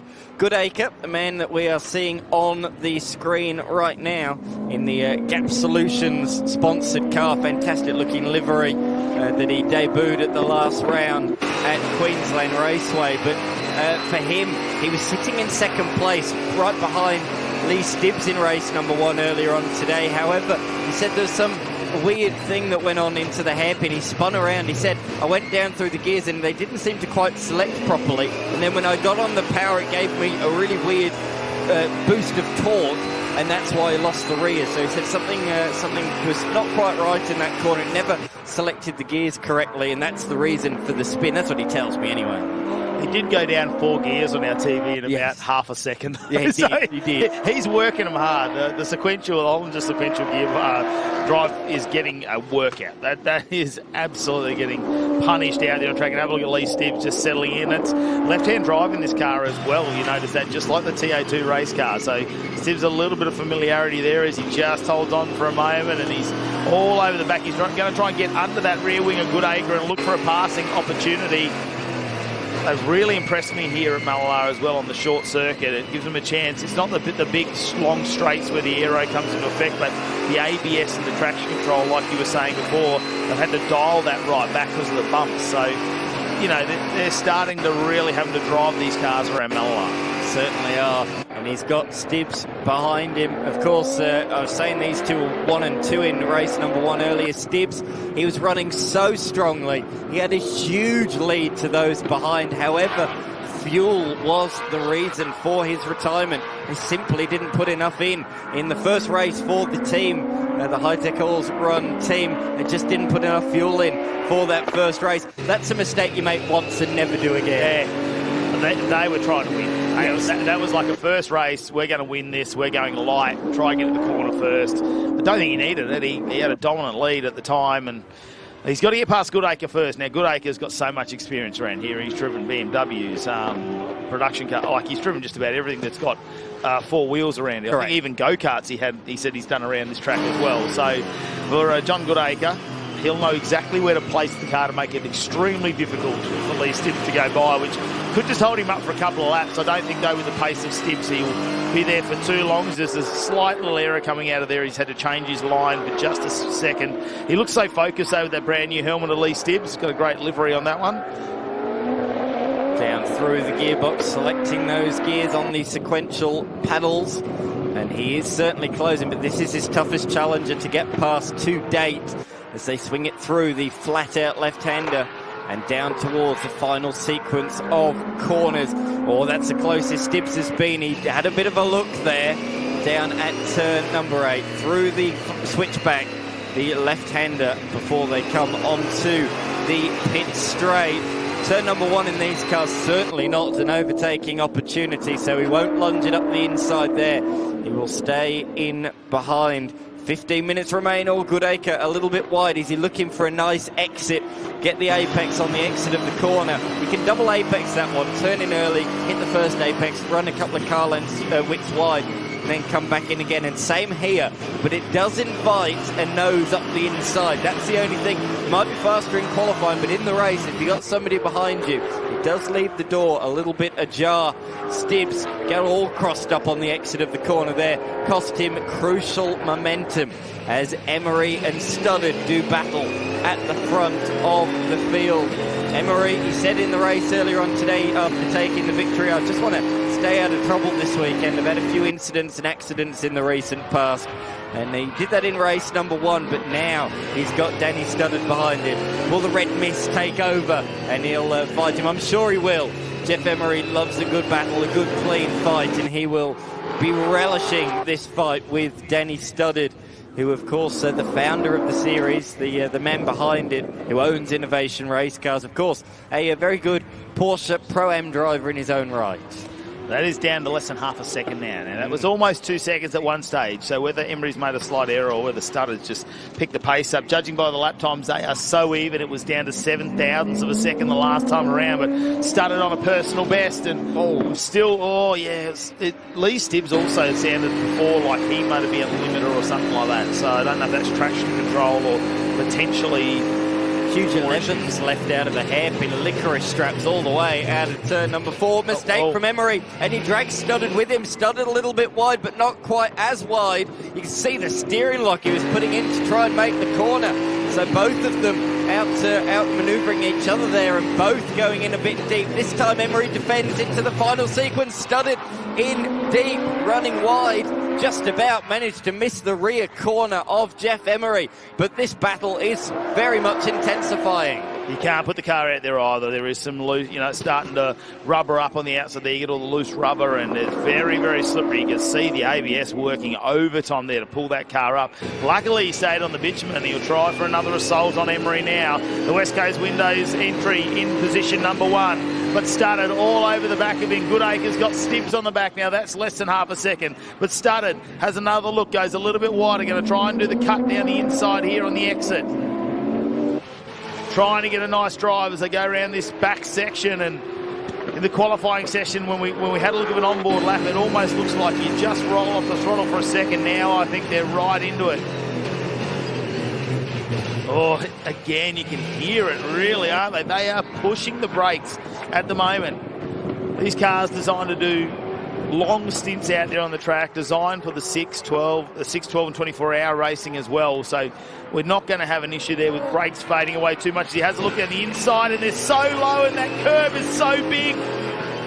I think there was a bit of a touch there. I thought Emery lost the rear end. I think there was a slight brush along the side, which just made Emery rotate that little bit more. These two are pushing hard, but as these two fight vigorously the way they are at the moment, John Goodacre has a real opportunity to close in, but he himself is defending from Lee Stibbs. Which way is Studded going to go? Left, right, back to the left again, forcing Emery to defend, looking for a good run out of the hairpin. Yeah, it doesn't matter where we look at it. It's the battle for first or the battle for third. They are right under the rear wing of the car in front. Studded just can't find a spot to put the nose of the number 702 machine, and he has a look down the inside, but he's not going to do it under brakes. I see a flash of green and red in the background. Oh, that might be a bit of Morse code right there. Potentially just gives him a little bit of a bump to say, come on, let's pick up the pace here. If memory serves me correctly, these two had a little bit of an incident in round 1 at Winton, and the way they're going at the moment, there might be another one, because there's been a couple of love taps there from Studded tapping on the tail of Jeff Emery. Emery's taken 5 wins this year, Studded just the 1. So Studded would be keen to get back on that winners list. It's been a little bit of a drought for him. But he's driving really well this weekend. Certainly strongest showing, I think, since that opening round of the season. Further back, it's copy-paste as we look at the fight between Goodacre and Stibbs. They are split by just 3/10 up the inside. Goodacre runs in a little bit deep. I think he was frightened there by the nose of Stibbs. Just left him a car width, and up the inside goes Lee Stibbs. Great drive in between those two. Stibbs then up into position number 3, and there's still 10 minutes remaining. He's got enough time to catch those top 2. Hasn't he been patient, Stibbs, in that car? Potentially he could have made an error there or really forced a point, but just waiting. Just showing Goodacre the front of the car. He's getting the side mirrors there to Goodacre made a very small mistake, and there's a spin. Oh, that's Emery. Emery's gone around. That's Studded now going wide. Stibbs here could take the lead again. He's he's got off as well. Oh no, that's a hard hit too. He's backed it into the wall there, and that's turn number 8, the final corner, as they go onto the main straight. There was big right rear suspension damage, and that's what flung the car into the spin at the final corner. As you say, it's gone hard into the wall backwards at the final corner, and there is no surprise we have gone safety car midway through this second race. We look at Danny Studded, very disappointed with how that went on. He's probably very perplexed as to what exactly happened there, why he lost the rear end. He's probably unaware of the suspension failure. He's refired the car, and he will move around the final corner, but look at that. The damage means it's going in the wrong direction. What a shame. Just listen to that. He's trying to start it. A lot of grinding going on. It doesn't want to drive. There we go. Fires it up again. No, that may be a gearbox issue. They're telling him to stop because he's actually going to block off our recovery crew from getting out there. As you can see, he's in a prime position at the moment there for our recovery crew to pick him up with a tilt tray. The right rear's been plucked out, so there's no way he's going to make that back. Of course, rear-wheel drive with one wheel is going to make life difficult. This is a replay then, so there was contact, I think, between the two. Certainly on the way through, Studded copped a whack from Emery coming back onto the circuit, and as we see, there's the failure which spun the car into the wall at high speed. You can hear the crowd then on the hillside going, whoa, as he went backwards. So here's a replay of what happened from on board Danny Studded down into the final sequence of corners. He's from quite far back. He looks up the inside. Oh, he did. He tagged the rear of Emery. Emery went around, and then Emery slid backwards into the side of Studded, which has caused the damage. So when he's flicked it through, it snapped and sent that car into a spin. So both cars there taking damage, but Emery has rejoined in position number 3. Mel, you've got an update. Down here with Steve, who's actually on the radio right now with Axel. We saw his car facing the wrong way before, but a little bit of misfortune, and now a happy ending. Yeah, no, it's all good. At least the car's still running, and he's making up spaces. Safety car will help us out. He's a little bit vocal on the radio at the moment, but... What did he say? What did he say when the crash happened? Probably can't... he's asking if he can wave. So a safety car, obviously, exactly what you need right now to try and make up those lost spots. Yeah, it certainly is. And, at least the car's in one piece. We've still got 8 minutes or so to go, so hopefully we can pick up a few more people. And, I don't think we'll make it to the podium this time, but there's always tomorrow. Well, he's fired up, so let's watch. Over to you, J-Mac.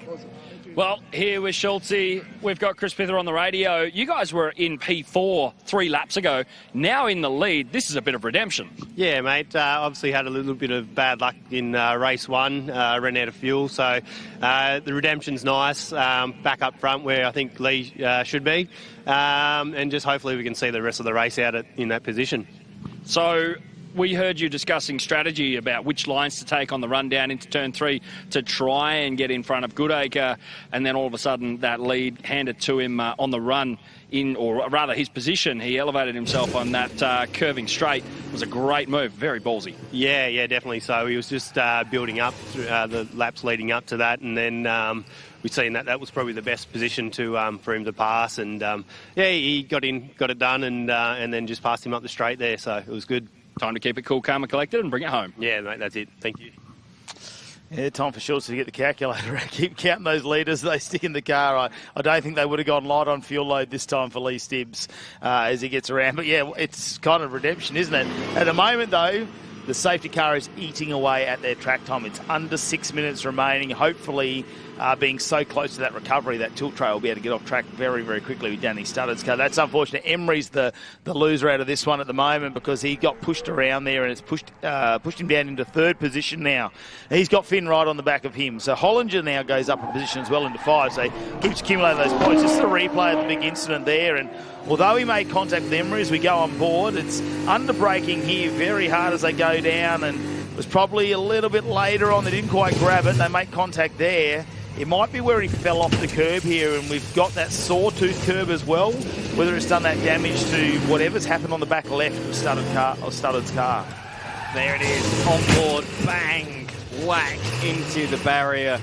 I think the damage is done when Emery's gone backwards, so he spun 180 degrees, and then as Studded's gone around the outside, Emery's reversed into him and plucked the rear out. It'll be an arm or something like that. Exactly. Something very repairable, which is lucky because the IRC guys, much like the TA2 muscle cars, have a truck out the back with a lot of spares for these cars, and across all the innovation race cars, basically underneath, you've got the same blueprint. Yeah. So we're not going to see different arms on the rear or different diffs and transaxles and things like that. It's really just a unique body shape between them. There's several body shapes to choose from, and that's really the only difference between all the innovation race cars. And then obviously we've got the Mark II cars, which are the Mustangs, and the Mark I cars, which we do have one out there this weekend, which is great to see. And it's great to have John Crossan joining us once again. But of course, that's just, I suppose, the evolution of those cars into the innovation race car model that we see right now. Great to be on the back of the Hyundai safety car as well, as we try and get this back underway with 4 minutes remaining in this race. Lee Stibbs now in a good position there. He has been the fastest car on track so far throughout this race. Unfortunate for him to have that fuel go missing in the last race and not quite make it to the finish line. So bit of redemption for him, and maybe it could be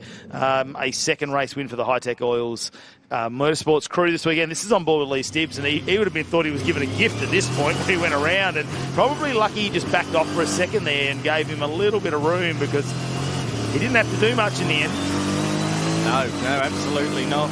With Emery, he had to wait for Stibbs to go through before he could rejoin, and also Goodacre directly behind. But there he is in position number 3 for Jeff Emery. So he's got away with that quite lightly, considering the collision down there at the hairpin. Mel, you're down there with George Gambino, I believe. I sure am. George from Hi-Tec Oils. It's been a good day for the Hi-Tec Oils team and a great debut in IRC. Yeah, look, it's a great thing that's happened out there. Obviously, Lee's done really well. He had a bit of bad luck in the first race, running out of fuel, which is a schoolboy error, but he's out there and he's done a great job. He's running up first. And the safety car is good. Yeah, up on the hill, the whole team's up here watching. Yeah, it's funny because I just said you wouldn't normally see all my TA2 drivers up here watching, but they are. Well, it's great to see you guys back up on the podium, and fingers crossed we'll be watching this one too. A couple more laps, we'll be fine. Thank you. What we do know is he's definitely not going to run out of oil. He's got plenty of oil in the car. So that's all we need to worry about here. And Lee Stibbs will be trying to keep a little bit of temperature. You can see him swerving. Goodacre, well, maybe he will make well, it's going to be a sprint race now. Like, brakes are going to cool down, tyres are going to have a bit of a reprieve, and it's going to be a nice little sprint race to the finish, because I think they're probably close to getting Studdard's car off of the track, especially with the tilt tray being there right where it enters the track to do its recovery. We'll wait for the safety car to see if the lights go out around this time. John Hollinger just trying to keep those points moving in the championship at the moment, back in 5th position. We know that Emery's just gone past him, so while Emery continues to finish in front of John Hollinger, he'll extend that championship lead ever so slightly. Bit of a unfortunate one there for Studdard. Don't know if the officials are going to look at that too, obviously with that contact on the rear of Emery, so it could be a double whammy for him at the moment. Yeah, potentially, as you say, could be a penalty coming. But I tell you what, we've had a seasons full of drama in these 2 innovation race car races today, as the safety car pulls into, not the lane, but the little go-kart track on the inside of the circuit. And that means we are back underway as they head into turn number 1 and 2. Just a couple of laps sprint to the finish here. But out in front, Stibbs has pulled a little margin. So is Goodacre and Emery, but Finn looks like the cork in the bottle. He's got directly behind him the former championship leader in John Hollinger directly behind, as well as Axel Donaldson, who we heard was not happy about the collision with the man directly ahead of him just a few laps ago.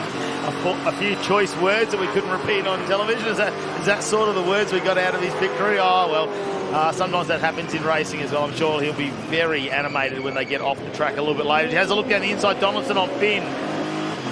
Oh, on Hollinger was it actually? Yes, it was.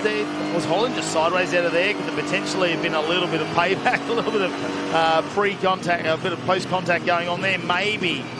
Can Lee Stibbs hold on to this one? It looks like it could be a green-white checker as we go around there to complete the first lap after the safety car. Have a look at the onboards though for Lee Stibbs on the top of your screen. They're leading this one out and opening up a gap already, 1.5 seconds as the white flag comes out. It'll be the final lap of the race. Lee Stibbs right from the back of the field up to the penthouse. Can he hold on to it? Emery now on the back of Goodacre. He's got 8 corners left to see if he can make an impression and get up into second position and try and regroup from that unfortunate incident there with Danny Studdard. Goodacre, he's had a moment just to collect the nerves now after that little mistake he made with Lee Stibbs behind him after a lot of pressure that Stibbs put on him. Just having a look at where he could take the overtaking manoeuvres. So I think Goodacre's done a fantastic job, but now you've had those few laps. You've had a deep breath, time to cool down and just think about how you're going to finish this race off. The final few corners now, Lee Stibbs.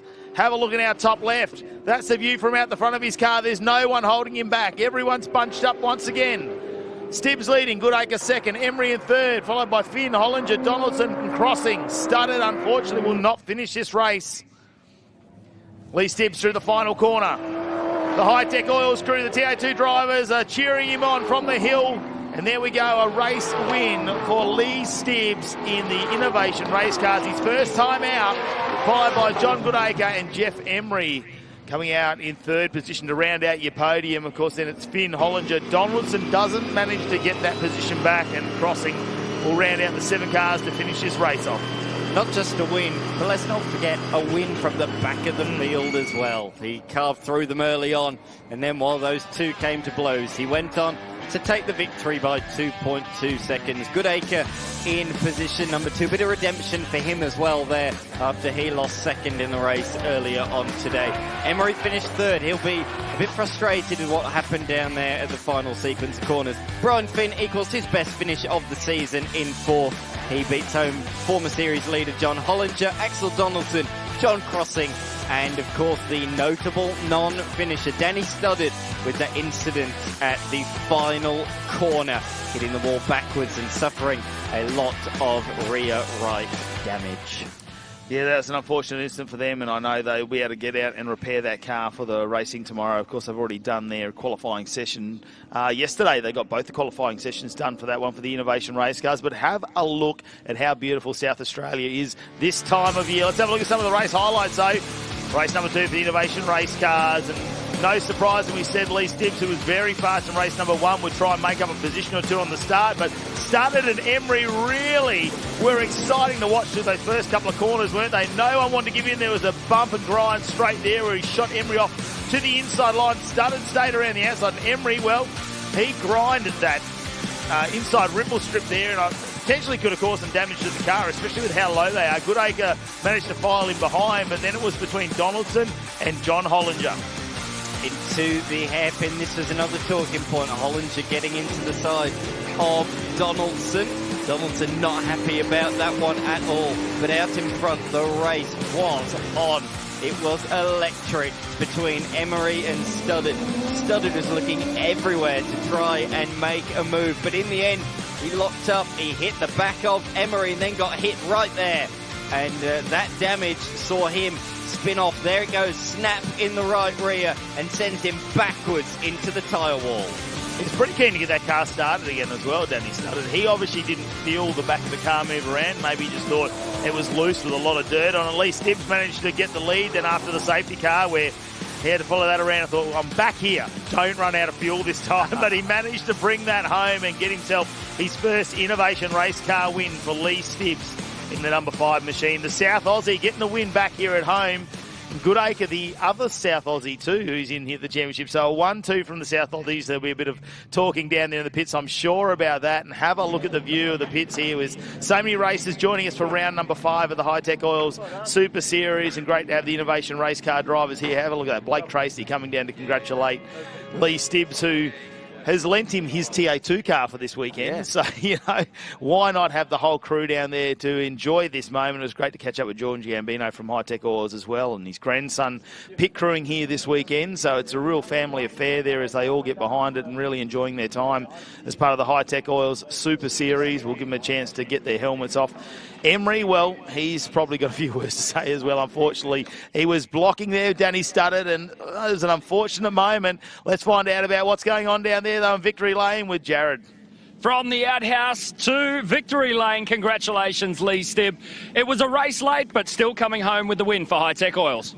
Yeah, no, real happy to come away with the win. You know, appreciative of the opportunity from George and the boys at Hi-Tec. So lucky, obviously, thank God Blake's not 30 yet. So.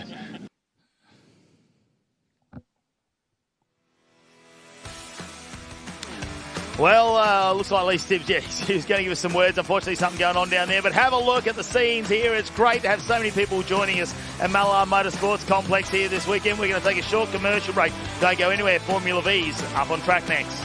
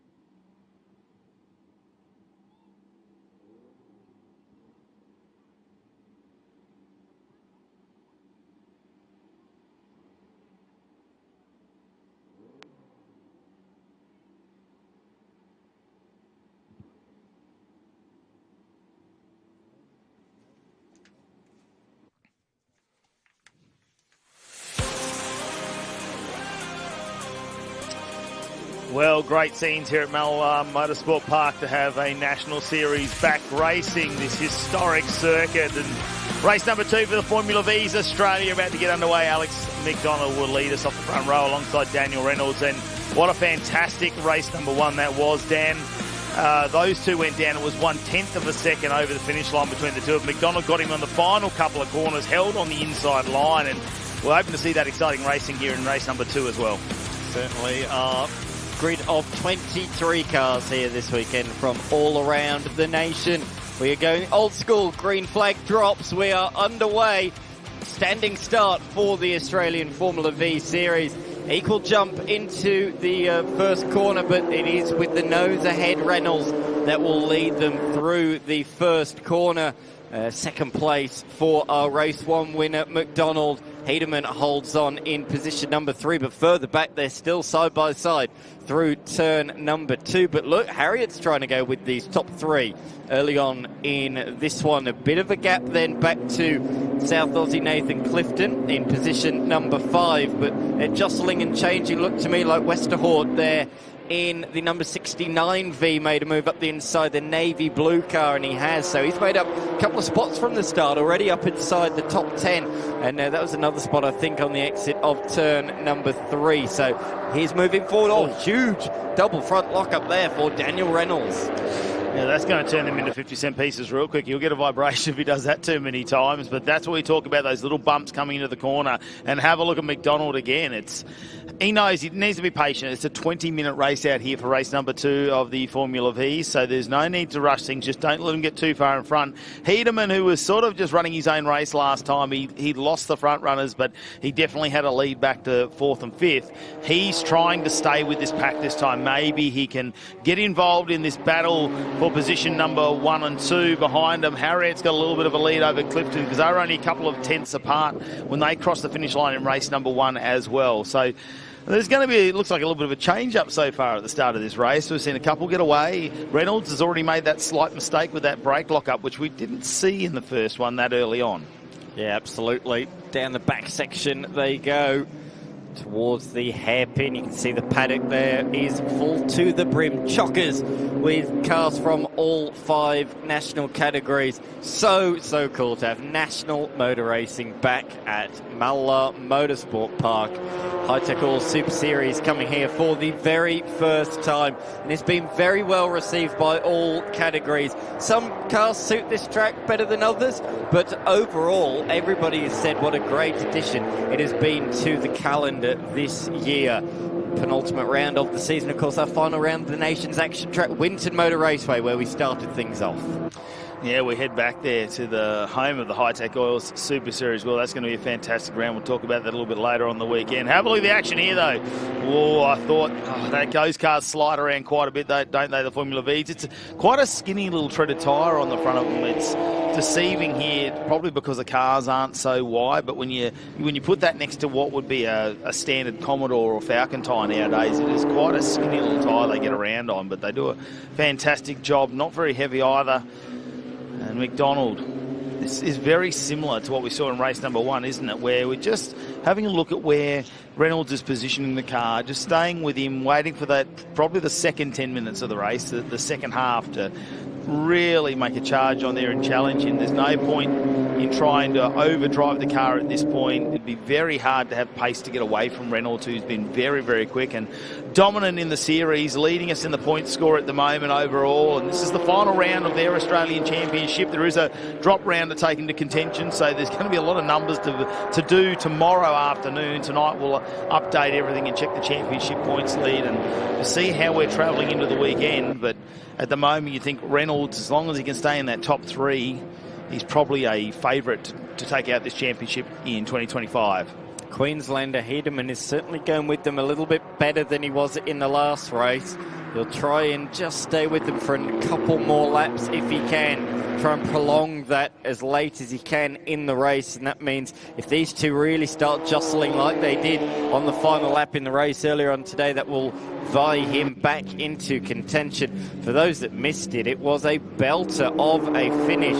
They were jostling on the straights for much of the race, changing places on numerous occasions, but on the final lap, They were side by side for a large majority of it. Neither wanted to relinquish the position. And around the final sequence of corners, McDonald had the inside for 8. He managed to stay around the outside at 9 and dive back up the inside at the final corner to take a famous finish, famous victory here at Mallala. And it's going to be interesting because I noted what Reynolds said in the post-race interviews. He said, yeah, I thought I had him covered there, so he won't do that again. He will make sure he has McDonald well and truly behind him by the time he turns into turn number 10. So I won't expect that same move to be successful a second time around. It's a bit of a game of cat and mouse, isn't it? Yeah. Really, it's a game, and 20 minutes gives you quite a bit of time out there to test the person in front. I think it's probably an advantage to be in second place, potentially, just so you can sort of see where the car's going to move around. Westerhout is in front of Beswick right now here, and that's for position number 9, as it looks like the 27 of Beswick is going to go around the outside there. Can they hold on? Within this, though, we've got a 1600 class and a 1200 class as well, just to make things a little bit different for you there. And it's Balak who's leading the 1200 class at the moment in 13th position at the back of this pack. Yeah, he's got a couple of cars, a couple of 1600cc cars between he and his next rival of Baxter Midwinter in position number 17. So Bialek has got a comfortable buffer at the moment. He'll be really pleased about that, and he's certainly moved up the order on the opening sequence of this race. And as you say, he's latched on to a 1600 battle, which will just tow him along in the straights. That's exactly what he would have wanted. He couldn't have scripted a better start to this race. And speaking of duels and slipstream battles, we look at the back section of the circuit down to the northern hairpin. Reynolds forced to defend for the first time in several laps. Yeah, I was just having a look at this as we sort of get towards the halfway point of this race, and I saw a purple sector come up for McDonald, and I thought, oh, here we go.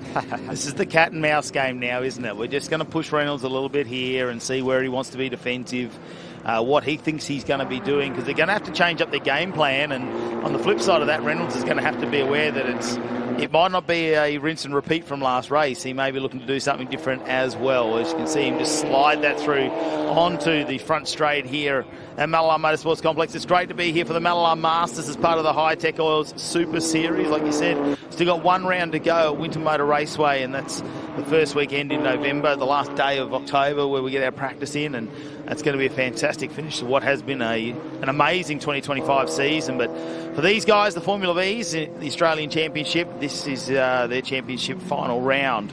4 rounds they've run across Australia, and a lot of travel for some of them between Queensland and Western Australia, and they've had to meet in the middle numerous amounts of times. Last time up, we were up in Queensland Raceway, weren't we? We were up there for our fight in the night, where we saw the Formula V's join us there. So for the West Aussies, that was a big hike, and the V Keeper, that truck got to do a few miles, didn't it? Well, I spoke to Rod Liston earlier in the week. He's the president of the Formula V Association, and he told me since that Queensland round, so not only did they drive to Queensland, they then went and picked up the V Keeper, which they bought straight after that event. So they picked that up from Bendigo, drove back to WA, had a week off, and then they competed at Wanneroo Raceway, drove to the Bend last weekend in South Australia, and now here at Malala this week. And then by the time they drive back, he told me within a 5-week period, they will have completed 13,000 kilometres.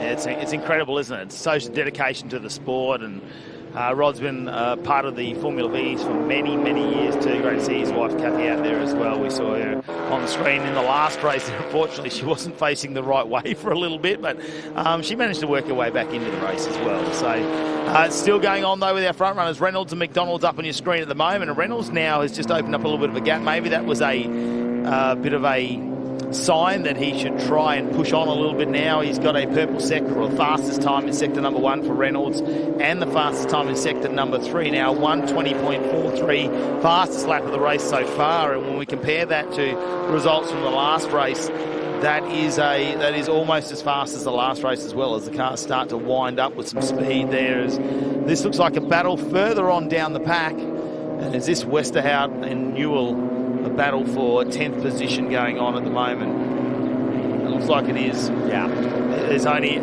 10th between them, as well as they come out of the corner and head down the back straight. Watch out behind that too, because you've got Amran and Bialek is right behind in the 1200. So, you know, the giant killer at the moment in 13th position, but to be that high up against some of the 1600s, he's doing a fantastic job. Yeah, he's doing a fantastic job in his Elfin. Look at the number 36 who gets has to take a bit of evasive action of Newell.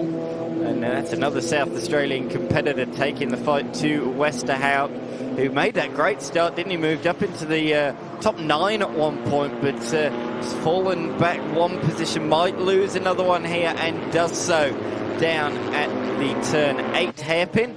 Great move that, though, by the 36, the shark teeth at the front of that car. Fantastic livery as he comes across the line. Great to see a bit of personality thrown upon the car with the little shark face at the front of that machine. But out in front, Reynolds and McDonald have notably gapped Hedeman in the last couple of laps. He has fallen 3 seconds away now from these top 2. Yeah, watch Reynolds too. He's starting to chip away at that lap time. It's already down to a 4.0. Just as you said it, you look back at the timing, see the margin, and McDonald got a huge bag full of understeer, and he actually ran 2 wheels through the grass and dirt on the outside of the corner, which of course is going to affect his run all the way down that kinked straight towards turn 8. So he's lost more ground in the final sector of this lap. So let's see the margin when they come across the line. It's over 1 second for the first time. He lost 0.3 of a second in that final sector as Reynolds set the fastest final sector of the entire motor race. So just like that, it's out to 1.2 seconds. And the last 2 laps have been 4,000ths of a second difference for Reynolds. So getting very consistent as well. Was a couple of tenths faster last race. So we'll wait and see if that pace will continue to pick up there for the 78 machine. The man from the ACT, Reynolds, can he get that done? Can he bring home a championship this weekend? It looks like at the moment he's in the hot seat for that. This continues on further on. Number 36 in 10th position, Newell, followed by Westerhouse, Moran and Bialik, in the number 64 machine, the first of our 1200s. Out of the hairpin, we look at Westerhout, who now has Moran directly behind him. So again, he's just lost a bit of pace midway through this race. He's really nailed turn 3. That's that wide line that we talked about. You want to apex late on the exit of turn 3 towards turn number 4. Through goes car number 13 of Bean, who runs wide as he goes through the lap traffic there of Julian Midwinter. Yeah, just outside the top 5 at the moment, and just can see Clifton up in front of the 94. Potentially can catch that. It's 2.3 seconds at the moment, but there's still 5.5 minutes remaining in this Formula V race number 2 of the weekend. We've got 4 races to get through. We'll decide their championship here this weekend. So many different shapes and sizes in Formula V. Hugh East there, our youngest competitor in Formula V. I think that is in car number 9. Either way, Hugh East in a ball and Sabro 1. Chassis, that was a big slide. Big moment there in the weeds, in the dirty stuff. Turned into the corner and slid out wide. So another couple of places lost for Westerhouse, back down to position number 12. So through go Newell and Moran in line astern, move on by around the final corner. But yeah, so many different shapes and chassis, from Borlands to Sabres to Elfins to Rapiers. It's absolutely fantastic. Of course, our race leader in his ever reliable Checkmate out at the front of the field, Checkmate JP02. And he's leading ahead of McDonald. And now the margin out to 1.7 seconds. So I think he's broken away from that slipstream now. I think he's out of that tow threat with 4.5 minutes to go. This is the biggest lead we've seen all day long in Formula V as McDonald clobbers the inside curb at turn number 1. Yeah, he really got up on the inside of that. We know these cars probably aren't the type of cars to use that much curb generally. It's going to push the car to slide quite a bit. Reynolds just needs to hold on. If he can maintain 1.5 second gap there, he can make sure that we're not going to see too much issue with the toe, and gives an opportunity to find the right line when it comes to overtaking some of the back markers in this Formula V field. He has a look in his mirrors there, didn't a big look just to see how far back he was. don't have all the electronics in here. They do have some of them, but it's not heavily electronically controlled when it comes to the engine or some of the data on board. They do have a computer on there to get a few vitals, but not too much. Really using those mirrors, very traditional style of racing. Goes personal best now for Reynolds in the middle sector. So that margin, again, just 3/10 in that middle sector, but a big lock up there. So he's pushing hard, making sure he tries to get this margin over 2 seconds to make sure that McDonald has no toe whatsoever. So 3/10 in Sector 2. How many more has he gained in Sector 3? Just the 1/10. And look at that, the margin is just 3 thousandths away from being 2 seconds. Further back down the field, this is the fight between Baxter Midwinter and Hugh East that I was just talking about. Hugh East only signed in yesterday, couldn't compete yesterday, was at work, so a late addition. Well, not late addition, he was always entered, but he couldn't take part yesterday, but he's doing very nicely now today. He's fighting for second in the 1600cc class. Good job he's a local and that he can just slip back in like putting on a nice pair of old shoes. Yeah, just like driving to work and home again. Just come out, get in the race car, go and have a good weekend. Didn't need to make too much up in practice, especially with the experience he's got around here. He's still got the P plates on as well, so very new to the Formula Vs, but great to have him here as part of the National Series. Like we've seen a lot of the drivers sort of come into the series closer to where they live. But we've just seen that core people that were at the top of the championship at the moment who've managed to be able to afford the time to do the travel to get the cars around the country. And I suppose that's what it is. They had a big weekend last weekend here in South Australia, and Westerhout's one of those who came down from Queensland last weekend for the big race, hung around for a week, so they thought they'd take part in this, really taking advantage of 2 weeks away to get in 2 race meets and probably some of the best racing they'll see around the country here in South Australia. Yeah, absolutely. Through they go, through the back. King Moran has lost that place. So Westhouse back up into position number 11. Is he under brakes late? Yes, he is. Back up to position number 11. What a fantastic battle that we are seeing at the tail end of the top 10. Some of our competitors, you say that the cars stayed down here, some of the competitors did actually end up going back to work. So Daniel Reynolds, he was meant to go back for 3 days, however he had a cancelled flight and he ended up having to stay an extra night here before going back to Canberra.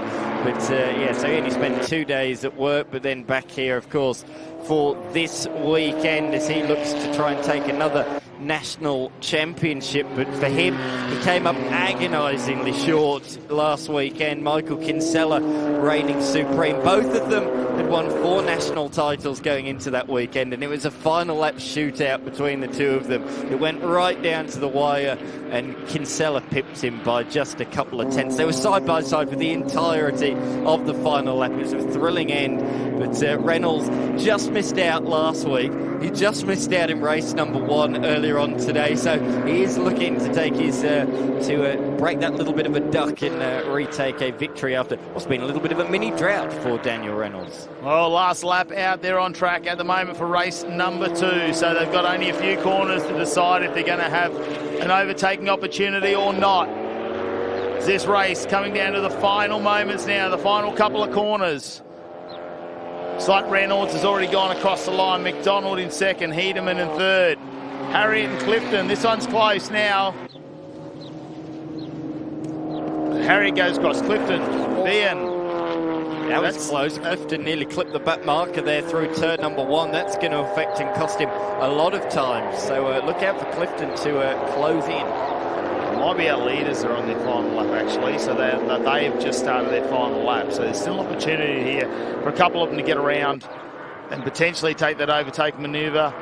Reynolds, he's not mucking around this time. He's broken that slipstream, got away from McDonald. He's not going to give up that race lead.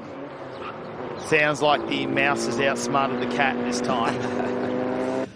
Checkmate, you could say, in the checkmate. He played his cards right, played his position well, and he takes home race number 2. So it's 1 win apiece between Reynolds and McDonald here today, each taking a victory, each taking a second, and Hedeman once again rounds out the top 3. An improvement, though, for him. He was certainly closer in that race than he was in the race earlier on. Yeah, maybe they made a few changes to the car. It is very breezy out there now. The temperatures have dropped, so that also could play a little bit of difference when it comes to tyre and brake temperatures. Oh, no, the number 8 machine and Thompson having a little bit of a diversion off onto the dirt. Hopefully it looks like that will rejoin the race as well. This is the number 13 just coming around at the lead of this pack, and this will be BN going through to get the checkered flag. There's a couple of the back markers there also coming through. That's East and Thompson. This is a bit of a replay of what happened, just going off the track on their own. Yeah. Very casual there, isn't it? Doesn't look too stressed about that one. There's no alarm. Which is how you want to be, because the worst thing you can do is get frazzled, and then you miss getting your gear, and then you end up getting bogged in the gravel trap. Bielek comes across the line in that group, just at the tail of it in the yellow machine. That is victory in the 1200cc class. And I did see East looked a bit frustrated. He lost out to Baxter Midwinter for second in the class on the final lap. Good to see number 8 has recovered back onto the race circuit of Timothy Thompson as we look at the results. Daniel Reynolds gets a convincing win this time over Alex McDonald. Wasn't going to let him try and sneak up the inside in the final couple of corners. 3.6 seconds. Alex Hedeman with another third place. And it's Harriet, Clifton, Ben, Lloyd, Rod Lisson in 8th again, followed by Adam Beswick and Lachlan Newell to round out your top 10. Westerhort did a nice job. He went up and down the field a little bit there. Bialek, well, we talk about the number 64. That's our 1200 class leader there in 13th position overall. So he actually increased one position from last race. So he's having a good little run there. Kathy Lisson in 15th. That's another one we can mention there, up a couple of positions there. Unfortunately, the number 8 of Timothy Thompson in 19th had that late off-track excursion there. Then it's Butler. Odkin didn't make it out there. I didn't see him out on track either. So Butler, Odkin and Chesil didn't make it out on track for race 2 of our Formula V Australia. We'll be back shortly with some of our winners here. It's fantastic to be here in South Australia at Mallala Motorsport Park. We'll take a quick break and be back with all the action.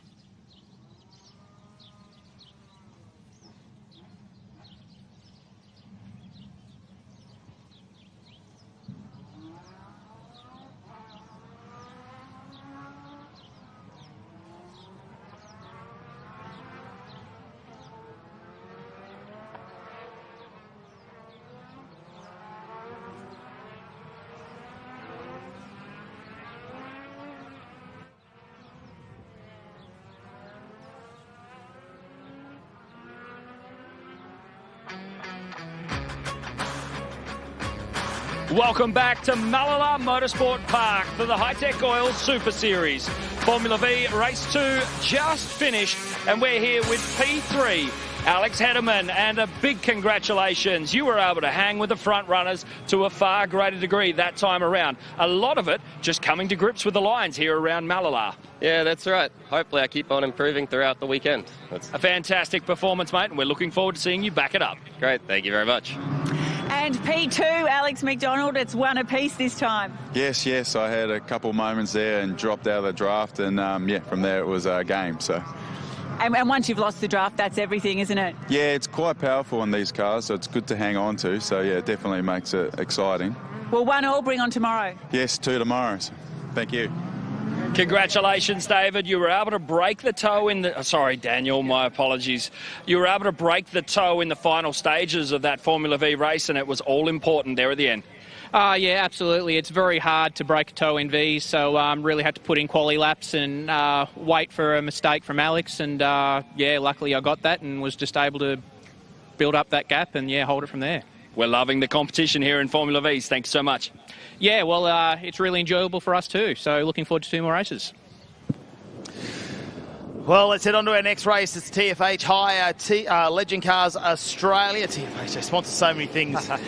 Let's have a look at how it's all going to start, though. Ruben Dan, who has been super quick for his first time in the category, out in the front with Aidan Williams alongside, who fought into second. Josh Benno, watch out for him over Maverick Kimawenoeri, who is going to be out there on the front row. This is going to be good. Ryan Pring, though, is one of the mentions here out of position 11. He will need to try and get up there if he wants to stay in this championship, as we are green flag and underway, and we're going 4 wide into turn number 1. Can we hold on to it? They're wheel to wheel now. There's a couple in the back who have just slowed down a fraction. Was there room for everyone to get around? Our front runners stay in front.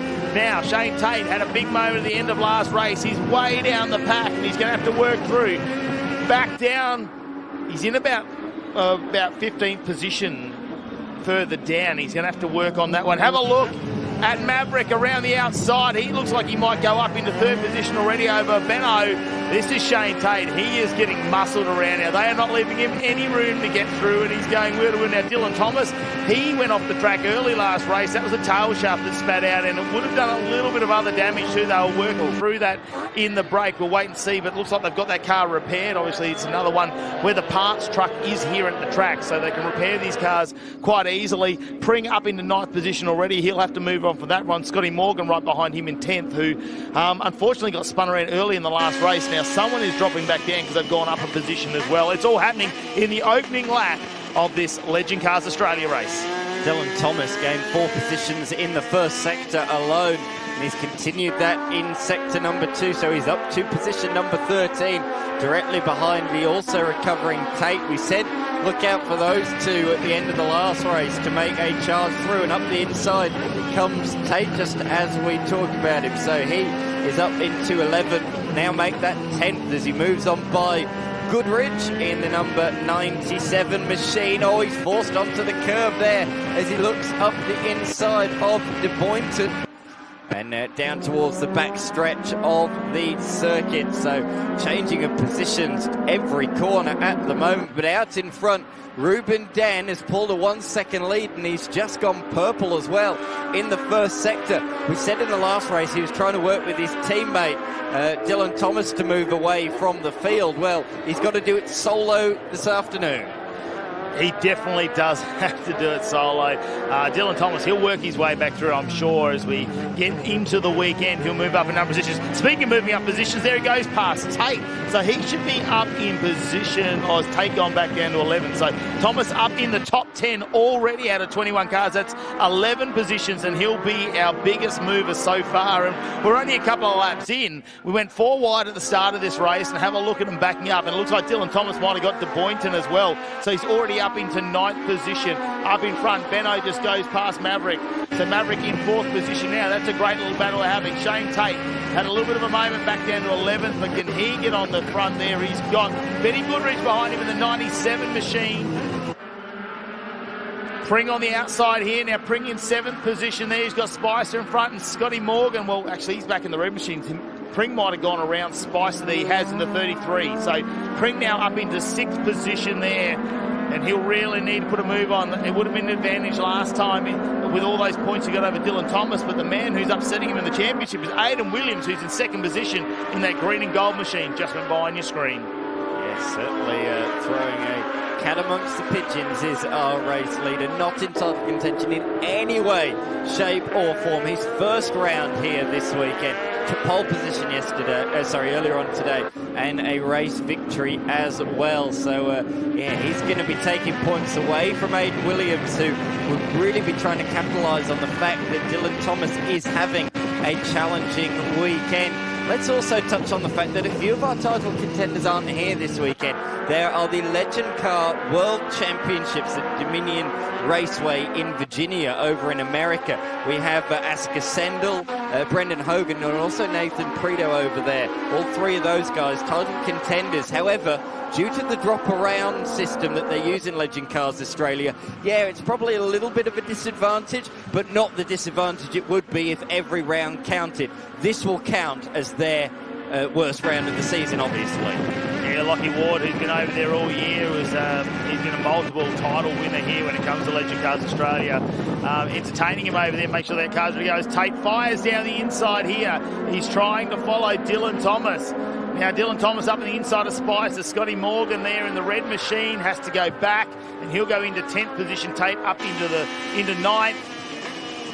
We stay on board with the Lean and Bennett Toyota machine. The project300.com.au of Benno in 3rd position. Maverick just behind him. Oh my God, he might have got around Aidan Williams, who's had a big mistake there. Benno now up into 2nd. He's got the nose in front, but as they go around this left-hander, Williams will be down the inside. He might be able to get him under brakes. The young man from the south coast of New South Wales, normally working on some of the power lines down there, but it's great to see him that when he wants to get electrified, he jumps into a Legend Car Australia. Better doing it here than at work. As they come out the final corner and cross the line to complete lap number 4. The Shane Tate machine continues to move forward, so he's up to 8th now. Dylan Thomas up to position number 7. You said the young men, they're all young men at the pointy end of this field this weekend. It's absolutely brilliant to see.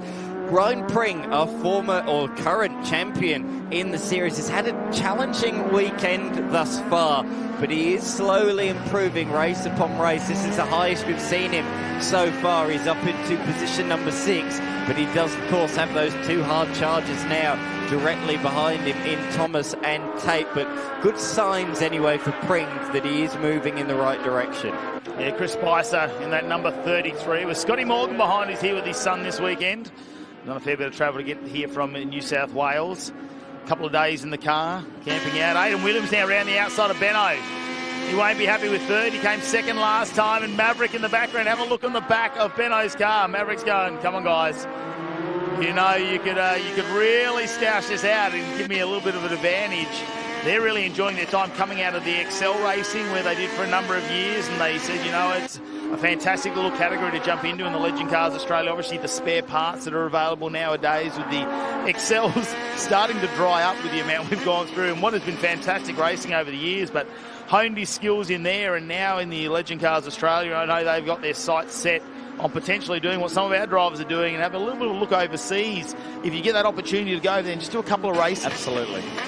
Absolutely. They are raced all around the world, and I'm not exaggerating when I say that, whether it's America, England, South Africa, literally all around the world. I was in England earlier on in the year, and I watched the Legend Cars National Championship on quarter-mile oval racing. I think it's something like 40 countries in the world they sell these cars into. So, yeah, they're a great little car to get in. Benno now on the inside of Williams. Can he pull it off? He gets it under brakes. Don't see any tyre smoke. It's nice and smooth. Maverick on the back of this train, though. Have a look. He's in 4th position. Can he stay with Williams? And in the meantime, Tippett's now approaching as Williams goes down the inside of Benno. This is fantastic racing, isn't it? But look, the more these two fight, the more other cars are going to vie into this battle, including Maverick and also the fast-charging Tippett, who's been there or thereabouts all day, just stayed out of trouble And we haven't mentioned him too much, but he's really coming on strong inside the top 5 in this race. But Kemi Naveri in position number 4. He's been sliding that 255 machine absolutely everywhere. The Queensland Drill and Blast sponsored car has been a real handful for him this weekend. He's really manhandling it around this circuit and doing a mighty fine job at the moment. He's the only one with the more, what would you call it, sort of different style body shell. With the wagon. Dylan Thomas, that's the word I was looking for. Dylan Thomas the same as well. He's got that wagon style there. And he said, I don't know if the other body shapes, people say there might be a fraction better aero on them, but he goes, I don't know, I'm pretty quick. And he is leading the championship at the moment. Williams and Benno, have a look at Maverick down the inside, under brakes. Can he make it stick? He's on the inside of Benno, though. He might keep the Project 300 car to the outside as he grabs a little bit of curve there for Benno. The Lean and Bennett Toyota's entry. Wow, look out there sideways. You can just see Maverick on the inside. And he'll have a run down to this right-hander. Oh, Benno does a nice job to cover that off. In the meantime, Aidan Williams now gets a little bit of a reprieve. And when I say that, we're talking maybe a couple of hundredths of a second. Not even a tenth of a second. In the background, I noticed Tate overtaking Pring. So Pring's still struggling with pace at the moment. He'll get relegated back to 8th position now with Shane Tate moving his way through the field after that off-track incident in race number 1.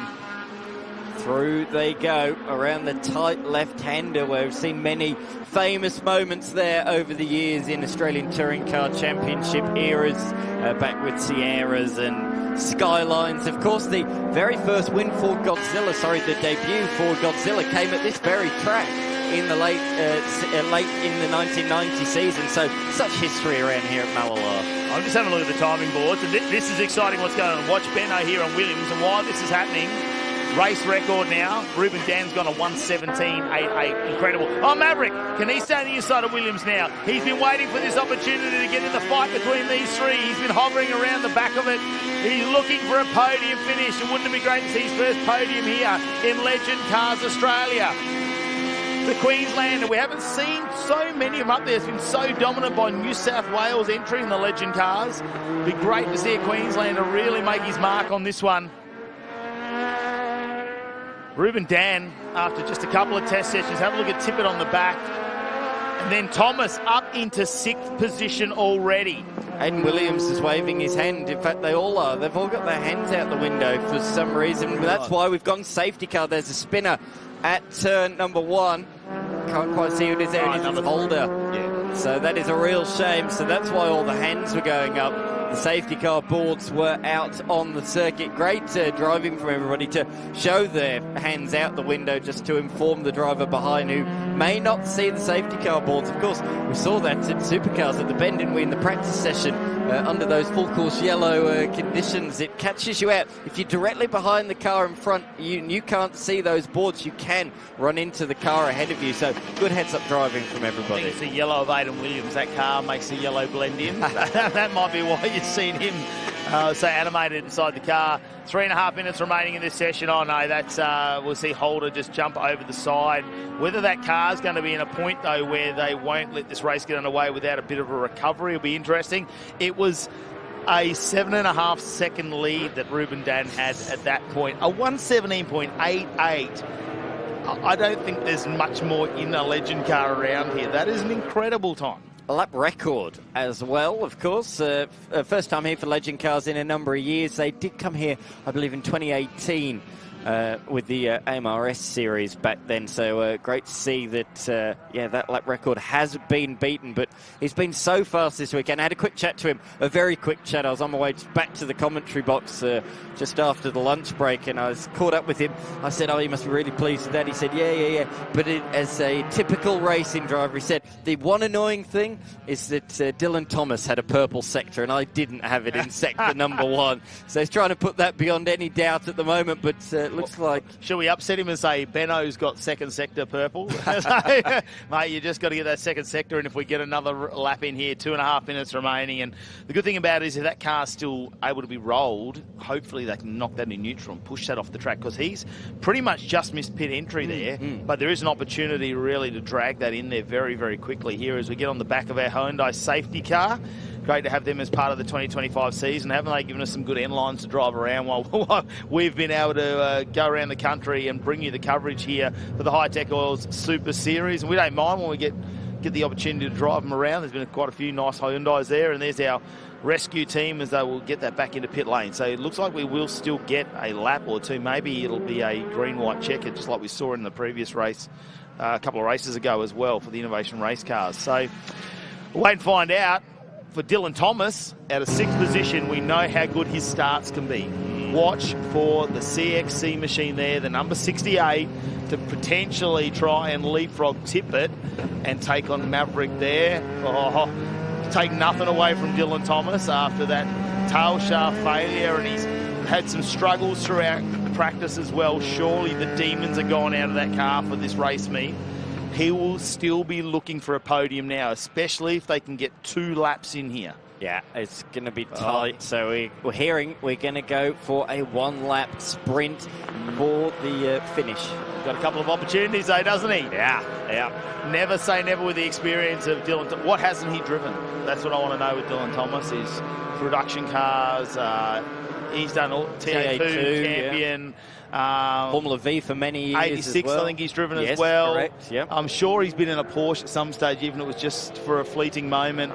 He's driven just about everything with 4 wheels. He's staying here in South Australia this week because his son's taking part in the Australian Motocross Championships as well. So he's going to be a South Aussie resident for a couple of weeks. There you go. Good to have him on board here in South Australia. Really looking forward to the restart of this. We've seen a few 1-lap screamers in legend cars in history, and they are always hectic and frantic. This will be no exception. You can hear the Hyundai there popping and spluttering as it goes into the hairpin, roaring away in N mode. But this is going to be certainly tasty. I'm licking my lips in anticipation. Oh, Ruben Dan. Can you catch him? Unless you can jump him in turn number 1, good luck. That's what I say. Good luck.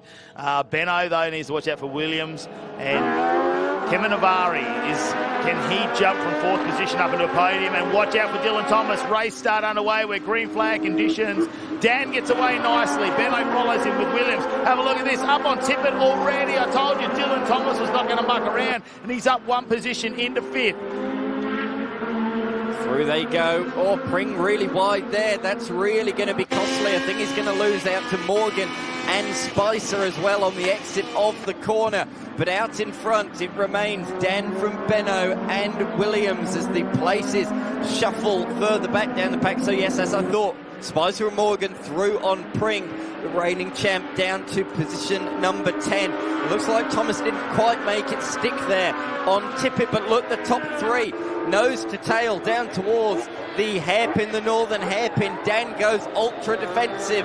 Has he locked up a little bit there? No, I think he's got away with it to maximise the drive out of the corner. Just a couple of corners to go. The opportunities are falling by the wayside. Pring got a nice exit there. He's reclaimed those 2 positions he lost. Around the outside comes Benno. He had a big look there, but he's going to try and get the cut back potentially around the final couple of corners.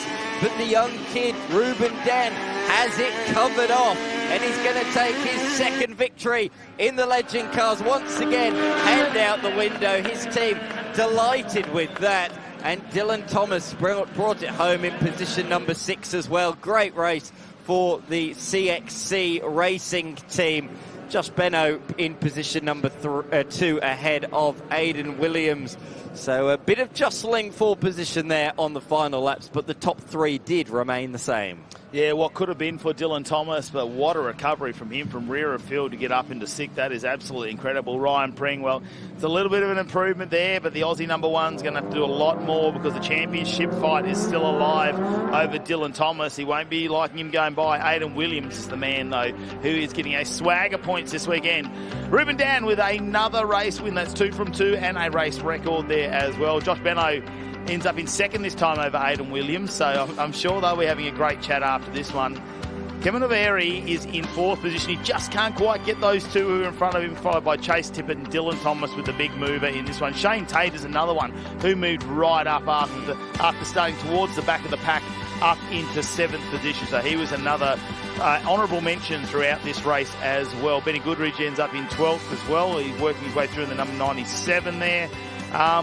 One of the retirees, though, Halder, that was unfortunate for the number 3 machine not to finish this race there, who just unfortunately ended up on turn number 1, not running. Let's have a look at some of our highlights, though, and there's plenty of them to unfold. The Honda highlights. This was the start of the race, and have a look at Maverick down the inside of Williams, Benno on the outside. They were 3 wide, 4 wide a little bit further back as well. It gave Ruben Dan an opportunity to try and get away at this point. Didn't he do a great job to open up a gap onto the rest of the field? Shane Tate. He came from the rear field as well, and look at him move up. He was really testing the brakes on the 147 Budget Car Rentals entry there and moving through past Benny Goodridge on the left-hand side, and he had Morgan in front of him as well. You can just see Ryan Pring a little bit further up now. Maverick had a moment there, didn't he? He really pushed these 2 in front of him, hoping that potentially one of them would make a slight error, but Aidan Williams did a fantastic job in the green and gold. And him and Benno, well, they exchanged that second position numerous times throughout the race.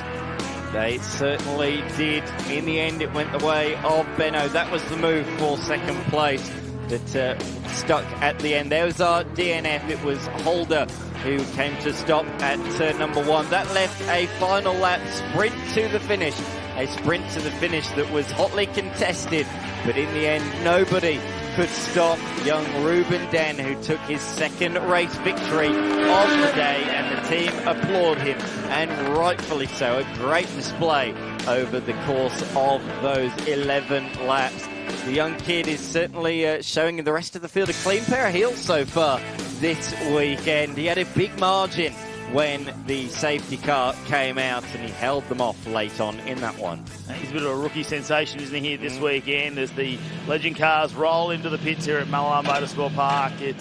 We get our 3 winners down there and have a look at them as they'll start to unbuckle and get their helmets off in just a moment. It's great to see so many young kids as part of the Legend Cars Australia, despite the championship being led by some of the most experienced racers like Dylan Thomas, and Ryan Pring's still a kid in his own right as well. He's a young apprentice mechanic there, so he's just outside there, but still in the championship running at the moment. Aidan Williams just putting a heap of points towards his championship this weekend, so that will really close in that gap. And we've still got racing tomorrow and then the final round as well. But right now, let's head down to Winners Lane there with J-Mac. Third place, Aidan Williams. Talk about an unstoppable force versus an immovable object. Josh Benno, he was a tough man to try and get around. Yeah, he was. He was pretty good out there, keeping it consistent. He did. I was ahead of him, but he just got me just before the safety car came out. So after the safety car, I just sat behind him and tried to let them battle, but third still good, just keeping the championship alive. Adding a precious swag of points. We're looking forward to tomorrow. Yeah. Josh Benno, P2, what did you think when you saw the safety car come out? Oh, a bit of relief, a bit of hope that I can maybe get Ruben, but no, it was just too quick, too good for me today. Close last lap, but you're making your way forward. Well done. Yeah, it should be interesting tomorrow with the reverse top 10. Hopefully we can just continue these podiums and score well at the end of the weekend. Great stuff, thanks. Well, a race start, not a problem. A race restart behind a safety car, no sweat. Congratulations, second victory for the day. How does it feel? Thank you. It's a really good day. I can't really ask for much more. P1 in qualifying and P1 in both races, so it's really good start to the weekend. Well, we're looking forward to seeing what you're able to back it up with tomorrow. Much for the overnight plans in the workshop? Have a donut. Yeah, that's about it. And just review the race and stuff. Yeah, in all seriousness, just have a good rest. It's good rest, and come again tomorrow. We're looking forward to it. Thank you. Thank you. Oh, if it was only that simple for some of us who are a little bit later on in life, just have a donut and review the race. Ruben Dan in the Legend Cars Australia being dominant this weekend. His first time out in the car. We've got the Formula Fords not too far away here at the Hi-Tec All Super Series. It's round number 5. They'll be on track soon.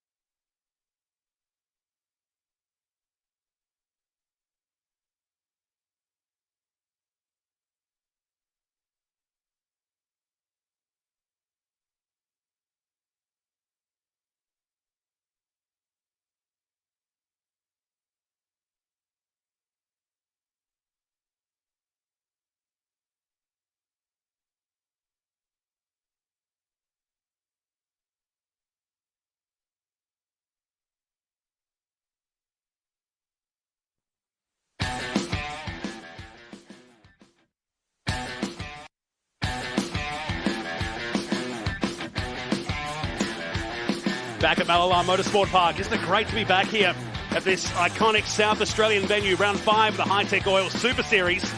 Still a Formula Ford Stars and Renegade Series and the TA2 Muscle Cars to wrap up the day. In the meantime, let's head down. Mel Price is with a Supercars legend. I am with a Supercars legend, Marcus Ambrose. You've been instrumental in bringing Formula Ford to the Super Series this year, and you must be thrilled with the success of the category. Well, some could argue it's my fault, I guess, but what a great platform for these junior drivers to come out and showcase what they've got and do so much learning. They get a heap of track time here. We're on national TV. Like, it really is big time for these junior drivers to learn their craft and actually be exposed to what racing's really all about. So the perfect track for them too. It's a really fun track for these cars to run around on. They're going really fast. My daughter Tabitha is driving the Pertec Repco car this weekend, and she's learning every time out. I'm really proud of her. Happy to help. And great to see the smile on your face, but of course it's just getting bigger and bigger, and next year promises even more excitement. What can you tell us? Yeah, so Formula Ford are back again on the Hi-Tec Oil Series for 2026. We've got more races. We're going to do all the 6 Hi-Tec races plus a couple more for the championship. So, you know, lots of racing over here on the AASA side, and I'm just really excited to be part of it, to bring these cars back to life, really, because they're great training cars, probably the best training cars. I experienced it as a junior coming through. I did lots of years, both in Australia and Europe, racing Formula Fords, and for me it's the best place to learn. It's so good to watch Tabitha here. Great to see the big smile on your face when you talk about it, and we can't wait for what next year brings as well. Thank you so much. We hope to put on a good race here. Thank you. Thanks.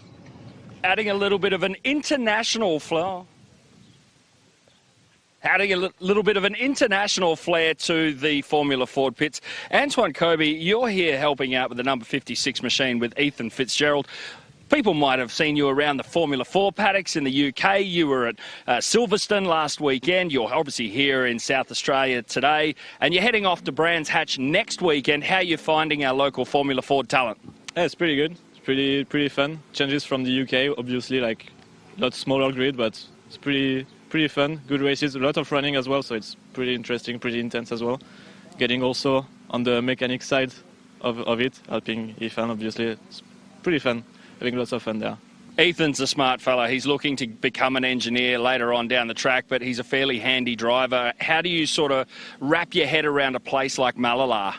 Yeah, I mean, obviously watching on boards, like prepping, bit of sim as well, always helps, like driver to get their head around the track, especially when it's new, they've not run there. But yeah, then getting the runs in, just checking data, looking at the vids, it's like, yeah. It's awesome stuff. Thanks, Antoine. Thank you. Well, we are not used to seeing our championship leader down this end of the grid, starting from P9 for something different. Kobe, what's the plan? I'll just go about my business and just a long race, so just pick one off one at a time and see where we end up at the end. So what's your expectation? Where do you think you can get to? I'd like to get up towards the top three if possible, so I'll just take my time and pluck one off at a time. Well, hopefully I'll be talking to you on the podium then. Yeah, hopefully. Thank you. Down here with Glenn from Lachlan Evans' crew, and he's been absolutely unbelievable at the wheel of this Formula 4. Give us a rundown on his weekend to this point. It's been going pretty good so far. We'll see what this afternoon brings, but a pole and a race win and quick yesterday, so hopefully we continue the pace that we've got. I like it. Short, sweet. There's not a lot of fuss here, but that's exactly what you want to be when you're doing so well here at a weekend. Correct. Thanks, mate. Thank you.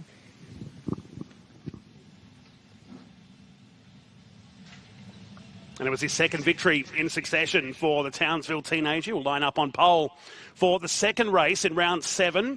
The Formula Ford Stars and Renegade Series are about to leave the dummy grid and out onto the Mallala Motorsport Park track. 2.6 kilometres around. Before tomorrow, Dan McCarthy, we go back out for another qualifying session and 2 races, but an extra 5 minutes of racing today for our feature race. Yeah, absolutely. So different to what you traditionally see in Formula Ford. We change it up a little bit in the Super Series. We have qualifying on each day and 2 races, a shorter sprint race and then the double points feature race to end the day. And as well as that, we also have rolling starts unique to Super Series Formula Ford. Now, clean-up crew getting ready for the post-race activities here this afternoon. It's good to see some punters out here. I'm sure a lot will come out tomorrow and watch the second day on this return to Mallala for the first big national event in many, many years. And, of course, the homecoming event coming up in November as well. We rejuvenate this track that opened back in the 60s that was originally a World War II Air Force base, hence why we see the blue and white around the place. It's a bit of a tip to the Royal Australian Air Force, and they've got some big plans for this facility over the coming years to rebirth. It really has got the same feel as what it did all those years ago. It just needs a bit of love, and it's had that over the last couple of months or couple of years with the Peregrine Corporation, Dr. Sam Shaheen and his amazing team that took over this from Clem Smith, who had this venue for so many years. He tipped a lot of money into this, the success of the Australian Touring Car Championship in the 90s, where record crowds would come out here, and his legacy lives on now in 2025. Yeah, it does. The back straight named after Clem Smith, the Smith Straight. So that's a real good nod to somebody who was such a key part to this track over the years. Here's the grid then for this race. Finishing order of the previous one, and what a race it was. So much drama and action. Lachlan Evans taking the win ahead of Will Lowing, who got his best result of the season. Hunter Salvatore got his first podium earlier on in the year, just holding off a hard-charging Jack Johnson and Ethan Fitzgerald late on in the day. Caleb Bellack finished in position number 6 ahead of Jamie Rowe, who had a quite memorable off-track excursion, but he did well to finish in 7th in the Fabcon Gas and Water Mains entry. Beyond that, Tabitha Ambrose will come out of position number 8 ahead of Kobe Williams, Giuseppe Imbrogno, Joe Fawcett, Demmelweek and Brad James rounding out the field. Brad James and Demmelweek both suffering damage in separate incidents. Demelweek went skyward after clipping the tail of Hunter Salvatore late on in the race. That team will have been working frantically to try and get that thing repaired. And Brad James as well, also tangled up at turn number 3. So that team will have been fixing the right rear on that car. So, safety car presented by Hyundai about to power away from the field. It is a rolling start and they are well behaved in that first race earlier today. An extra 5 minutes of competition in this second race of round number 7 in the Formula Ford Stars and Renegade Series. It's a McGale chassis lockout on the front row for this second one. 25 minutes when they hit the control line, and away we go. Beautiful start from the field as they make their way down this short sprint to the first right-hander with a pole sitter on the outside, which should theoretically give him the better run for the turn. Evanet leads through. They're still side by side through this long left-hand corner and down past the pit straight for the first time. Well done, everybody. They've behaved here on lap 1, but look how tight this pack is. Certainly is. Around the outside, Evanet trying to retain the lead, but Will Lowing has taken up the running at the front of the field. First time he's led in the Formula Ford Super Series. So new leader out at the head of the field. And also Jack Johnson has moved up into position number 3 as well, ahead of Hunter Salvatore. But I think it's all going to change once more as they head down into the hairpin. Look at them all, 2 by 2, all the way through. Kobe Williams up to position number 5 from 9th on the grid. The championship leader has put his head down and he has made hay early in this one, and he's potentially lining up another move down into the final sequence of corners, as is Lachlan Evanet, but he's on the wrong side. He can't do it there at turn number 8, and neither could Kobe Williams. Hunter Salvatore has moved back through into 3rd. What an action-packed opening lap. Yeah, good drive from Williams. He's hoping for a top 3 in this. He might want to elevate that as he runs in 5th position at the end of the first lap. Lowing with Lockie Evanet just behind in the Cam Quarries entry. So good, clean first lap. 1:15.5, the opening lap of this Formula Ford Stars and Renegades second race of the day in round 7 of the 2025 series. Down to turn 3 with a burst of sunshine all of a sudden. I can tell you the wind has dropped a little bit since that earlier race today, and look how close Evanet is now as he uses the car ahead for the slipstream. That hole in the air that's created by the car in front, almost on the gearbox. He'll pull out for a move here, and the charge up to turn 6. The Townsville teenager makes the move and moves back into the lead here on lap number 2. Great pass, very clinical up the inside, made that look easy, but he has run slightly wide. Lowing with the preferred traditional racing line has a little bit of a look back up the short chute towards turn 8, but he's not able to do anything about the Cam Quarries entry. So Will Lowing in a privately run car doing well at the moment, but has to relinquish that first position. He remains ahead of Hunter Salvatore as they come across the line. Those top 7 have pulled away from the rest of the field as Bellac, Ambrose and Brad James fight hard from positions 8 to 10. Of course, both of those two, 9th and 10th, Marcus Ambrose Motorsport machines of Ambrose and James. Imbrogno in position number 11 ahead of Fitzgerald. Unfortunately, Demelweek, despite the work that the team put in, has not made the start of this race. That's a real shame. Yeah, and that team were thrashing right up to the last moment, and sad they're not going to get the 36 car out, but there is tomorrow in his maiden appearance in this Formula Ford Stars and Renegade Series. Pinch of the brake. It's a long lock up into the hairpin for our race leader. Just gets the car pulled up in time, but that would have scarred that front tyre. Yeah, it was certainly more than a pinch. Yeah, it was a grab. Lock up down there into the northern hairpin. He said earlier on in the post-race interview that he was locking up throughout yesterday's running, and he's just made a couple of little lock-ups here today, but that was the most significant yet in race trim. So he comes around the final corner. He has extended the margin. He's gone purple in sectors 1 and 2, and he's just got a half a second buffer ahead of Lowing. But Kobe Williams, look, he's got past Rowe, and he's up into position number 4 now, and he's right on the tail of Hunter Salvatore. What a drive from Williams. Bit of a moment in the middle of turn 2 for our race leader again. So he's fighting this Cam Quarry's Miguel chassis, but it's bringing 2 more cars in, including Salvatore, the fastest car again on the track at the first sector, as he runs in 3rd position with Williams and Rowe in tow for 4th and 5th position. That's Fawcett, Jack Johnson up into 7th, Bellac in 8th, Tabitha Ambrose in 9th, and teammate Brett James runs in 10th. Here's Salvatore coming in hot at the turn 6 hairpin, forced up onto the curb. Good racing, good respect from these two. Really good racing between the two, but if these two fight too hard, it could open the door for Kobe Williams, who's got a nice run through the little kink, but no, Hunt Salvatore wise to that one. In fact, he's going to turn defence into attack, fires up the inside of Lowing and makes it stick, and Kobe Williams will follow through around the outside at 9, up the inside into 10. Up into position number 3. Lowing didn't really do anything wrong there. He just got slightly outsmarted, and that is why he has fallen to position number 4. But out in front, the McGale driver of Lachlan Evernet has pulled a little bit of a margin.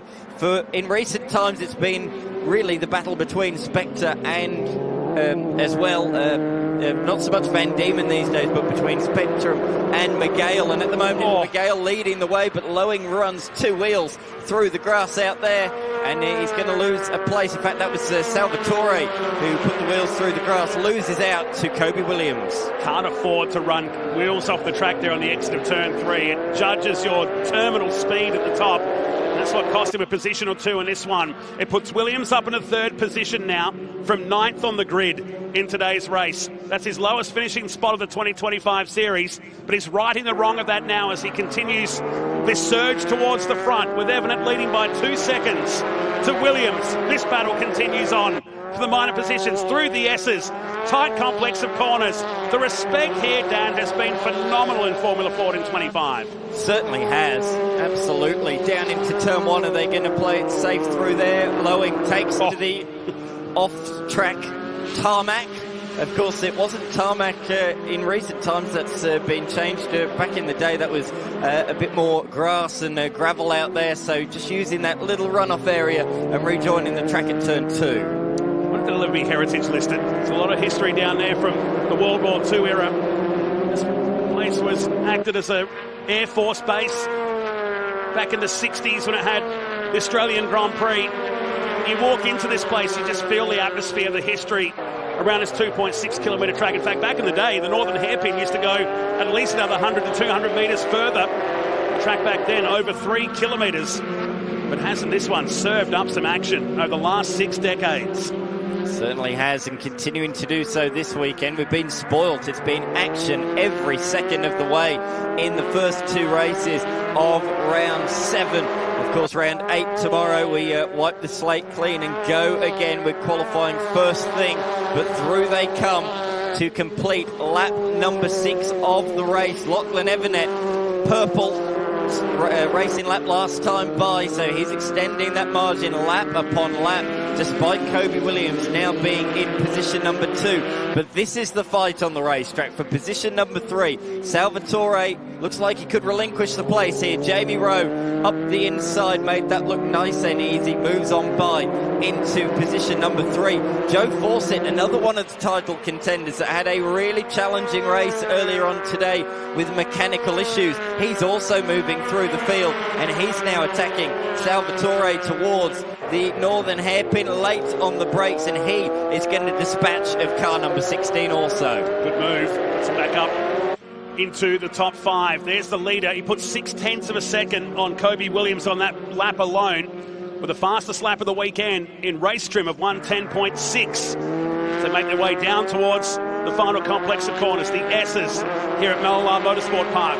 You're watching Lowing in the white, yellow and blue. Number 53. Here comes Jamie Rowe, the Fabcon entry, to complete another lap. 3rd position, 2 seconds behind Williams and Lockie Evernet. He's had such pace this year, Rowe. Not always had the luck on his side. He's had a couple of big incidents, but this has been a really good performance from him. From mid-pack, he's moved up inside the top 3 with relative ease. And those 2 that sat towards the front early on of Lowing and Salvatore have now been pushed to the tail end of the top 5. So such position changing early on in this one. But Joe Fawcett now has the bit between his teeth. He's looking ahead at the Fabcon-sponsored Spectrum just directly ahead of him. And he's not close enough on this occasion. Nowhere near, in fact. Half-second the margin currently as they swing it on through the stop-start section of the circuit. Technical section is the final sector. Technical first sector, whereas sector 2 is pretty stop-start, long straights into the heavy braking zone of the back hairpin. It's got a bit of everything. This Mallala Motorsport Park is back into the S's and into another lap. It's the end of the 8th lap now as they make their way past the wall cam. And 15 minutes of competition remain. 1:11.1 on the previous lap for Evan at 1:10.85 for Williams. The gap's come back to 2 seconds. With Jamie Rowe that you're watching with Fawcett behind in 4th. And Will Lowing, who's dropped back to 5th position and trying to hang on with these 2 cars ahead.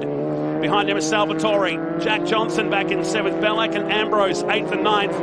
And teammate Brad James back in 10th with Fitzgerald and Imbrogno of the 12 cars that have made it out here for race 2 in round 7 of the Formula Ford Stars and Renegade Series at Mallala today. This is the closest Fawcett has been, but is he close enough to launch one down at the hairpin? No, not on this particular occasion. Biding his time. Thinking ahead, he'll have better opportunities than that one, that is for sure. Lowing's kept with them. I'm pleased to see that. Lowing has remained on the tail of these 2 despite losing out to them a couple of laps ago. Interesting fact about Lowing, he's got 4 podiums so far this year, 1 at each of the racetracks. He got 1 at Winton, 1 at SMP, 1 at QR, and he's got a podium earlier on today as well. So 4 different tracks, 4 podiums. That just shows why Lowing is sitting 4th in the championship at the moment. He's been a real mark of consistency, always in and around the top 5, picking up the points wherever he can. And that's one of the real benefactors in a series like this. If you collect the points, you will be in a strong position come the end of the season. Consistency often pays well in Formula Ford. Absolutely, and that's why that moment earlier today, you don't want to drop a DNF in these races and get 0 next to your points, particularly for Williams, who's got a good margin. It's pretty fair to say he's in a comfortable position. For your 2nd, 3rd and 4th, you cannot afford to be even out the top 5 in this first year. As you heard from Marcus Ambrose earlier, the series to expand in 2026 with at least 6 rounds here and maybe a couple of extra rounds to make up an 8-round series. Gaining momentum. Both he and Jeff Bratchett have had a lot to do with the formation of the Formula Ford Stars and Renegade Series. It's great to have open wheelers back in good competition and right here at Mallala as they come through. Evanet's gap now sits at 1.2 seconds. So it's closing in between he and Williams, who had the personal best 2nd sector of that lap. Will Lowing, the fastest of the cars back then, with a 1:10.87 as he runs in 5th position. There he is, the 3rd car in shot as he makes his way down past the old pit straight. In the last lap, Fawcett's dropped back off the tail of Rowe. Half a lap ago, I was saying, oh, he's right there, is he going to have a look? Now he's looking in his rear vision mirrors rather than looking ahead. So Rowe's just pulled a little bit of a margin. I think it's probably Fawcett that's made a slight error somewhere, maybe a missed gear, and that's all you need. That will cost you at least half a second in such a tight class as this is.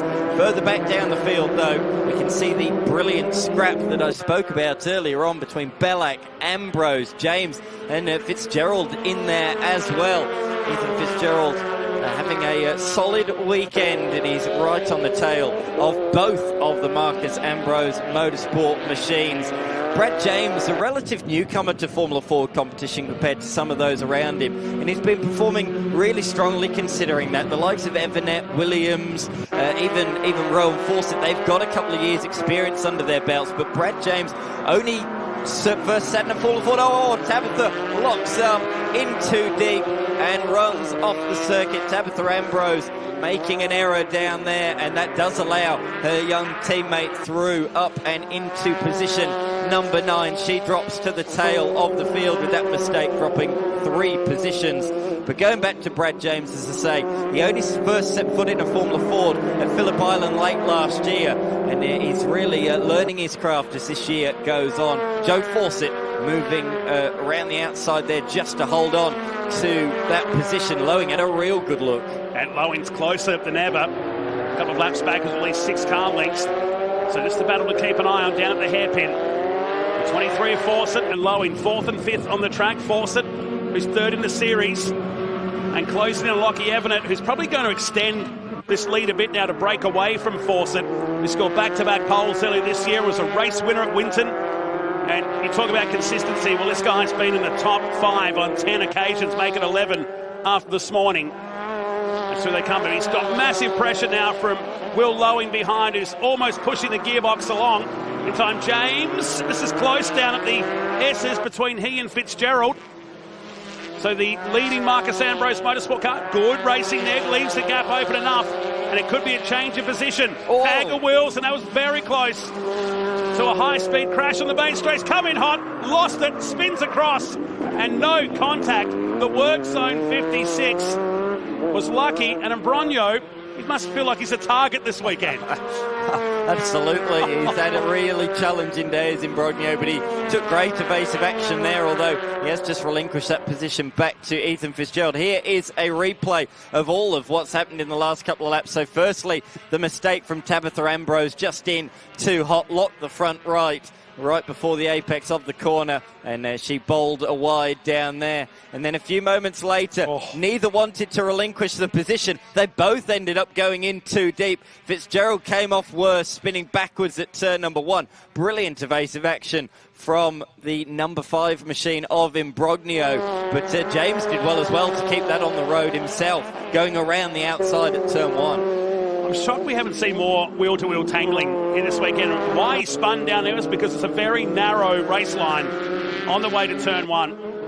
The track owners have done a great job to keep the racing surface clean, and a big clean before we got here for practice on Friday. But as we know, with race weekends as they evolve, you get the marbles, some chunks of tyre that come off during a race. It really narrows up the racetrack if it wasn't narrow enough before. Yeah, absolutely. What I love is they've made a few changes to the curbing, they've painted it, they've certainly made improvements to this track, but it's kept 100% of its character. The big bump, the famous big bump down towards turn number 1 and around the final corner as well. It's quite cambered, the final corner, and it's all the drivers that have been here decades in the past say the track is exactly the same to drive. Yeah, don't ever change, Malala, don't ever change. No. Back at the front, it's less than half a second as we head towards the spicy end of this race. Evanet and Williams. Evanet, who broke through for his first victory at Queensland, and is doing double duties with James Golding in the TFH TA2 Muscle Car Series that weekend. And Williams, who's been the big mover and shaker in today's second race, the ACM Finance car, and the man who's dominated in the 2025 Formula Ford Stars and Renegade Series. A little bit squirrely on the exit, using all of the curb there. Lachlan Evanet trying to get the best exit he possibly could. And he can see the pressure behind from Kobe Williams, the championship leader, who's trying to wrap it up this weekend. The man that can stop him, the best person anyway, the best placed position person to stop him is the man leading this race. Williams needs a 200-point margin coming out of this round to take the title. Evanet, huge lockup down there again. So that's the second big lockup we've seen from him. We know about. Exactly, yes. That we know about. Big smoke screen up behind. Kobe Williams, though, that'll be certainly... again, straight back on that wheel. And again, locking up. Kobe Williams will be beaming, looking at this, going, this is fantastic. He's certainly feeling the pressure.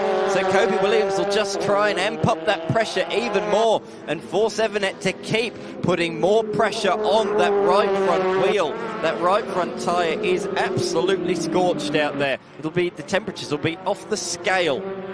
Two young guns in this year's series. If you've watched it all season long in the Hi-Tec Oil Super Series, you'll recall that phenomenal race finish in race 3 at Queensland Raceway, where the margin at the end was 0.050 of a second. We had one of the tightest qualifying sessions of the season earlier today, and this one is setting up to be another thriller As through the right-hander, Evanet, Williams. They've pulled away by nearly 4 seconds to Jamie Rowe, who runs in third with Fawcett in fourth place, and Will Lowen still fifth. But we can't look away from these front two, and there's still 6.5 minutes to go.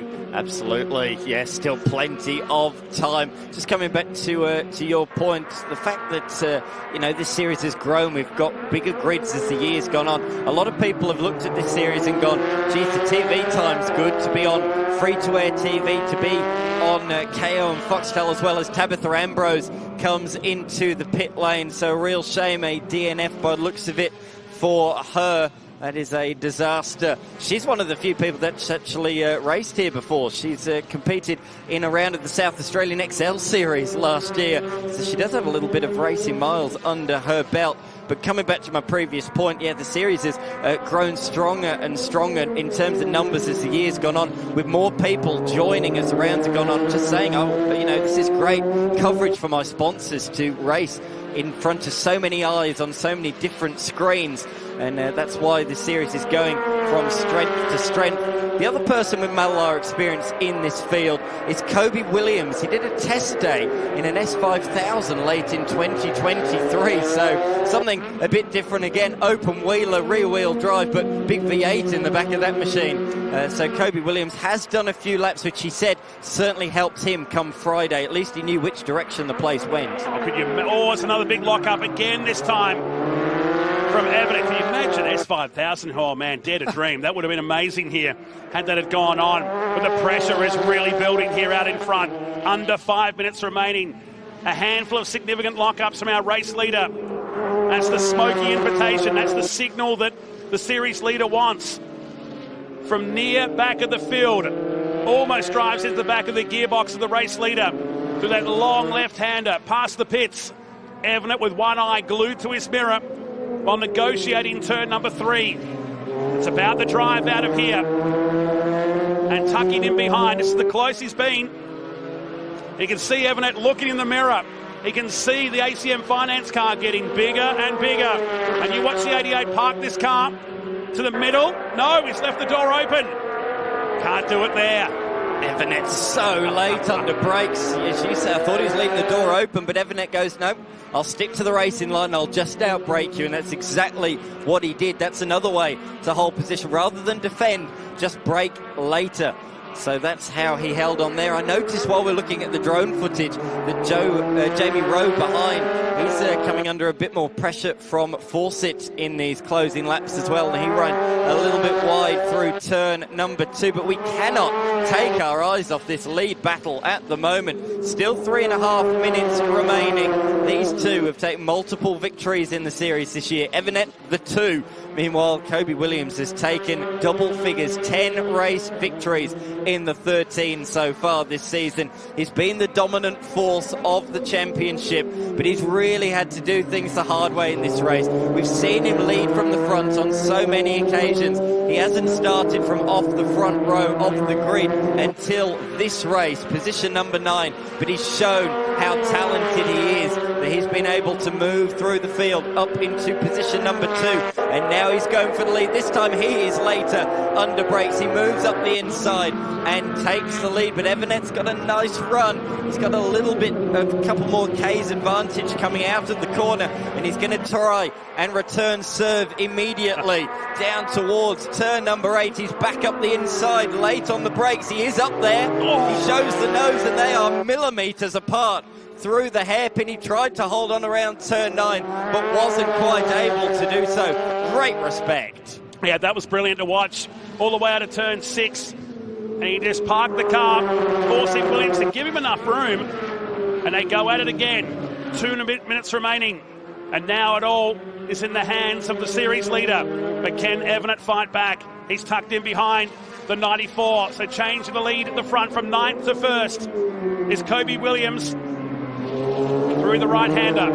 Evanet will not give up until the final millimetre of this second and final race in round 7 of the Formula Ford Stars and Renegade Series. Through the right-hander and up to turn 6. They're still 4 seconds away from the rest of the field. And here comes the teenager once again to retake the lead at turn 6.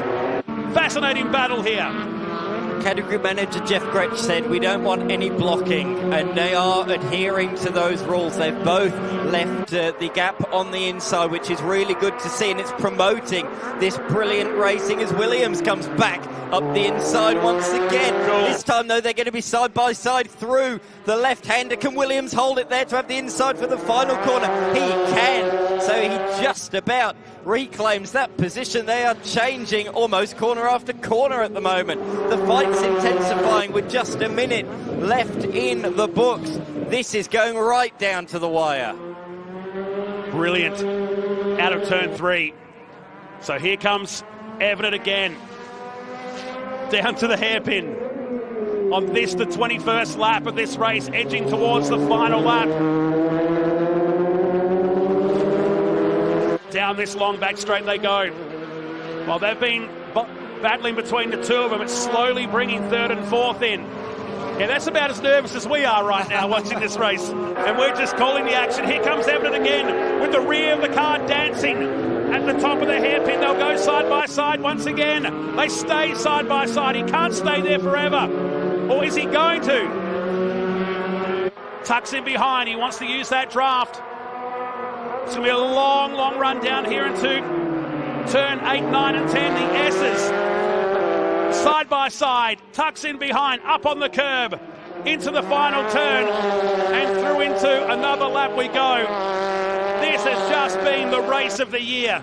Certainly has. I thought Williams, he did run in a little bit wide. I thought it was going to open the door for Everett, but it was just half a car width, so Everett couldn't do much with that. He had to bide his time. He's got better overtaking opportunities here on this final lap. Is 3 going to be an opportunity? Now the blocking begins. This is allowed on the final lap, so Williams goes defensive down into turn 3, but that's going to affect his run out of the corner and all the way down the long back stretch. Here comes Everett. He just kicks out just a little bit towards the kink that is the fast right-hander. Here we go, under brakes once again. They're both squirrely under brakes, particularly Lachlan Everett, who squares the corner off very nicely and gets a lovely drive. Here we go towards the final sequence of corners. Williams going to go on the full defensive all the way down the inside of the circuit. He's making his opponent know exactly what he's doing. Everett's not going to be able to get the cut back out of there. What a brilliant performance between both of these. A brilliant drive. But from 9th on the grid, Kobe Williams takes victory in race number 2 of the weekend in Formula Ford. What a nail-biter. Loved it. Every single second of that race. And those last 2 laps, memorable. 1 and 2, with Johnson coming home here for 6th position aboard the 14 machine. Rowe home 3rd, Fawcett in 4th, and Will Lowing all ahead of him. Brad James, it'll be his best result for the Marcus Ambrose Motorsport team, making 8th position, and Giuseppe Brogno will be 9th, with Hunter Salvatore 10th position. While we were watching what was going on here, we lost Salvatore down the bottom of the top 10, and not just that, I think he may have come to a stop, or he's actually working his way around to the 2nd sector, but some 30 seconds away from the next car, so we'll chase that story up. But look at that, 0.2 of a second, and no, not the tightest margin of season 25. Everett 2nd with Rowe 3rd, Fawcett and Lowing the top 5. Beyond that, Jack Johnson coming home in position number 6, backing up his strong performance from earlier on. Bellac 7th, Brad James in 8th, in Brogno 9th, and Salvatore does limp it home across the line in 10th with a very slow final lap. Fitzgerald in position number 11. He is also not going to finish this race, so a few retirements in that one. Fitzgerald and Ambrose not greeting the checkered flag, and Demelweek missing the start. Imagine chopping this highlights package up. Yes. Pretty much replay the race, the Hyundai highlights of race 2 in round 7 of the Formula Ford Stars and Renegade Series. They've been so good with their starts today, and they all played nicely through the first set of turns, but then it was time to get down to business as Everett. This was early in the race. Remember, Will Lowing led this race for a moment.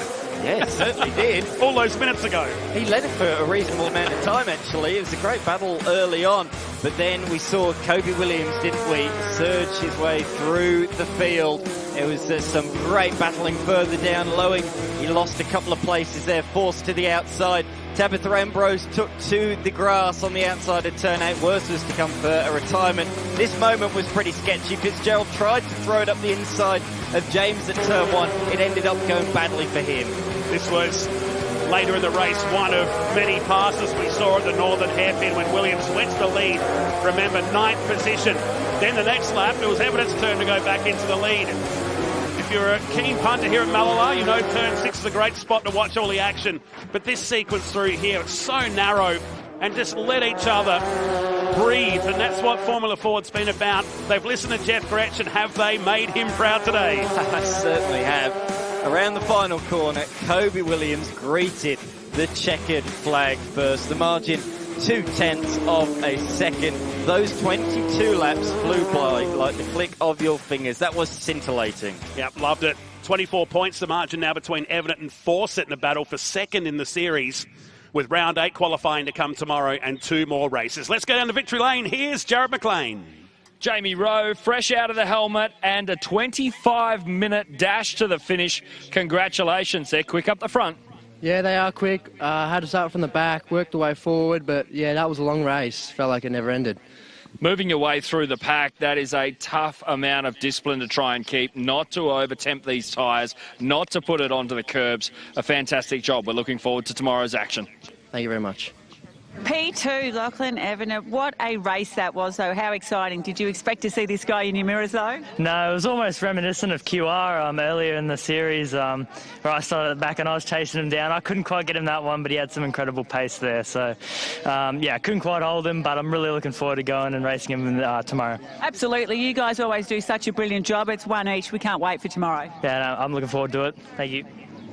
Kobe Williams, a fantastic defensive drive in the very late stages of the event there. How hard was it to keep this guy at bay? Oh, very. No, he had me on my toes all race. I enjoyed it heaps. Lachlan, we've been battling all season, so it's been really good to keep that going. And, yeah, it was a bit of work getting from 9th to the front here. Is there much to do overnight as we get ready for the 2 races tomorrow? Yeah, we'll have a look at the data tonight and see if we can fine-tune a few things to get a bit faster and see how we go tomorrow. Thank you. Thanks. Another victory. In fact, his 11th of the season. An absolute mortgage on this year's Formula Ford Stars and Renegade Series. They'll be back for qualifying in 2 more races in round 8 of the series. We're heading to a break. Our final race of the day is the TFHI TA2 Muscle Car Series by Maritimo. Their next one is coming up here at Mallala Motorsport Park.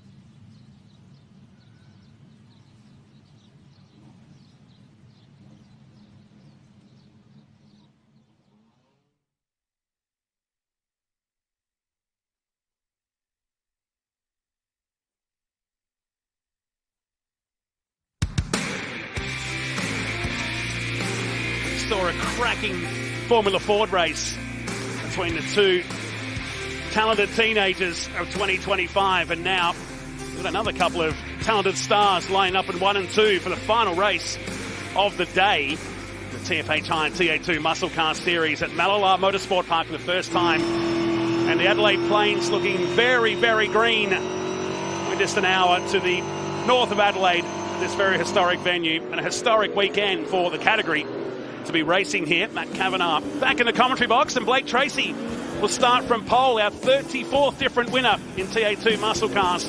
It's the Chevy and Ford front row with Joel Heinrich. Paul Morris will start out of 3 with Tom Davies. Diesel Thomas out of 5 with Brad Gartner, who charged from 9th. Brock Payne in 7th with Josh Webster, Robbie Farr and Danny Reedy all scoring top 10s. Mark Crutcher starts from 11 today. Paul Hadley and Josh Thomas back to Graham Cheney, and you won't see Jared Hughes on that list. They've got a gremlin with that car and decided to sit this one out today, and hopefully the series leader will be good to go aboard that Road Active Suspensions car for tomorrow morning, because the beauty of this series is, like in Formula Ford, we get to qualify again in the morning in 2 races in this penultimate round of the 2025 series before we head back to Winton Motor Raceway in October.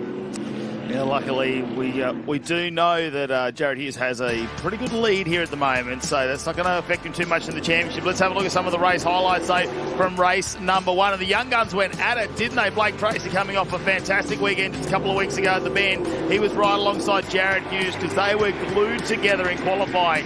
Tom Davies had been very, very quick. They went a little bit wide at the start of the race, but it all sorted itself out eventually.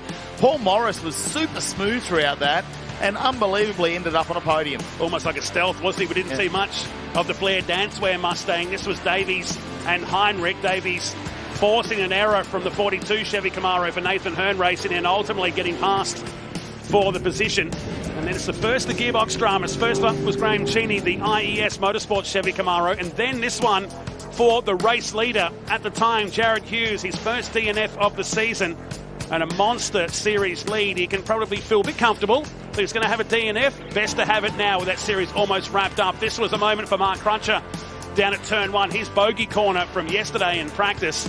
But how about this guy in a car steeped in history, the car that Ash Jarvis won the 2018 series in, the Chevy Camaro, picking up the chocolates. His first win, and continues his South Australian streak in these V8 powered machines. We'll wait and see how it goes. Diesel Thomas, watch him. He's currently got the lead in the Rookie of the Season as well, and he's just starting outside that top 4 at the moment in 5th position over his brother. It was weird to see that Josh Thomas actually dropped back through the pack, starting out at 13th in the TFH High number 69 machine as well. Heinrich had a couple of little errors there. A misfire in the car started to develop late in that race, which really gave Tracy a bit of a reprieve in the end, because Heinrich was all over the back of him, and it was coming down to the wire in those final couple of laps. Paul Morris, though, he's been really flying under the radar, hasn't he? And I wouldn't be surprised if, potentially he's just going to hold on to the back of these front runners. He's got Ben Grice on the radio this weekend, who runs the 03 car in the Trico Trans Am series. So he's on the radio to the dude who's found his own slot in this track that he's done many, many laps here, as far back as 1992 when he was here in the Diet Coke BMW. But today, it's the Flair Dancewear Mustang as we go racing in the second and final one of the day. And a much spicier start now from the field as they get down to it here in turn 2 for the first time. Tracy, who goes wide, in fact the whole field doing the same, with Josh Webster towards the tail, and there is Paul Hadley in car with Diesel Thomas. And how's the bumping going along the short pit straight down towards turn 3 for the first time? It's the Hi-Tec oil Chevy Camaro that leads, and Heinrich trying to force it. The dude, hello, Paul Morris is in the house. He's definitely got the elbows up, doesn't he, already in this race? And have a look at the number 67. Gets the nose in front and goes past Heinrich and lets him know that he's got a wealth of experience at this track as well.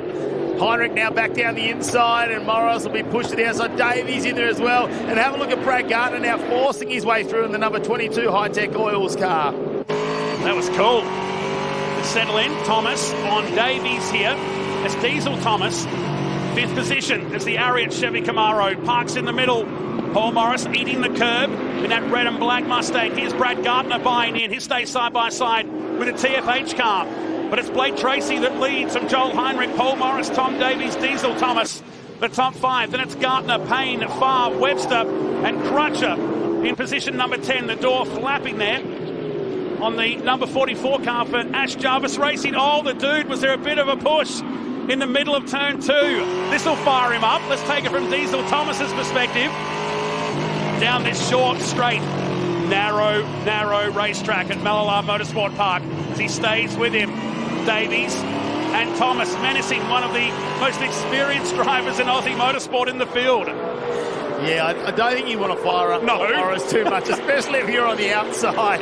You might find the long way around the racetrack as Tom Davies has a look down the inside too. He's being very aggressive and he might get him under brakes. Diesel Thomas, now he fires down the inside of Paul Morris as well. And the 18 will move up into position number 4. But no, Morris alongside. It goes, here's a trick for young players. He's sick of playing nice, I think. And that was a graphic shot looking through the in-car camera of Diesel Thomas. As through they come to complete another lap. It's a feisty start in this one. And 17 minutes and 40 seconds remain plus a lap. Tracy, Heinrich, Davies, Morris. Then Diesel Thomas and Brad Gartner, who continues his surge forward. Well, Heinrich's door keeps opening as well, so hopefully that will not cause an issue there, because officials always seem to look at doors that don't shut on these cars. We know that there's always a little bit of a trick to it, as we'll check out a highlight here. This is Paul Morris and Tom Davies going side by side. Oh, there's some contact there as well, isn't it? Was that fair bump play on, or was it just I think so. Davies had a wheel off and came back on, but it continued on, didn't it, as they went through the lap. Well, there's a bit of Morse code on the back bar.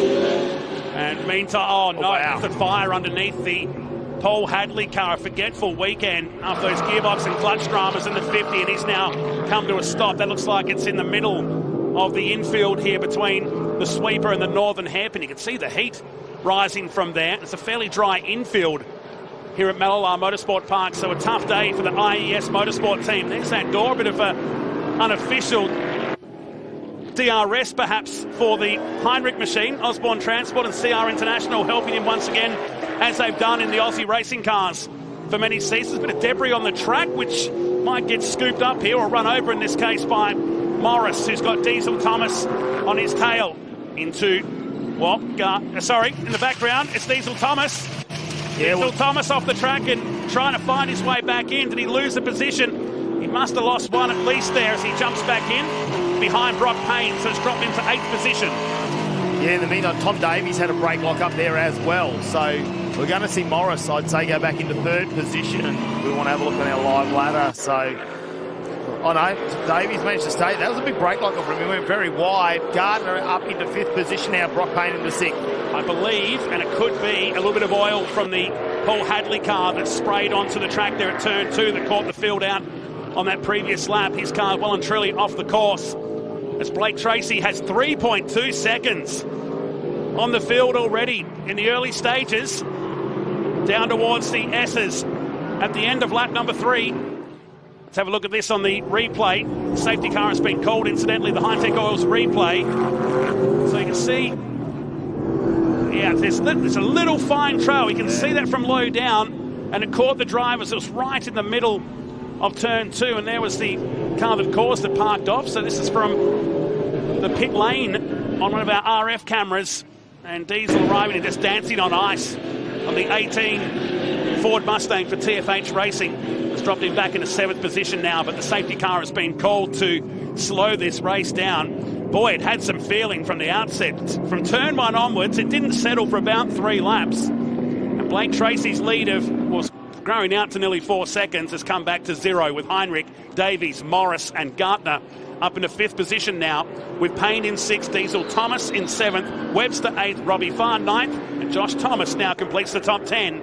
So safety car is catching the field. I'll tell you what, Matt Nolte, if you're going to go door to door with anyone out there on the track at the moment, it's probably not Paul Morris, because we know he can get fired up. He's a good racer. He's got plenty of experience. He'll know how to just tell you, I suppose, that it's not on. He's not going to put up with that either. So it's great to have him here as part of the series. I'm glad he got the bug after doing the endurance rounds. We love having him as part of the TA2 Muscle Cars, back in 4th position now, and he'll be right on the back of Davies, who's probably got a couple of hurt tyres from that brake lock-up as well, because he dragged that on for quite a while. Brett Gartner also in the background there, pitched a brake. So be a couple of tyres just hurting at the moment. Of course, they've only got 6 tyres to get through since the qualifying session this morning. Now, Diesel Thomas, he's going to have to try and regroup back in that 7th position. Webster just behind him, followed by Farr. And then Josh Thomas, the second of the TFH High cars this weekend. And it's the least amount of TFH High cars we've actually had on track for a weekend. And I was down talking to him and said, this must be a pretty cruisy weekend for you. They're almost asleep down there. Got too much work to do down at TFH Racing. Brett Thomas, who's led that team for a long, long time now himself, a notable speedway racer in his own term. Well, the safety car is leading the field around. We'll squeeze a quick break in. Blake Tracy continues to lead here, but still plenty of time to play out. We'll be back.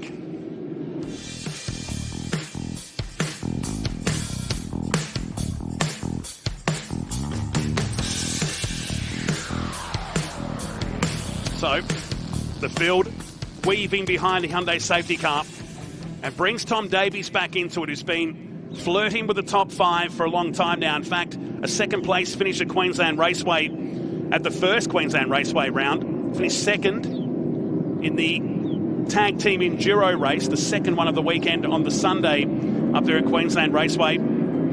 As we start to wind this season down, a new calendar will be announced for the 2026 edition of the TA2 Muscle Car Series, with a couple of new tracks potentially in the pipelines as well. Some new names looking to get involved in the series, and a championship that continues to expand. Mel?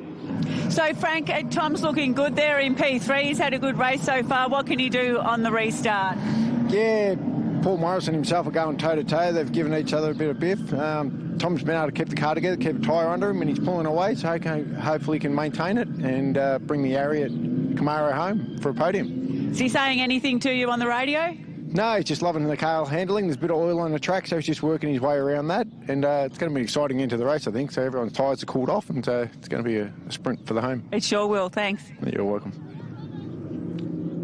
Frank Mezzatesta, who used to race in the Toyota 86 series back in the early days, I think the 2016 edition there, working at Nathan Hearn Racing. And on the radio to Tom Davies, who teamed up for that second place finish with Nathan Hearn at the tag team enduro race. They moved away from the Ford Mustang into a Chevy Camaro for the balance of the 25 season. J-Mac.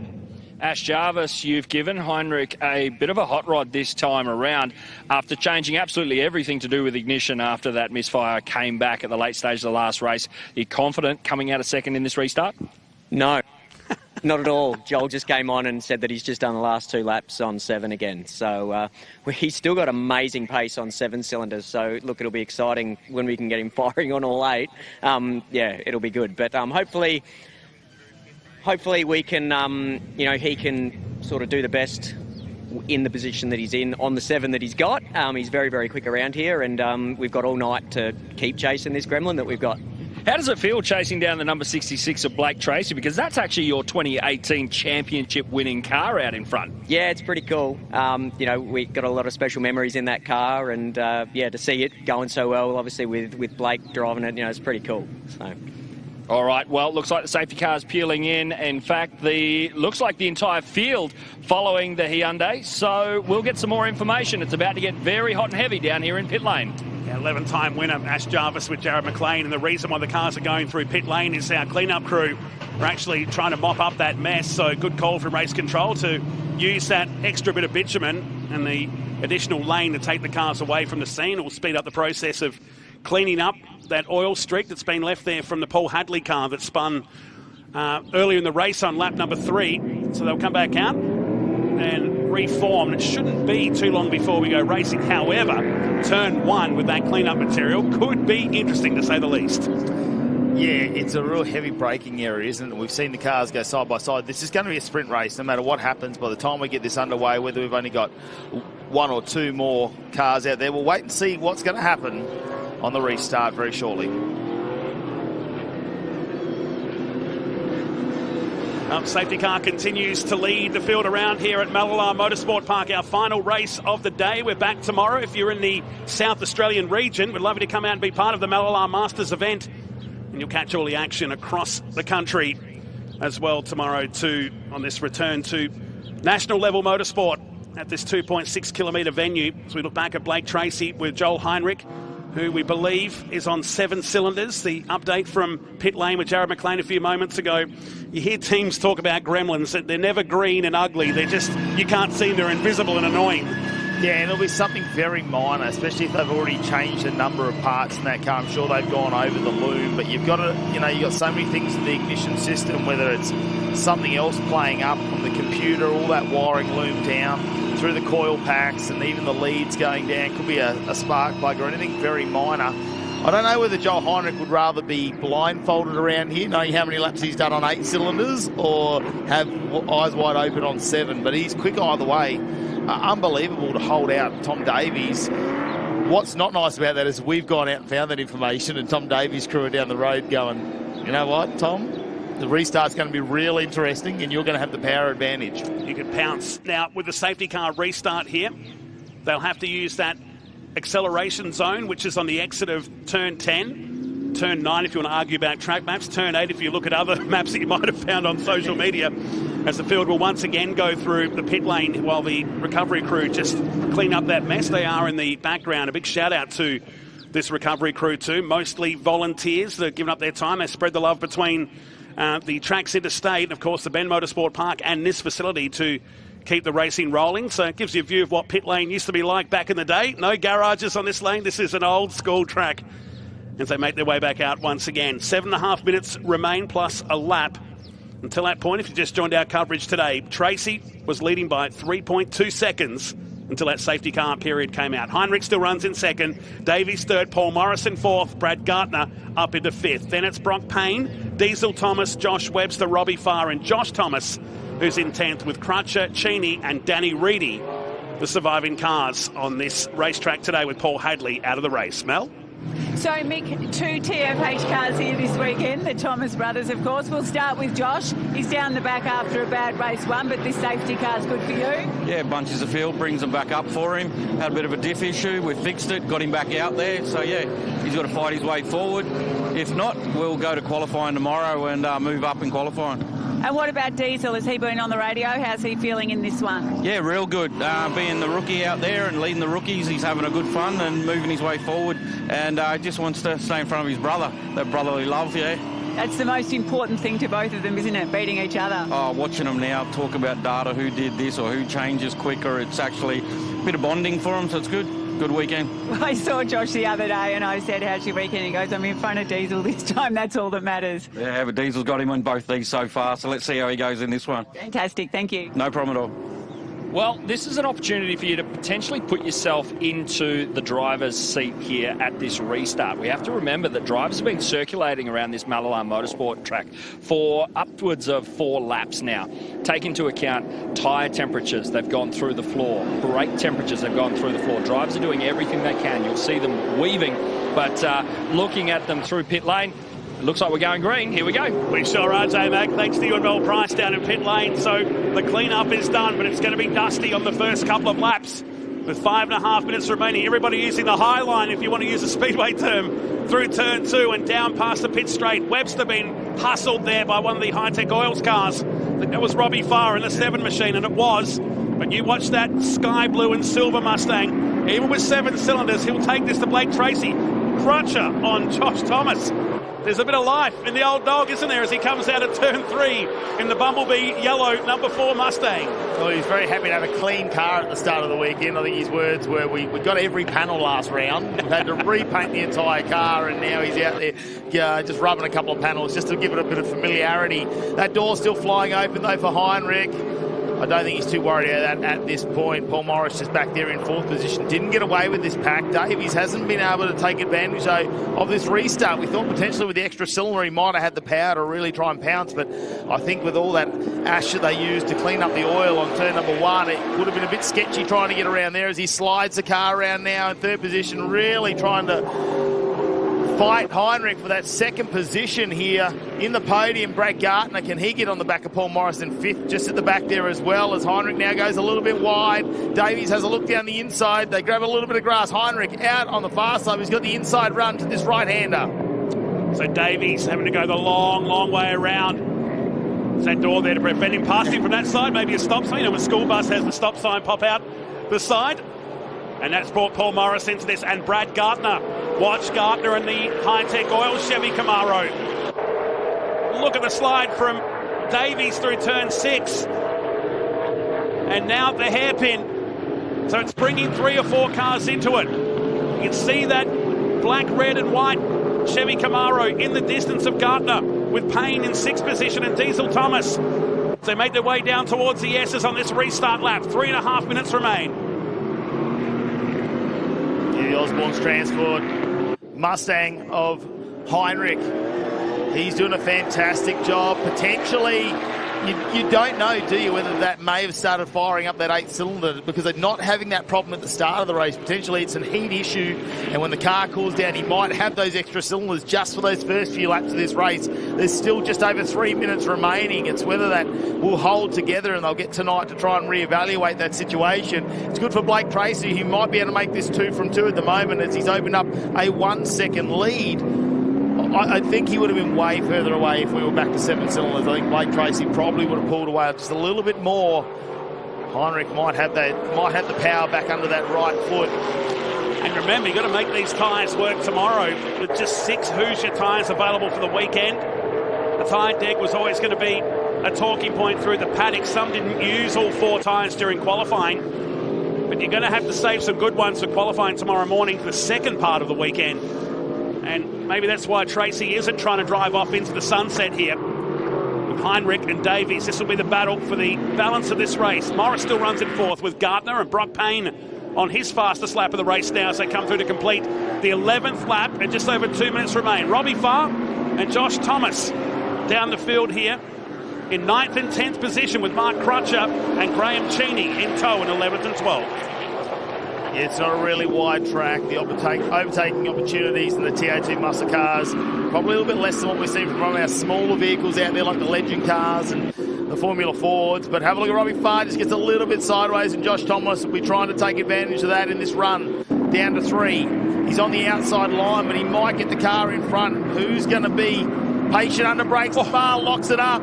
He almost shoots it off the track. Oh, Crutcher's on the inside too. Was there a slight bit of contact potentially there as they get the crisscross done? And Thomas down the inside of Farr.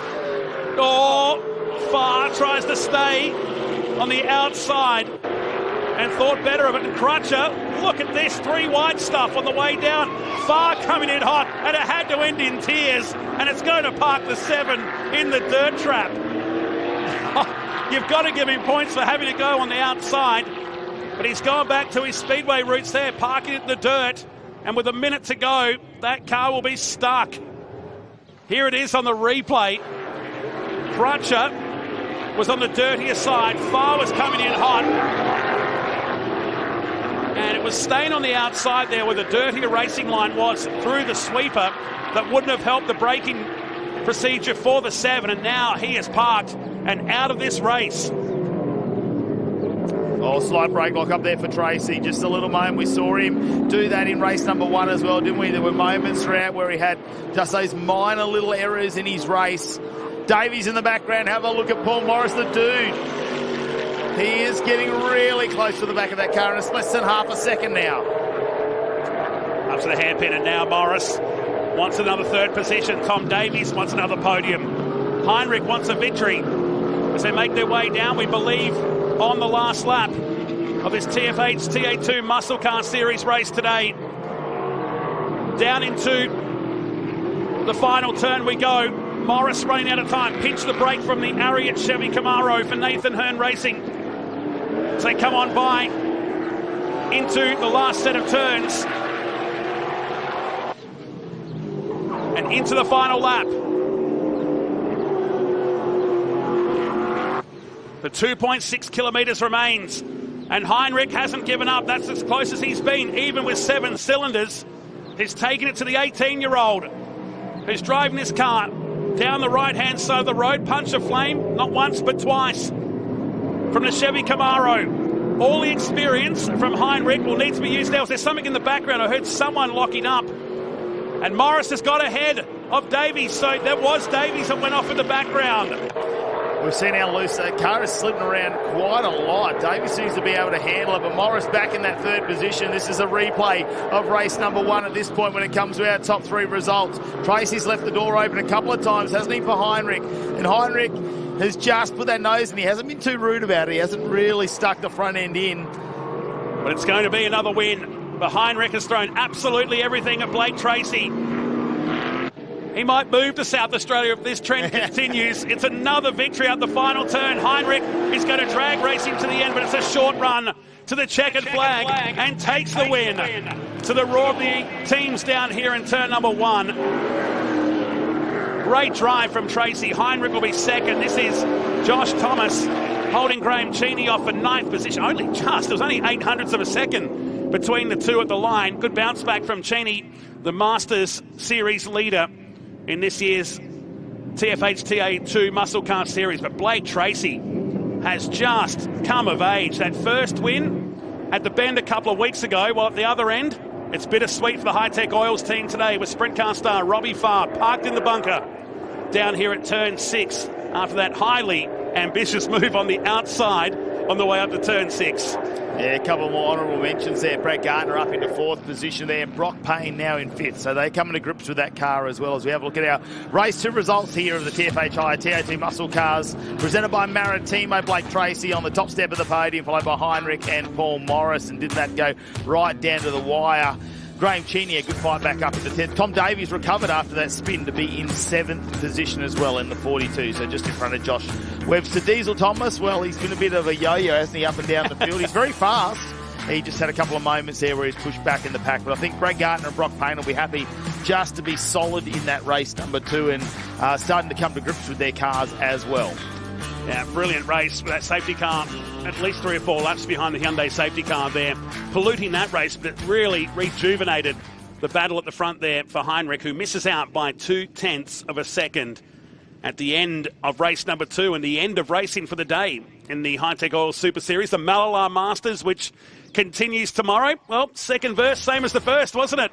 In the TFH TA2 Muscle Car Series, with the Chevy Camaro leading the Ford Mustang down to turn number 1. Much more intense than what we saw in race number 1, Matty Cav. Very, very intense, and it all started from the second corner, didn't it? As we saw Diesel Thomas go on the outside of Paul Morris, and he came alongside Davies, and they exchanged a few little elbows there as they went along the straight as well, and it continued on from there. Tracy had to watch out for Heinrich, who ended up on the outside, and Morris just gave him a little bit of a nudge as well, which could have been disastrous for them. And then you saw Davies come back on Paul Morris, who Davies is very, very quick. Take nothing away from that. Diesel Thomas showed that he wasn't afraid to put it on the inside, but this was the moment where it changed everything, where Paul Hadley had an unfortunate mechanical issue under the car, and from then on we saw these moments where a bit of oil just got on turn number 2. Yeah, Diesel Thomas paying the price, but it was okay because the safety car would come out and slow the field down for several laps. We went back racing. This was Robbie Farr on the outside of Josh Thomas, locking the rears and find himself in the very heavy dirt trap that we have surrounding turn 6, the northern hairpin here at Mallala. But these two, you get the feeling it'll be the same tomorrow between the Chevy Camaro and the Ford Mustang. And well done to Blake Tracy, picking up his second win and the fastest lap of the race, a 109.29 here today at Mallala. Back-to-back victories, and let's see if he can go one better in qualifying tomorrow. And let's hope for Jared Hughes that he's back to take it to these guys, because you're watching an absolute superstar in the making while you watch one of Australian motorsport's greats climbing out of the 67 car. Let's go down to Victory Lane. Here's Jared McLean. Paul Morris, 3rd place in the Flair Dancewear machine. The elbows were up with Tom Davies in the number 42. You were able to get around him in the late stages of the race. It was a tough one. Yeah, pretty tough. Everyone was wheeling each other, so yeah, I'm pretty good at racing like that, so bring it on. You've done plenty of laps around here. What's it like to be wheeling a TA2 around Mallala?